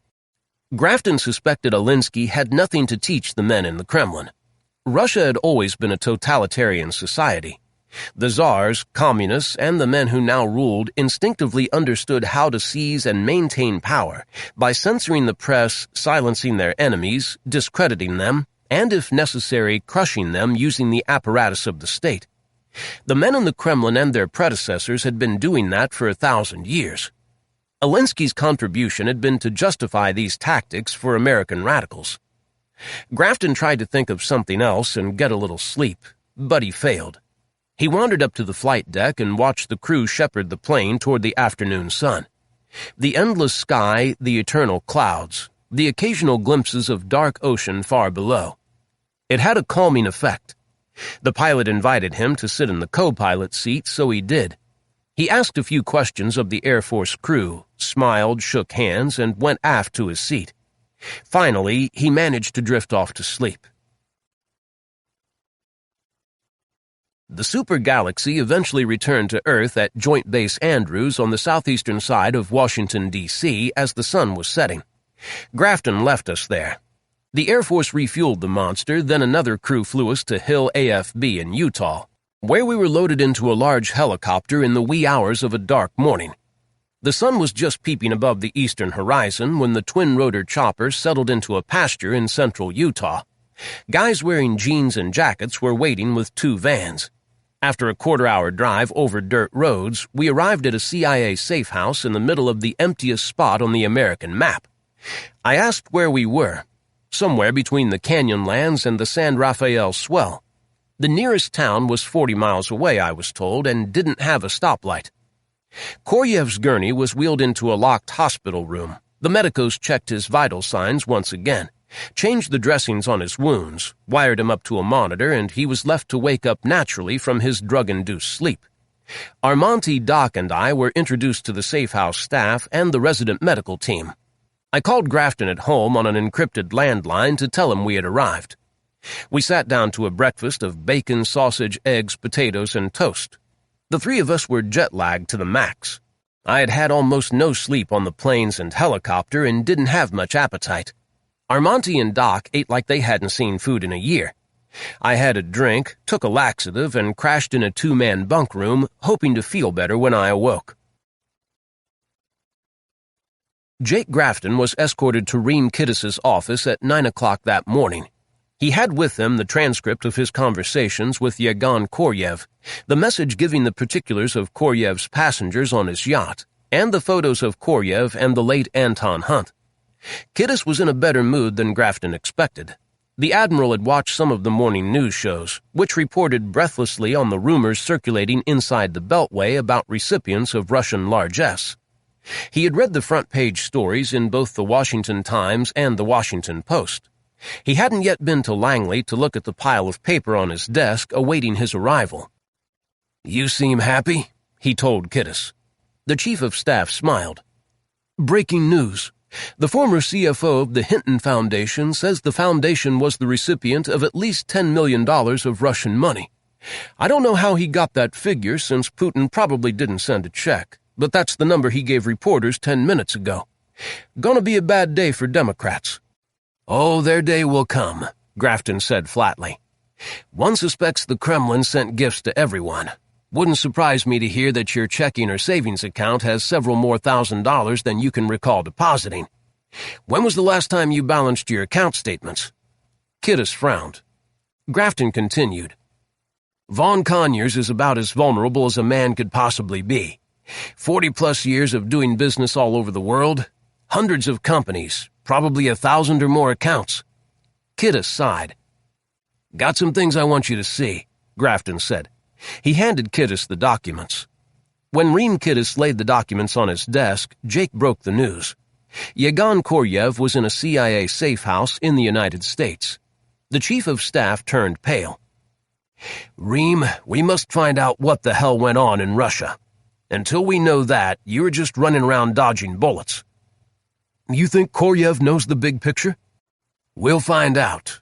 At the least, he knows who he talked to in Moscow, what they wanted done, what he did, what they hope to accomplish. We need to get that out of him any way we can. If you use drugs, we can't prosecute. Grafton snorted. He'll never be prosecuted. Not a snowball's chance in hell.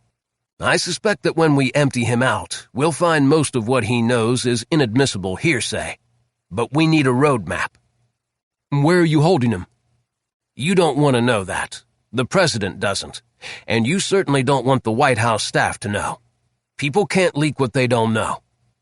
Kittis started to speak, but Grafton held up his hand. If there's any blowback on this that you can't handle, you can blame me, an out-of-control spook. You're going to have enough troubles to keep you busy. Well, the chief of staff said, what's done is done. What's your take on all this crap? It isn't about money, Jake Grafton said heavily. It's about politics. I think the Kremlin is out to destabilize the United States government and the governments of Europe. That was Yegon Koryev's big hint. The Kremlin wants us at each other's throats. I brought Koryev to America so we can learn everything he knows. Everything he even suspects. Abe, Ricardo Silva, thanks for returning my call. Abe was Abraham Cohen, the senior partner at the firm Silva used for his personal matters. Cohen was a Jew, but he was also a diehard Democrat, even though many prominent Democrats considered Israel the aggressor in the Middle East and supported the Muslims, who loudly, publicly, and repeatedly declared their desire to kill all Jews. Silva had always wondered about that irony, but had never asked his Jewish friends why they thought as they did. He merely assumed they didn't give a damn about their fellow Jewish believers. Ricardo Silva didn't condemn them for that. After all, he didn't give a damn about Israel either. Today, without getting into the details of the mess in which he found himself, he laid out the bare facts of CIA officers boarding a yacht on the high seas and confiscating his laptop computer. They had no warrant, he told his attorney. They stole the computer. They'll get into the memory of that thing and read my emails, plus some records that may be problematic for me. Can they pass that information on to law enforcement or prosecutors? No, Cohen said. Information obtained illegally cannot be used in court, nor can it be used as a basis of investigation. The judges call that fruit of the poison tree. Just the fact that the government stole your computer with confidential information on it, assuming the information is germane to whatever crimes they are investigating, would probably prevent a successful prosecution. After the telephone conversation, Ricardo Silva felt better. He would just stonewall the bastards if they came around, refuse to talk to investigators, FBI agents, anyone, and if they subpoenaed him into court or before a grand jury, take the Fifth Amendment. That wouldn't do his business any good, but he could publicly proclaim his innocence and they couldn't charge him. Any unpleasantness would eventually blow over. The Utah Safe House, it's a vast, sprawling ranch actually, got its television signal from a satellite. When I staggered out into the common area in mid-afternoon, Armonte was there watching Fox News. I flopped down on the couch. "Get any sleep?" I asked. "Some." He gestured at the television. "Man, you won't believe what's happening in Washington. The politicians are going nuts. The Democrats are certain they've got a scandal that will force the president out of office, and the Republicans are certain the scandal will shatter what's left of the Democrat Party. Both groups are ready to take to the barricades and start burning tires." "Is Koryev awake?" "The nurse went by a little bit ago. She says he's fine but groggy." "That phrase describes me too," I said. "Any coffee around here?" Armonte gestured toward the kitchen and changed channels, apparently hoping the news might be better on another network. I got a cup of joe and dumped my dirty clothes, which were all of them, in a washing machine with some detergent. Then I went outside. The air was clear as glass, the temp in the 80s. The sun felt good. The house was the center of a ranch complex. A garage with vehicles sat 50 yards to the south.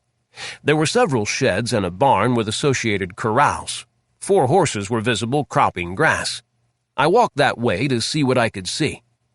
In the barn was a guy who looked like a real honest-to-God cowboy, with cowboy boots that had never seen polish, ratty stained jeans, a western shirt that had once been nice, and a battered Stetson.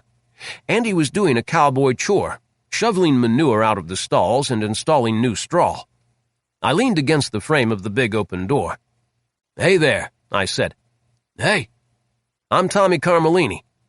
"Alvy Johnson." I looked at the empty stalls and sipped coffee. Alvy eyed the holstered pistol under my left armpit and asked, "You wear that all the time?" "Except when I'm in the shower." "Never shoot anybody with that?" "It's just a fashion accessory, strictly for social purposes." "Don't see many guns around here," Alvy said and threw another shovelful into a wheelbarrow. "We bring our rifles out here in the fall and get a deer apiece, but we have to take them home afterward. Guy who runs the place. Have you met him, Mac Kelly?" I nodded. "Mac says he doesn't want us banging away at stuff making noise. Likes it quiet and serene." Alvy leaned on his shovel handle. "Gonna be here long?" "Damn if I know." "So who is that guy you brought with you?" I finished the now-cold coffee before I spoke. "You a full-time employee?" "Yep." He went back to shoveling. "Got out of the Army and the company recruited me to work here. Grew up over in Hanksville." "Uh-huh. Been here a year in September." "You've been around long enough to know not to ask questions." "Pretty dull here," he said in a way of explanation, not apology. "Peaceful," I said, turning for a gander at the local flora, rolling terrain, and distant mountains on the horizon. I turned around and walked into the barn, leaned on the top of a stall gate. Alvy leaned on the gate of the stall he was cleaning and got out his round can of Skull. He placed a pinch between his gum and lower lip, spit, and sighed. He had all day, so he chinned with me. During his hitch in the Army, Alvy was an infantryman with the 4th Infantry Division and had been deployed in Afghanistan. Here at the ranch, as he called it, he was the junior man on a 5-man crew, hence the shoveling. The men lived in the bunkhouse and got every other week off while another 5-man crew took over. Got paid well, ate well, and were earning a government retirement. They spent their days looking after the 500 or so cattle that roamed the 80,000-acre spread. Only a few thousand deeded acres and the rest leased BLM land. Patrolled the ranch perimeter in pickups and on ATVs, kept up the fences, and cleaned out water holes. The senior man on his crew was a guy named Butch, a retired Marine. "We call him Gunny," Alvy said, "but not to his face. He wants to be called Butch." He leaned forward a little and lowered his voice as if to confide a secret. "I don't think he ever made it all the way up to gunnery sergeant. He's all Marine, though. I think he wishes he was still in." "You got any cameras or sensors on the perimeter fence?" "Nah. We're way the hell out here in the middle of Utah. Ain't nothing out here but Mormons and Mexicans, and they're sparse. Afghanistan was more thickly settled, what I saw of it. This is a dry country. Gotta irrigate to raise hay. Cattle gotta scratch hard for a living." He shrugged. "So do the people." "Tell me about your horses," I said. "If I get feeling frisky, I might want to straddle one and go look at a cow." Alvy shifted his gaze through the door to the nags in the adjacent corral or paddock, whatever they called it. "They don't get ridden enough. Unless you know horses, I suggest you ride an ATV out to see the cows." We visited some more, and he told me about the gasoline-drinking mounts that never bite you, kick you, step on your feet, or shit all over a stall. Progress is wonderful, isn't it? We march on. I finally parted company with Alvy and walked down to the bunkhouse, visited the vehicle garage and looked at the workbench, the storage sheds, inspected the big tank that held propane for the main house and powered the generator. Some of the sheds and the bunkhouse were new. The rest looked like they had been around for decades. Some repair work had been done. I looked the main house over carefully. Contractors had expanded it in the recent past. Some of the paint didn't match. All in all, a nice facility, Chapter 13. Jake Grafton arrived late that afternoon on a two-rotor helicopter, perhaps the same one that brought us from Hill. Armonte Hall and I had finished dinner and were sitting with Mac Kelly in rockers on the porch when Grafton and another fellow got out of a van that had picked them up from the pasture where the chopper dropped them. As the van drove away, they came walking up the gentle incline toward the house carrying overnight bags. "Hello, Tommy, Armonte, Mr. Kelly." "Evening, Admiral." He gestured to the guy behind him. "Bob Tregaskis. Bob's an interrogator who speaks Russian, one of his 5 languages." We arose, shook hands with Bob while Grafton pumped Kelly's hand, and Grafton said, "You guys go in. Let me talk to Tommy." When we were alone, he asked, "How's security here?" "Non-existent. Armonte, Doc, and I have the only guns in reach as far as I know. Mac says he has some assault rifles and ammo locked in a closet. He has the key. Kelly used to run a dude ranch in Wyoming before the company hired him to run this place. He did a hitch in the Navy when he was a kid. He says the sign on the padlocked gate at the hard road says this is a dude ranch. The gate is 2 miles from where we are standing, and I suspect everyone who works here has a key to the padlock. On the ranch are 4 pickups, a van, and a flatbed truck. 2 women live in the house, both maids who keep the place clean, and they get weekends off. The cook is retired Navy, a Filipino, now a naturalized citizen. He lives here and comes and goes as he pleases. Those are their cars over there." I pointed. "Kelly's is the green Chevy pickup. He has an elderly mother in Hanksville, 40 miles from here. He says he took this job so he can keep an eye on her. He visits her at least once a week." I paused for air, then continued. "The doctor and nurse live near town and come here only when summoned. They are both former Army officers, and I'm sure they have security clearances up the wazoo. 5 ranch hands live in the bunkhouse, and they are just that, ranch hands. 2 crews of 5 each, and they rotate so each crew can spend every other week at home, wherever that is. Their private rides are at the bunkhouse, which is a 1/4 mile over that little rise to the east, just out of sight of this house. They're well paid, drive newer pickups. The ranch has never had any dude vacationers, and no doubt the locals know too much. We've only had this facility for 18 months or so," Grafton explained. "The idea was to keep it low profile. My advice is to get some snake-eaters out here to set up a security perimeter and have them camp out. Are the recorders in the house operable? I checked them out this afternoon. The equipment seems to be working fine. I want you to record everything said in Koryev's presence. Everything. I can do that. I'll see about a security detail. Okay. Let's go inside." I have no idea about how one is supposed to start an interrogation of a POW or enemy agent, but Jake Grafton began with an apology after he introduced Bob Tregaskis, whom he said was a colleague. "I'm sorry that we sedated you for your journey, but I thought it would be more comfortable. Glad to see you are awake now." That was a crock. He ordered Yegon Koryev sedated so he couldn't injure himself, commit suicide, or hurt any of us during the long plane rides. No doubt Koryev knew that too. The Russian didn't want to talk about that. "Where are we?" he asked. "Utah." "And where is Utah?" "In the middle of the United States." "I have never been to the United States before." I wondered if the bastard was lying. The conversation went downhill from there. They chattered away for an hour or so with the professional interrogator Tregaskis listening and keeping his own counsel. He didn't utter a peep. The yacht, Koryev's early life, the world situation, how one makes money in Russia, the religious fanaticism of the holy warriors, they covered the world from pole to pole. I was seriously bored listening to this treacle when Grafton asked, "Have you given any thought to how you're going to live the rest of your life? That assassination attempt aboard your yacht seemed like a serious message to me." "I am waiting for you to make me an offer." I heard Grafton make a noise. That hard-ass wasn't given to chuckling, but it sounded as if he tried. "What we can do for you depends on what you can do for us," Grafton said. "We can't make you an offer until we know what you have to sell. We won't pay much for low-grade bullshit or fiction. Truth is the gold standard. Truth we can check." Silence. Apparently Koryev was thinking. After 20 or 30 seconds, he said, "I think Putin wants me dead." "Somebody does, Grafton agreed. You're fortunate that Pavlichev wasn't a very good assassin. Maybe he hadn't murdered anyone before and it was a sort of spur-of-the-moment thing. Anyway, he tried and botched it. You killed the hell out of him. Maybe the next people the Kremlin sends will be better tradesmen, know their business better. Maybe, Koryev said. And if they kill me, you won't ever learn what I know. And you'll be dead. Forever. I want you to think about that. Dead forever or alive with a future that we can give you.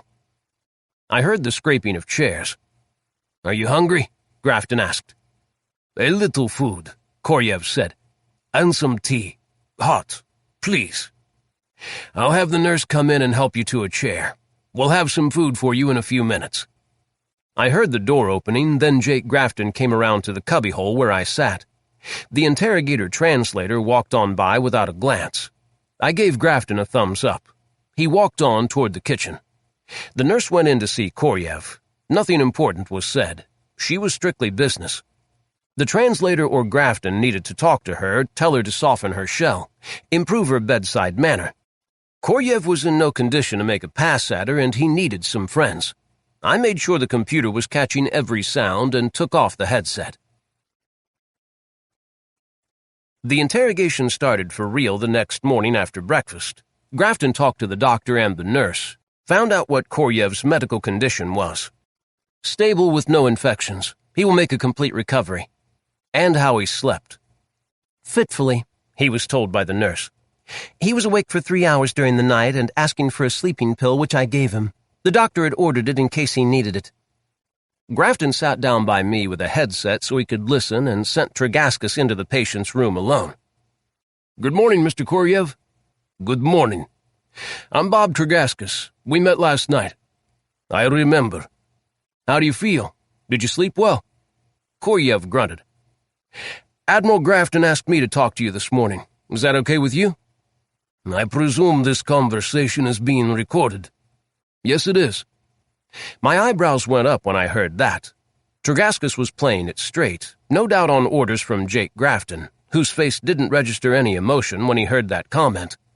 On the other hand, Grafton had the best poker face I have yet encountered. I wouldn't risk a matchstick in a game with him. Bob Tregaskis continued. If I had said no, you would have thought I was lying. So I told you the truth. Truth is the standard we will use, for you and also for Admiral Grafton and me. We won't lie to you. You will get the truth as we believe it to be. And that is what we want from you. Koryev grunted again. This morning I wish to discuss the political dynamics inside the Kremlin, to the extent that you know them, Tregaskis said. This will give us a chance to explore the ground rules. I wish to know what you know of your personal knowledge, what you know by rumor or second-hand knowledge and believe to be true, and what you speculate might be true. When you give me a fact or opinion, please label it one of those. Personal knowledge, hearsay, or speculation. Will you help me with that? Yes. If you don't want to answer a question, just say no.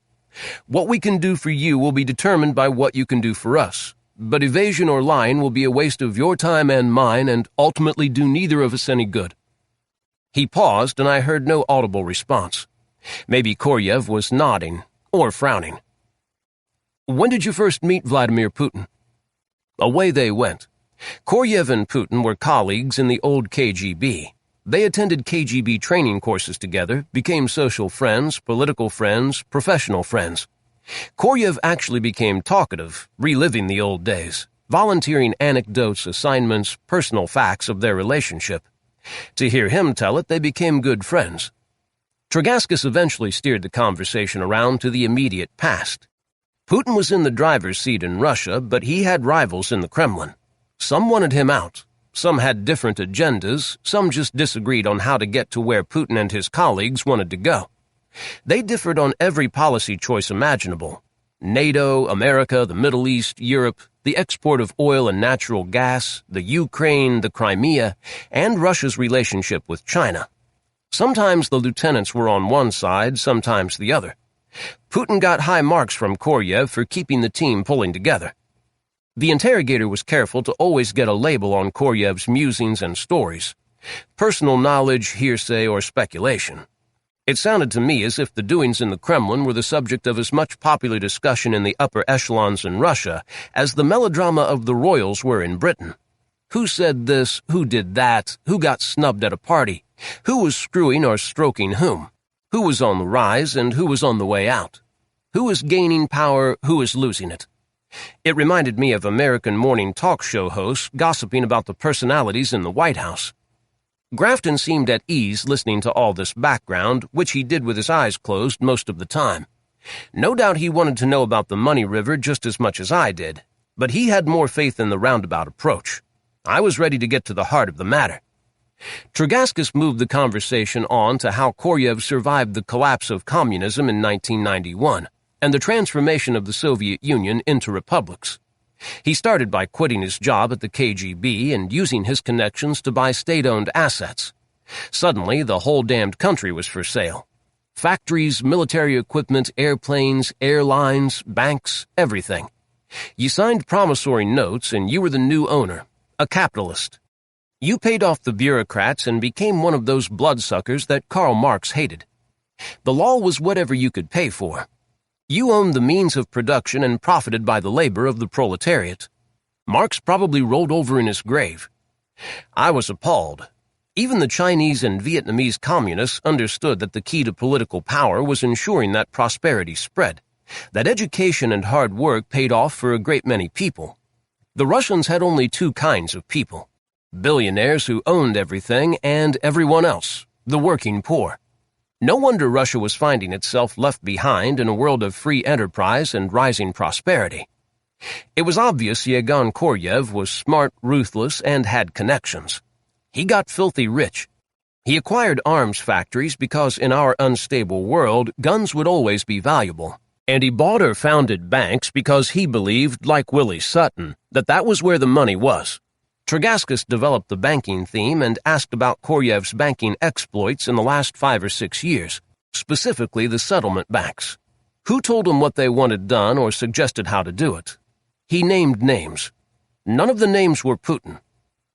Did you believe the president had given his permission? Yes, that is my personal belief. This is what I thought Putin wanted me to do. Find a way for Russia to facilitate the purchase of goods and services by the breakaway provinces in Ukraine and Georgia. So you did it? Of course. I owed Vladimir Vladimirovich too much to refuse. And I thought he was right. Russia needs friends, a buffer between itself and the West.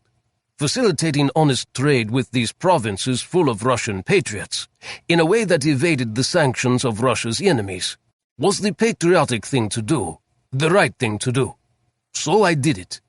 I have no regrets, nothing to apologize for. Apparently he felt that statement insufficient, so he added, I am a Russian. I am a patriot. Too bad someone in Russia wants you dead, Grafton murmured. I looked at my watch. They had been at it for over 2 hours. In a few minutes, Koryev announced he was tired. Tregascus ended the interview, said they would talk later after lunch. He came out of the room and the doctor went in. I went to the restroom while Tregascus and Grafton conferred. The afternoon session was when Tregascus mined the richest ore. Yegon Koryev admitted or stated that the Kremlin was looking for a way to destabilize the West, Europe and America, which were punishing Russia with sanctions for helping the ethnic Russians in Georgia and Ukraine, and incidentally for grabbing the Crimea. Koryev didn't know where the idea of flooding the West with phony money came from, but he heard about it 4 years ago from Putin's number 2 at an all-night drinking session. The more Koryev thought about it, the better he liked the idea. It took several months to set up the operation. The cooperation of a foreign bank would be required, and they settled on the Bank of Scandinavia. The Tallinn branch was just a few hundred kilometers over the Russian border.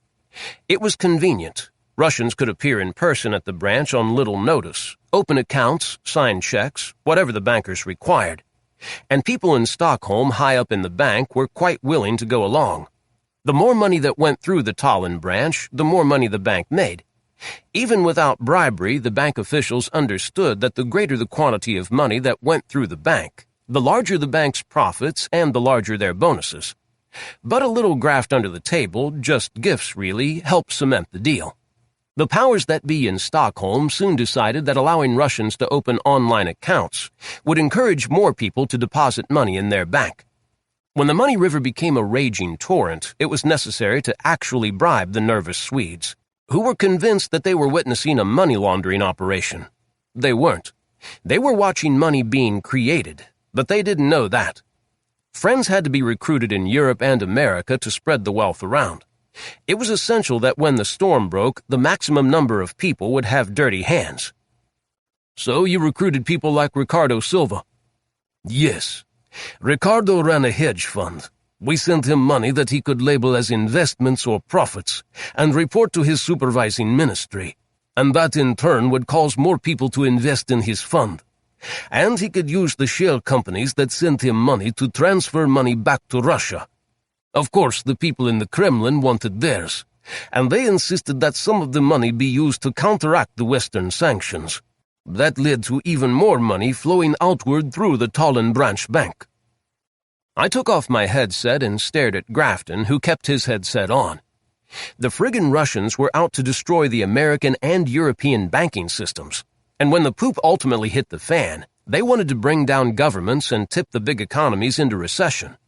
Also, they could play their games around the Black Sea and in the Middle East. According to Koryev. This was hearsay and personal knowledge, plus some speculation to connect all the dots. I put the headset back on. Tregaskis got into the names of the people who helped spread the money where it would do the most good in Europe and the United States. Koryev had only a few names, but those were key personnel in the scheme.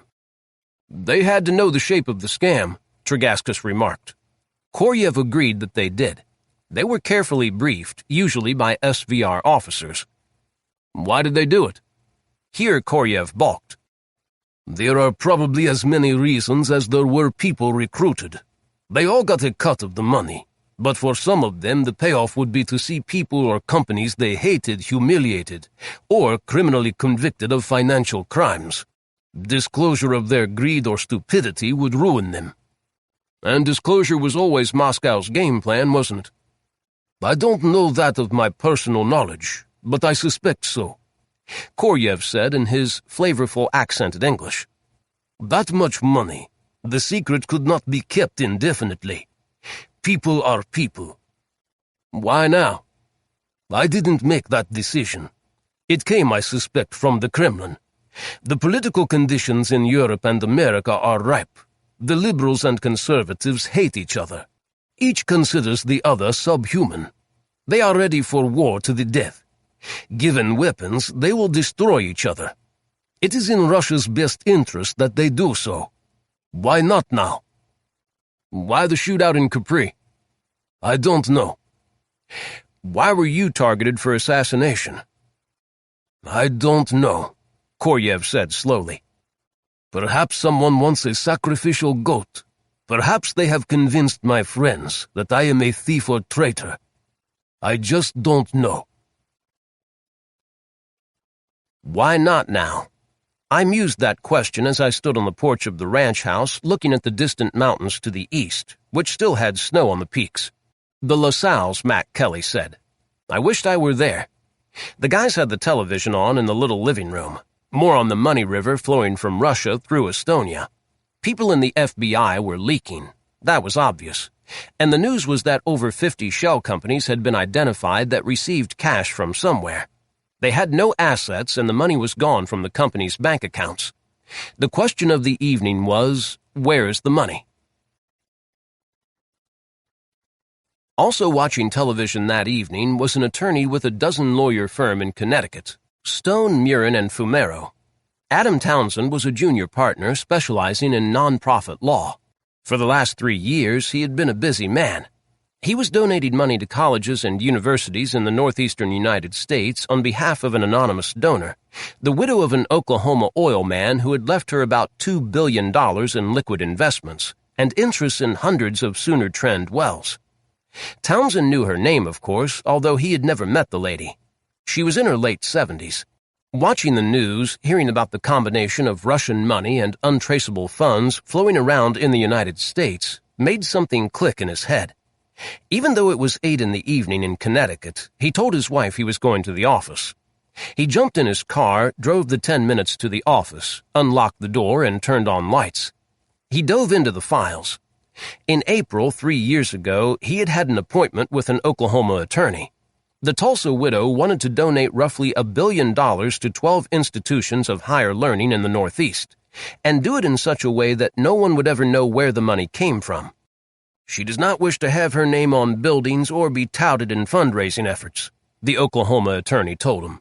He was with a two-man firm with an office in a Tulsa suburb. Jerry Coonts was his name, the Coons of Coons and Gad. Tall, wearing a gray wool suit, a gorgeous tie, Lucchese alligator boots, and a hand-wrought silver belt buckle under the small overhang of a sagging tummy, his sartorial splendor had impressed Townsend. A lawyer couldn't get away with dressing like that in Connecticut unless he represented rich defendants accused of murdering their wives or mistresses or screwing teenage babysitters. The two lawyers discussed how the donations would be handled. The widow would send checks to Townsend's firm to deposit in the trust account, and when the check cleared, Townsend would donate the money to a recipient university, get a receipt, and send it to Tulsa. The school would never be told the source of the funds, so the identity of the donor would never leak, nor could the recipient go after the donor for another donation. They went to lunch, then returned to the office to discuss how much money each institution would actually receive. Townsend had kept every scrap of paper. He had the widow sign documents acknowledging her intent to fund gifts to the schools, copies of checks, letters back and forth to the Tulsa attorney, copies of letters from the presidents of the recipient schools gushing with gratitude, the originals of which he had forwarded along to the widow. Still, Adam Townsend felt a chill. He had donated $1,095,000,000 to the designated schools, the largest gift of $400 million going to a big private university here in Connecticut. The smallest gift on the list was a $50 million donation to a very liberal private women's college in New Hampshire. Rummaging through a file, he found a letterhead for the Tulsa lawyer. He picked up the telephone on his desk and called the office. Got an answering machine. "Adam Townsend, Jerry. Please call me in the morning." He sat there with the files, one for each of the institutional recipients, thinking, as he had for the 1,000th time, how wonderful it was that some wealthy people were willing to share their money with institutions that educated young men and women, who, without help, might never be able to afford a college education. Yet the worm of worry gnawed at him. He had never met the oil widow. He had never been to Tulsa. Hell, he had never been to Oklahoma. Oil wells and farms, flat as a pancake. Why in the world would anyone go to Oklahoma? In fact, as he thought about it, he had never checked out that Tulsa attorney, Jerry Coons, online. He turned on his computer and Googled the name. The computer found 22 men named Jerry Coons. One was a race car driver, several were farmers, one had just passed away at the age of 82. He spent several minutes reading about them. Nope, not one of them was a lawyer in or near Tulsa. He typed in the Martindale-Hubbell website, which contained listings for every lawyer in America, went to the Oklahoma section, then typed in Jerry Coons. Nothing. He looked at the firm's name on the stationery and typed that in. Nothing. He typed in the widow's name to the Google search engine. Yes, there she was. He read her bio. Oklahoma oil money, a deceased husband, grown children. She was a philanthropist, thank God. Yet her charities of choice were Oklahoma hospitals. There was a cancer ward at a hospital in Oklahoma City named after her late husband. Who the hell was the lawyer? That Jerry Coons. Adam Townsend knew he would have to contact the donor lady. He rummaged through the file. He had neither her telephone number nor her address. Back to the computer. Yes, there was an address, a law firm. It certainly wasn't the Coons and Gad firm. He would have to call them in the morning, but he already knew what the lawyers would say. She hadn't donated a dime to any charity or college outside the state of Oklahoma.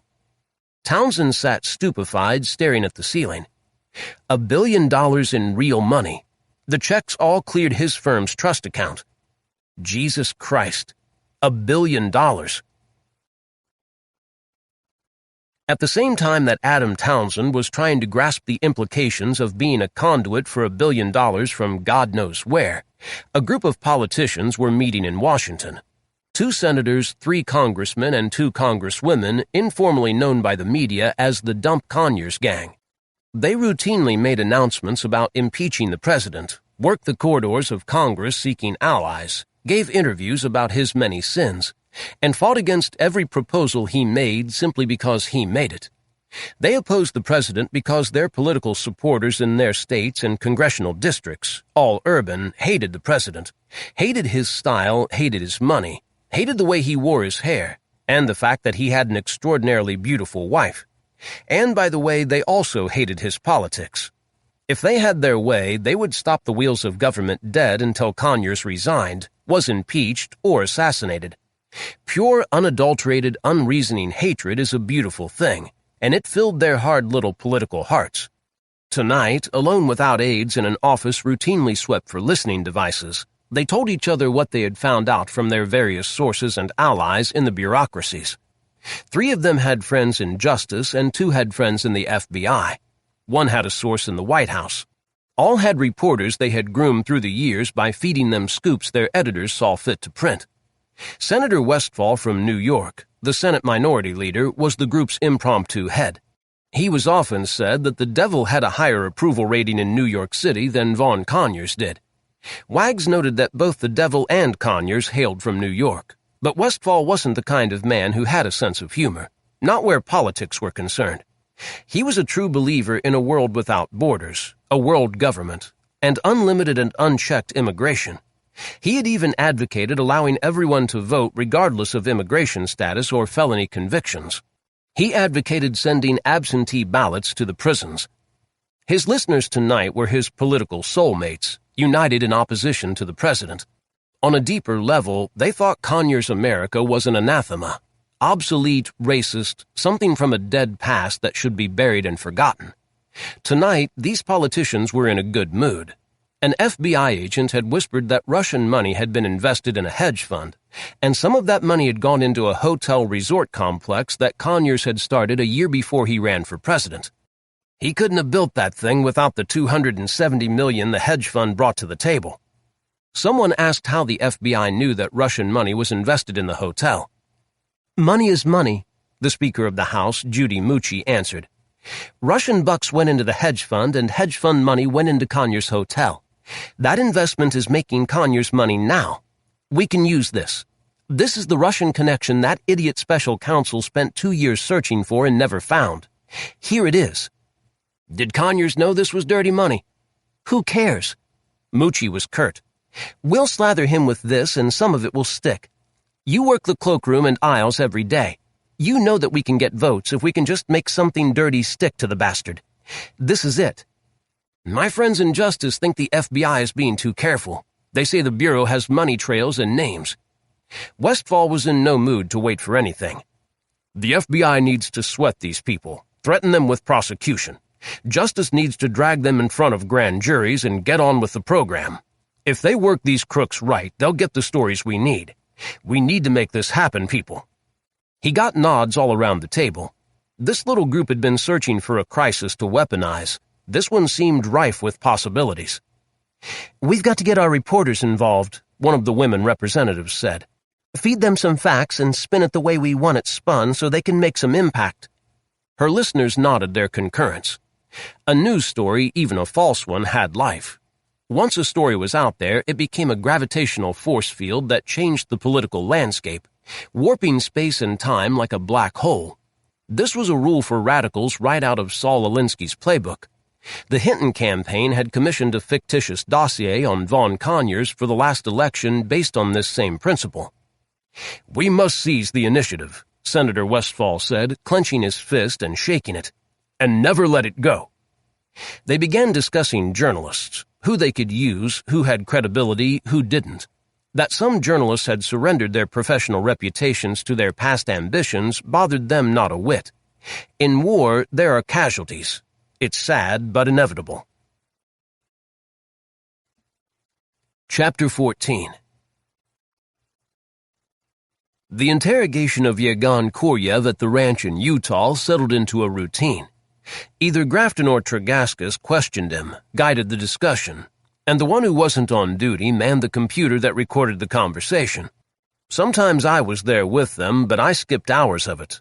Those two wanted details, but I ran out of juice occasionally and took to wandering off to watch the spectacle unfold on television. And what a show it was! The political circus ran from MSNBC and CNN on the left to ABC, CBS, and NBC, which made pretensions of objectivity somewhere in the middle, to Fox on the right. I surfed the network, switching channels every half hour or so to see how the story was shaping up. Badly, I decided. Meanwhile, Jake Grafton's snake eaters arrived. Actually, they were Marines, a force recon platoon. The officer in charge had a tete-a-tete with the Admiral, then the jarheads disappeared into the brush, never to be seen again.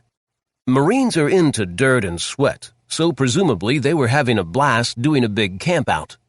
I was delighted they were doing it and I wasn't. I had good food, a comfortable bed, a shower, clean clothes, access to a ceramic convenience, and all the toilet paper I could ever want. Doc and Armonte were obviously enjoying the amenities too, both mellowing somewhat. Yet unlike me, they weren't listening to the filth coming from our Russian. Koryev was gaining strength and taking little walks inside the building. He often sat at the table outside the hospital room beside the computer for his sessions with the interrogators. He was talking freely, holding nothing back, or so it appeared to me. What Grafton thought he didn't tell me. The 10 guests that were aboard Catherine when we snatched Koryev were discussed one by one.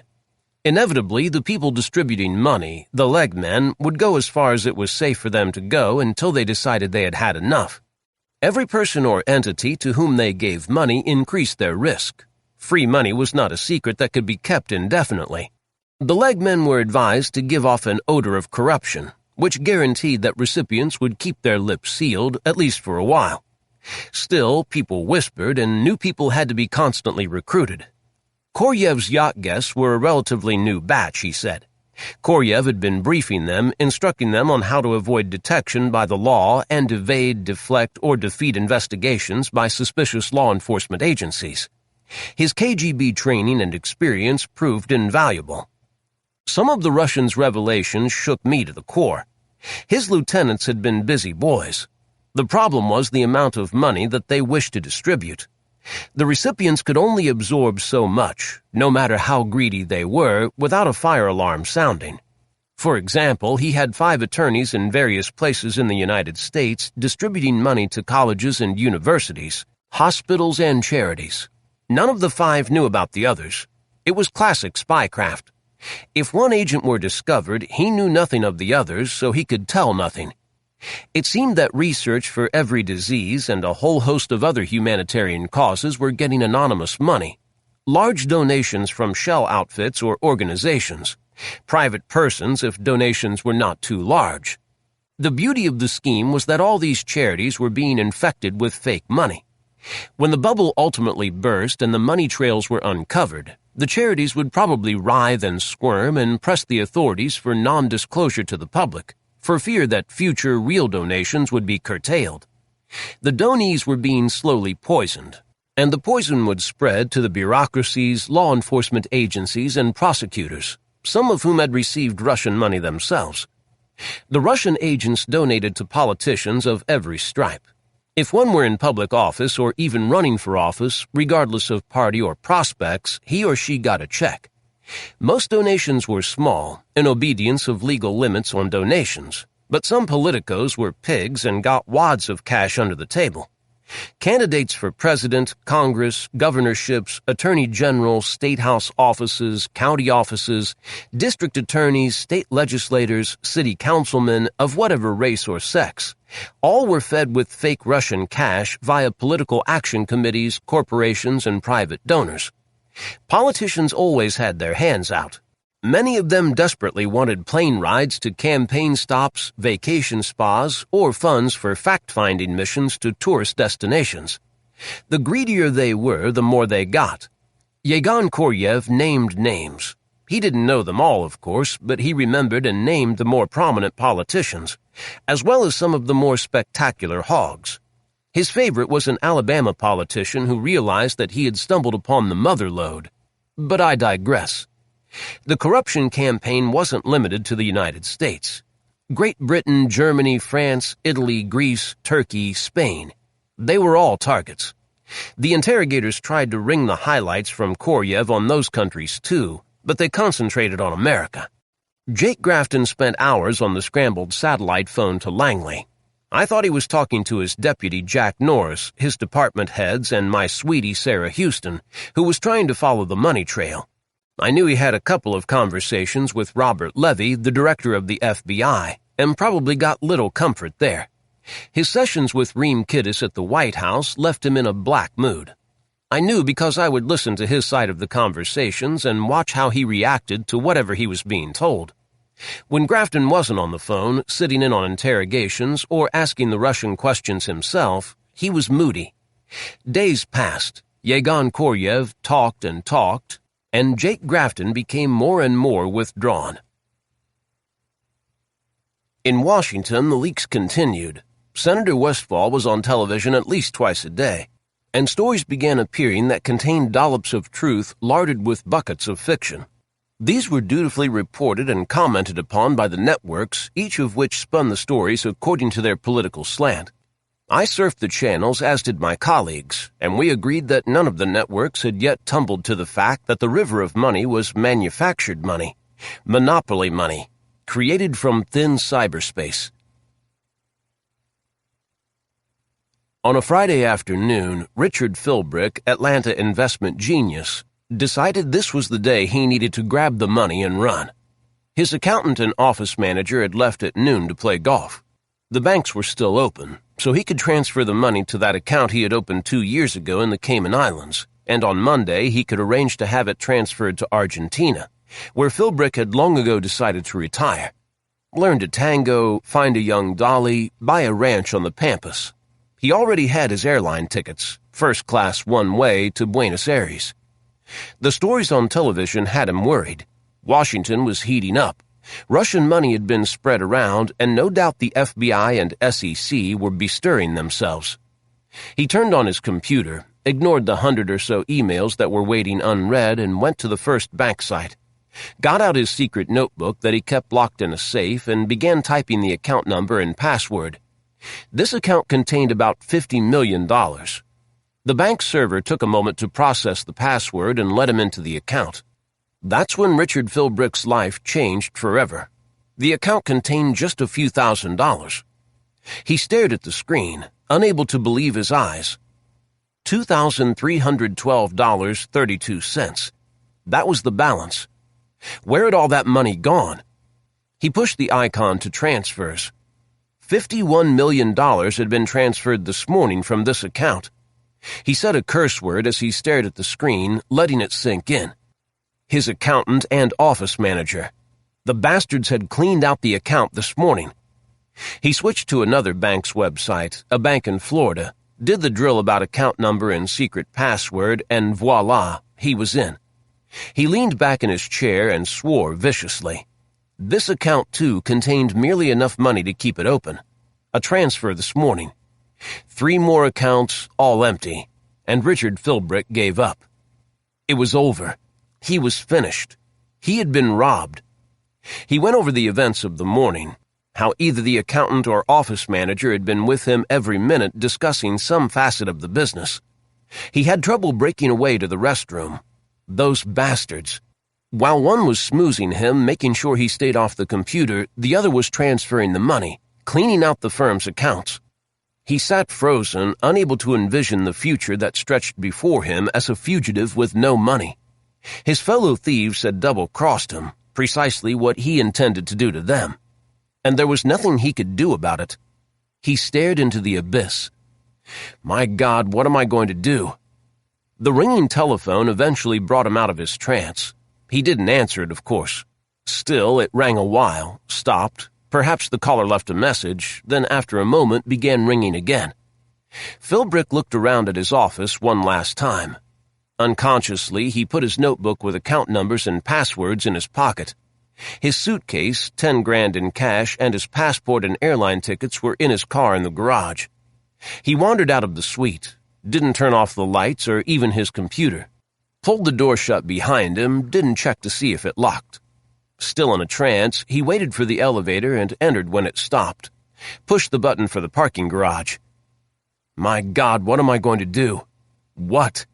God damn those two thieves. When the elevator opened in the second parking level, which was below ground, he walked toward his car. There were some other people getting out of cars, men and women. He ignored them, walked over to his sports car, and unlocked the door with an audible click. One of the women nearby said hello. He reached for the car door. Richard Philbrick? I'm with the FBI. The woman was holding up a fold, and Philbrick got a glimpse of a badge. Other people were surrounding him, and he saw at least one pistol pointed at him. You are under arrest, Mr. Philbrick. Put your hands on the top of the car and spread your legs. I took a tour around the ranch house. I wasn't about to go traipsing off into the brush to have an up-close and personal encounter with armed Marines, so I stayed close. I went down to the barn to commune with the horses who ignored me. My favorite cowboy, Alvy Johnson, was there, shoveling manure and savoring a wad of skull. "Looks like you have a lifetime occupation," I said. "It goes in one end and out the other," he admitted. "I thought this was your week off." "Well, the wife of some guy the other crew got into a car wreck, so he decided to stay home with her this week. I volunteered to stay. Extra money. I'm saving up for a new pickup. Got it all picked out." I wished my life was as uncluttered and simple as Alvy Johnson's. Maybe I should give him my pistol and take over the shovel. "Gunny ran into some Marines out in the brush," Alvy informed me, keeping his voice low because this was probably a government secret. "It was like old home week." "I'll bet. Guess they're out there now keeping an eye on the place." He was brimming with curiosity, but wasn't going to ask me again who was in the house or what was going on. And I wasn't about to tell him. "Gunny and the rest of your crew are home now?" "Yep, doing the shopping and chores around their places, you know." And I thought, running off at the mouth about Marines. Our profile here wasn't low enough. "Our boss this week is a guy named Eli Gertner." "So how are the horses today?" "Fine. Want to ride one?" "Why not? Got a real bronco that will throw me off?" "Yep. You don't want to get on him. I sure as hell don't. The one you want is that gray gelding there." Alvy pointed. "He used to be in a riding stable. Probably ought to go to a dog food factory, but he's gentle enough." So we hazed the gray in, got him accoutered, lunged him for 10 minutes on a lead rope, and your trusty correspondent climbed aboard. The horse just stood there. I whacked him in the ribs with my heels and made giddy-up noises until he got underway. I rode him around enough to ensure he had the idea of me riding and him doing the walking. Then I moseyed off, staying on the dirt road all the way to the main gate at the hard road. I like to mosey and look at the country, smell the sage, watch the puffy clouds, and think cowboy thoughts. Just me and my horse and the whole world to ride in. I should have been a cowboy just like Gene and Roy. When we reached the gate at the hard road, we turned back toward the barn. The damn horse began to trot, jolting me viciously up and down. I pulled on the reins and shouted, "Whoa!" but he ignored me. Then he broke into a gallop. I hung on for dear life. The two of us roared up to the barn where my charger slammed on the brakes. I almost went over his head. When motion stopped, I bailed off. Alvy was standing there watching. After he squirted a little brown juice between his lips, he asked, "Nice ride?" "Going out, yes. Coming back, no." "He sure likes the home place," Alvy said philosophically. "Thing is, you can never be sure what a horse is thinking, if they think. Sometimes you get a nasty surprise. Guess you sign up for whatever is coming when you climb aboard." All of which got me thinking, how much of what Yegor Koryev was telling us was true? Was that attempted assassination aboard Catherine the Great real or only well-orchestrated theater? The blood was real enough, but Koryev could have gunned the supposed gunman and a pal could have shot him twice carefully, then waited for the inevitable interception of the yacht by the suspicious Americans, who had been alerted by Janos Ilin about the supposed money man. The body and his wounds would be proof of his bona fides. I massaged my rump and plopped into a rocker on the porch to think about it. Grafton must have already had these thoughts, I decided.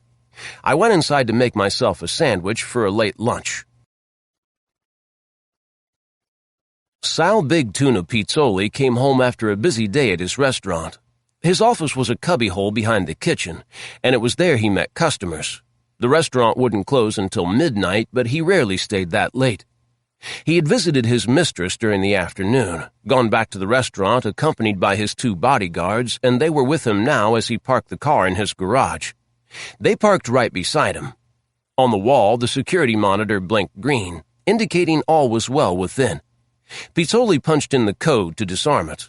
One of the guards went into the empty house to check it out while the other lowered the garage door. The man who lowered the door preceded Big Tuna into the house.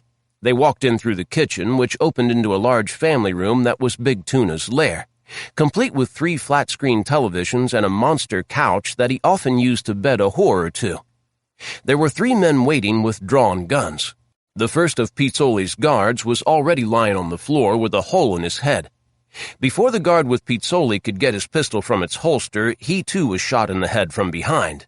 The shot came from a 4th man who had been waiting beside the big refrigerator. The pistol wasn't silenced. As it boomed, blood and brains flew out from the victim's forehead and the body smacked into the floor. The man behind Pizzoli jabbed him in the back with the gun. "Move! On in!" Pizzoli almost didn't understand the words because the accent was so heavy. He was trying to figure out why the light in the alarm had been green. Then the thought occurred to him that the alarm had been disabled. That damned kid who came by yesterday on his monthly visit to check all the window and door sensors and check the camera monitors. He didn't have time to dwell on that. "We are friends of the Palestinian," one of them said, and Pizzoli recognized the accent. Russian. Another lifted a burlap bag from the couch and emptied the contents on the floor. 2 heads rolled out. Big Tuna recognized the faces. They were the hitters he had sent to do the Palestinian. That fucking raghead didn't just get his money from the Russians. He got it from the Russian mafia. "There is a safe. Open it."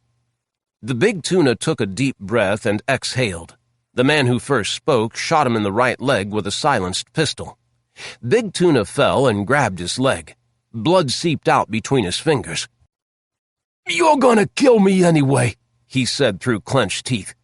"Do it and be damned." The man smiled. He had some kind of gray metal fillings in his teeth. "Ah, but the question is, how long you suffer before you die? We have all night. Open the safe." Sal Pizzoli opened the safe. After dinner, I had a few minutes with Grafton on the porch. "Are you sure we haven't been set up with Koryev? Do you believe him?" He took his time answering. "I'm not sure of anything. Tracing the money will prove if he told the truth.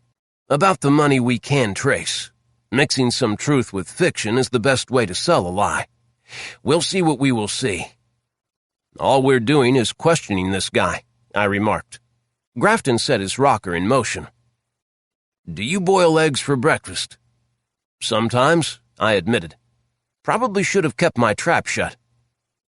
"You put water in a pan, add the eggs, turn on the heat, and wait for the water to boil, right?" I nodded. "You can stand there looking into the pan, telling the water to hurry up and boil, but it doesn't matter whether you do or not. It will boil when it's hot enough and not a moment before." I changed the subject. "The hands who work here are probably shooting off their mouths back home about Marines at the ranch, if someone still wants Koryev dead." The Admiral rocked back and forth. The damned guy had no nerves. "Or somebody may want you dead," I said. "If the Russians try to kill Koryev again," Grafton asked, "will you be more inclined to believe his story?" "I suppose," I admitted. "The people in the Kremlin may suppose so, too." Adam Townsend had an appointment with the president of the Connecticut University that he had donated $400 million to on behalf of the Oklahoma oil widow. They met in the president's office, a wonderful large room with a desk, original art, a Persian rug, and big windows. The president greeted him warmly with a wide smile.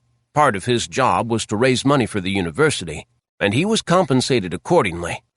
Townsend had given a big chunk on behalf of an anonymous donor. Perhaps he would do the trick again. After the usual greetings, Townsend got down to it. The money from the anonymous donor had perhaps come from Russian sources, Townsend said. He personally suspected that it had. The supposed donor existed, but her attorneys denied she had ever given this university a dime. The president took the revelation with poor grace. He lost his temper, then began berating Townsend for being so naive as to let himself be used. Adam Townsend couldn't resist making a few remarks. "My firm charged the donor only for my time. We thought we had a client who wished to preserve her anonymity, and so we told you. You didn't ask for more. We've both been had, and your university is $400 million richer. You don't know that that was Russian money." "I said I didn't. I said I suspect it was. You read newspapers and watch television. Hundreds of billions of dollars went through that bank in Estonia. Your university might have gotten some of it. And might not. You don't know." "No, sir, I don't. I am informing you because I feel I am ethically bound to do so. Even if you wanted to return the money, I have no idea to whom you would return it. That's the nub of it." The president calmed down. Townsend decided that the prospect of disgorging the funds was what had the president worried. If he did have to direct the school's endowment treasurer to write a check, he would have to tell the board of trustees why he wanted to return the funds, and he certainly didn't want to do that. After talking it over with Townsend, the president reached a decision. "We'll continue with business as usual until someone with a better right to the funds than we have demands them." After Townsend left, the president called the university's lead attorney and made an appointment to see him. No one was going to demand the funds be returned, the president decided. The money would be put to good use. He would talk to the attorney, but unless and until someone squawked, the less said about the donation, the better. Chapter 15. The pot began to boil the next morning. Senator Harlan Westfall's favorite reporter had written a story alleging that the FBI was investigating a Toad Hall capital management investment in President Vaughn Conyers' new hotel in Houston. According to the story, a high-placed official with knowledge of the investigation said agents were trying to establish if Toad Hall had received Russian money, and if Russian money had gone into the hotel. Another source that the reporter said refused to be identified said the amount involved was about $270 million. The newspaper that printed this story was known for its well-placed sources in the bureaucracies, so it had some level of credibility. That Saturday morning, Senator Westfall, still in his pajamas, read the story in the kitchen of his Washington townhouse as he waited for his coffee to drip through. He chuckled. This would put some pressure on the White House. Westfall's FBI source had told him that Ricardo Silva had been on Yegor Koryev's yacht in the Mediterranean when it was stopped by the Navy, and the senator had slipped that fact to the reporter. Westfall was personally acquainted with Silva, a resident of the great state of New York who had donated generously to his campaign through the years. Yet the senator had no compunction about throwing Silva to the wolves. After all, the financier would never learn how the reporter got his name. The reporter quoted his source as saying that Ricardo Silva was being investigated and that the public records of Silva Capital's business dealings were being examined, although subpoenas had yet to be procured. The fact that Silva Capital had indeed invested in Toad Hall Capital Management and that Toad Hall had in turn invested in the Conyers Hotel project 2 years ago was a matter of public record. Anyone trying to verify the story would learn that when they read the SEC filings. Westfall laughed out loud. The story was a classic smear, and yet nothing in it was libelous. Silva could and probably would hotly deny that he had received Russian money. The White House could brand the story fake news. The Silva Capital Toad Hall paper trail was made to look sleazy, as if everyone involved had something to hide. All the story really said was that the secretive FBI was investigating. After his first sip of delicious coffee, Harlan Westfall turned on the small television set on the kitchen counter to see how the networks were handling the paper's story. The immaculately coiffed and made-up talking head holding forth on his favorite network, the Life Network, was reporting another story. She said that the former chief financial officer of the Hinton Foundation, the so-called charity of former President Willie Hinton and his wife, who was also Conyers' unsuccessful antagonist in the last presidential election, had alleged that the foundation received at least $25 million in donation from Russian individuals or entities controlled by the Russians. They even showed a short clip of reporters questioning the guy on a sidewalk somewhere. He looked honest and harassed. His wife clung to his arm. He said that he had resigned from the Hinton Foundation when he realized what was going on. He said he had already talked to the FBI and investigators from the New York Attorney General's office. Harland Westphal swore aloud. His cell phone rang. He looked at the caller ID. The Speaker of the House, Judy Mucci. He took the call. "They're sliming the Hintons again," Mucci wailed. "It's even on CNN. What should we do? My God, what can we do?" "I'll call the New York AG. That nincompoop needs to back off." "Somebody needs to talk to him," Judy Mucci agreed. "Damn that bastard," Westphal swore. The bastard he was referring to was, of course, the President of the United States. Westphal thought that Conyers had to be behind the former CFO's public statements, and would never believe he wasn't, even if he received the sworn affidavits of 3 angels, which were hard to find in Washington, D.C. Westphal knew how the game was played, or at least he thought he did, because that was how he played the game. When the Speaker hung up, Westphal called the Attorney General of the state of New York. The guy answered because, of course, he was always available to Harland Westphal.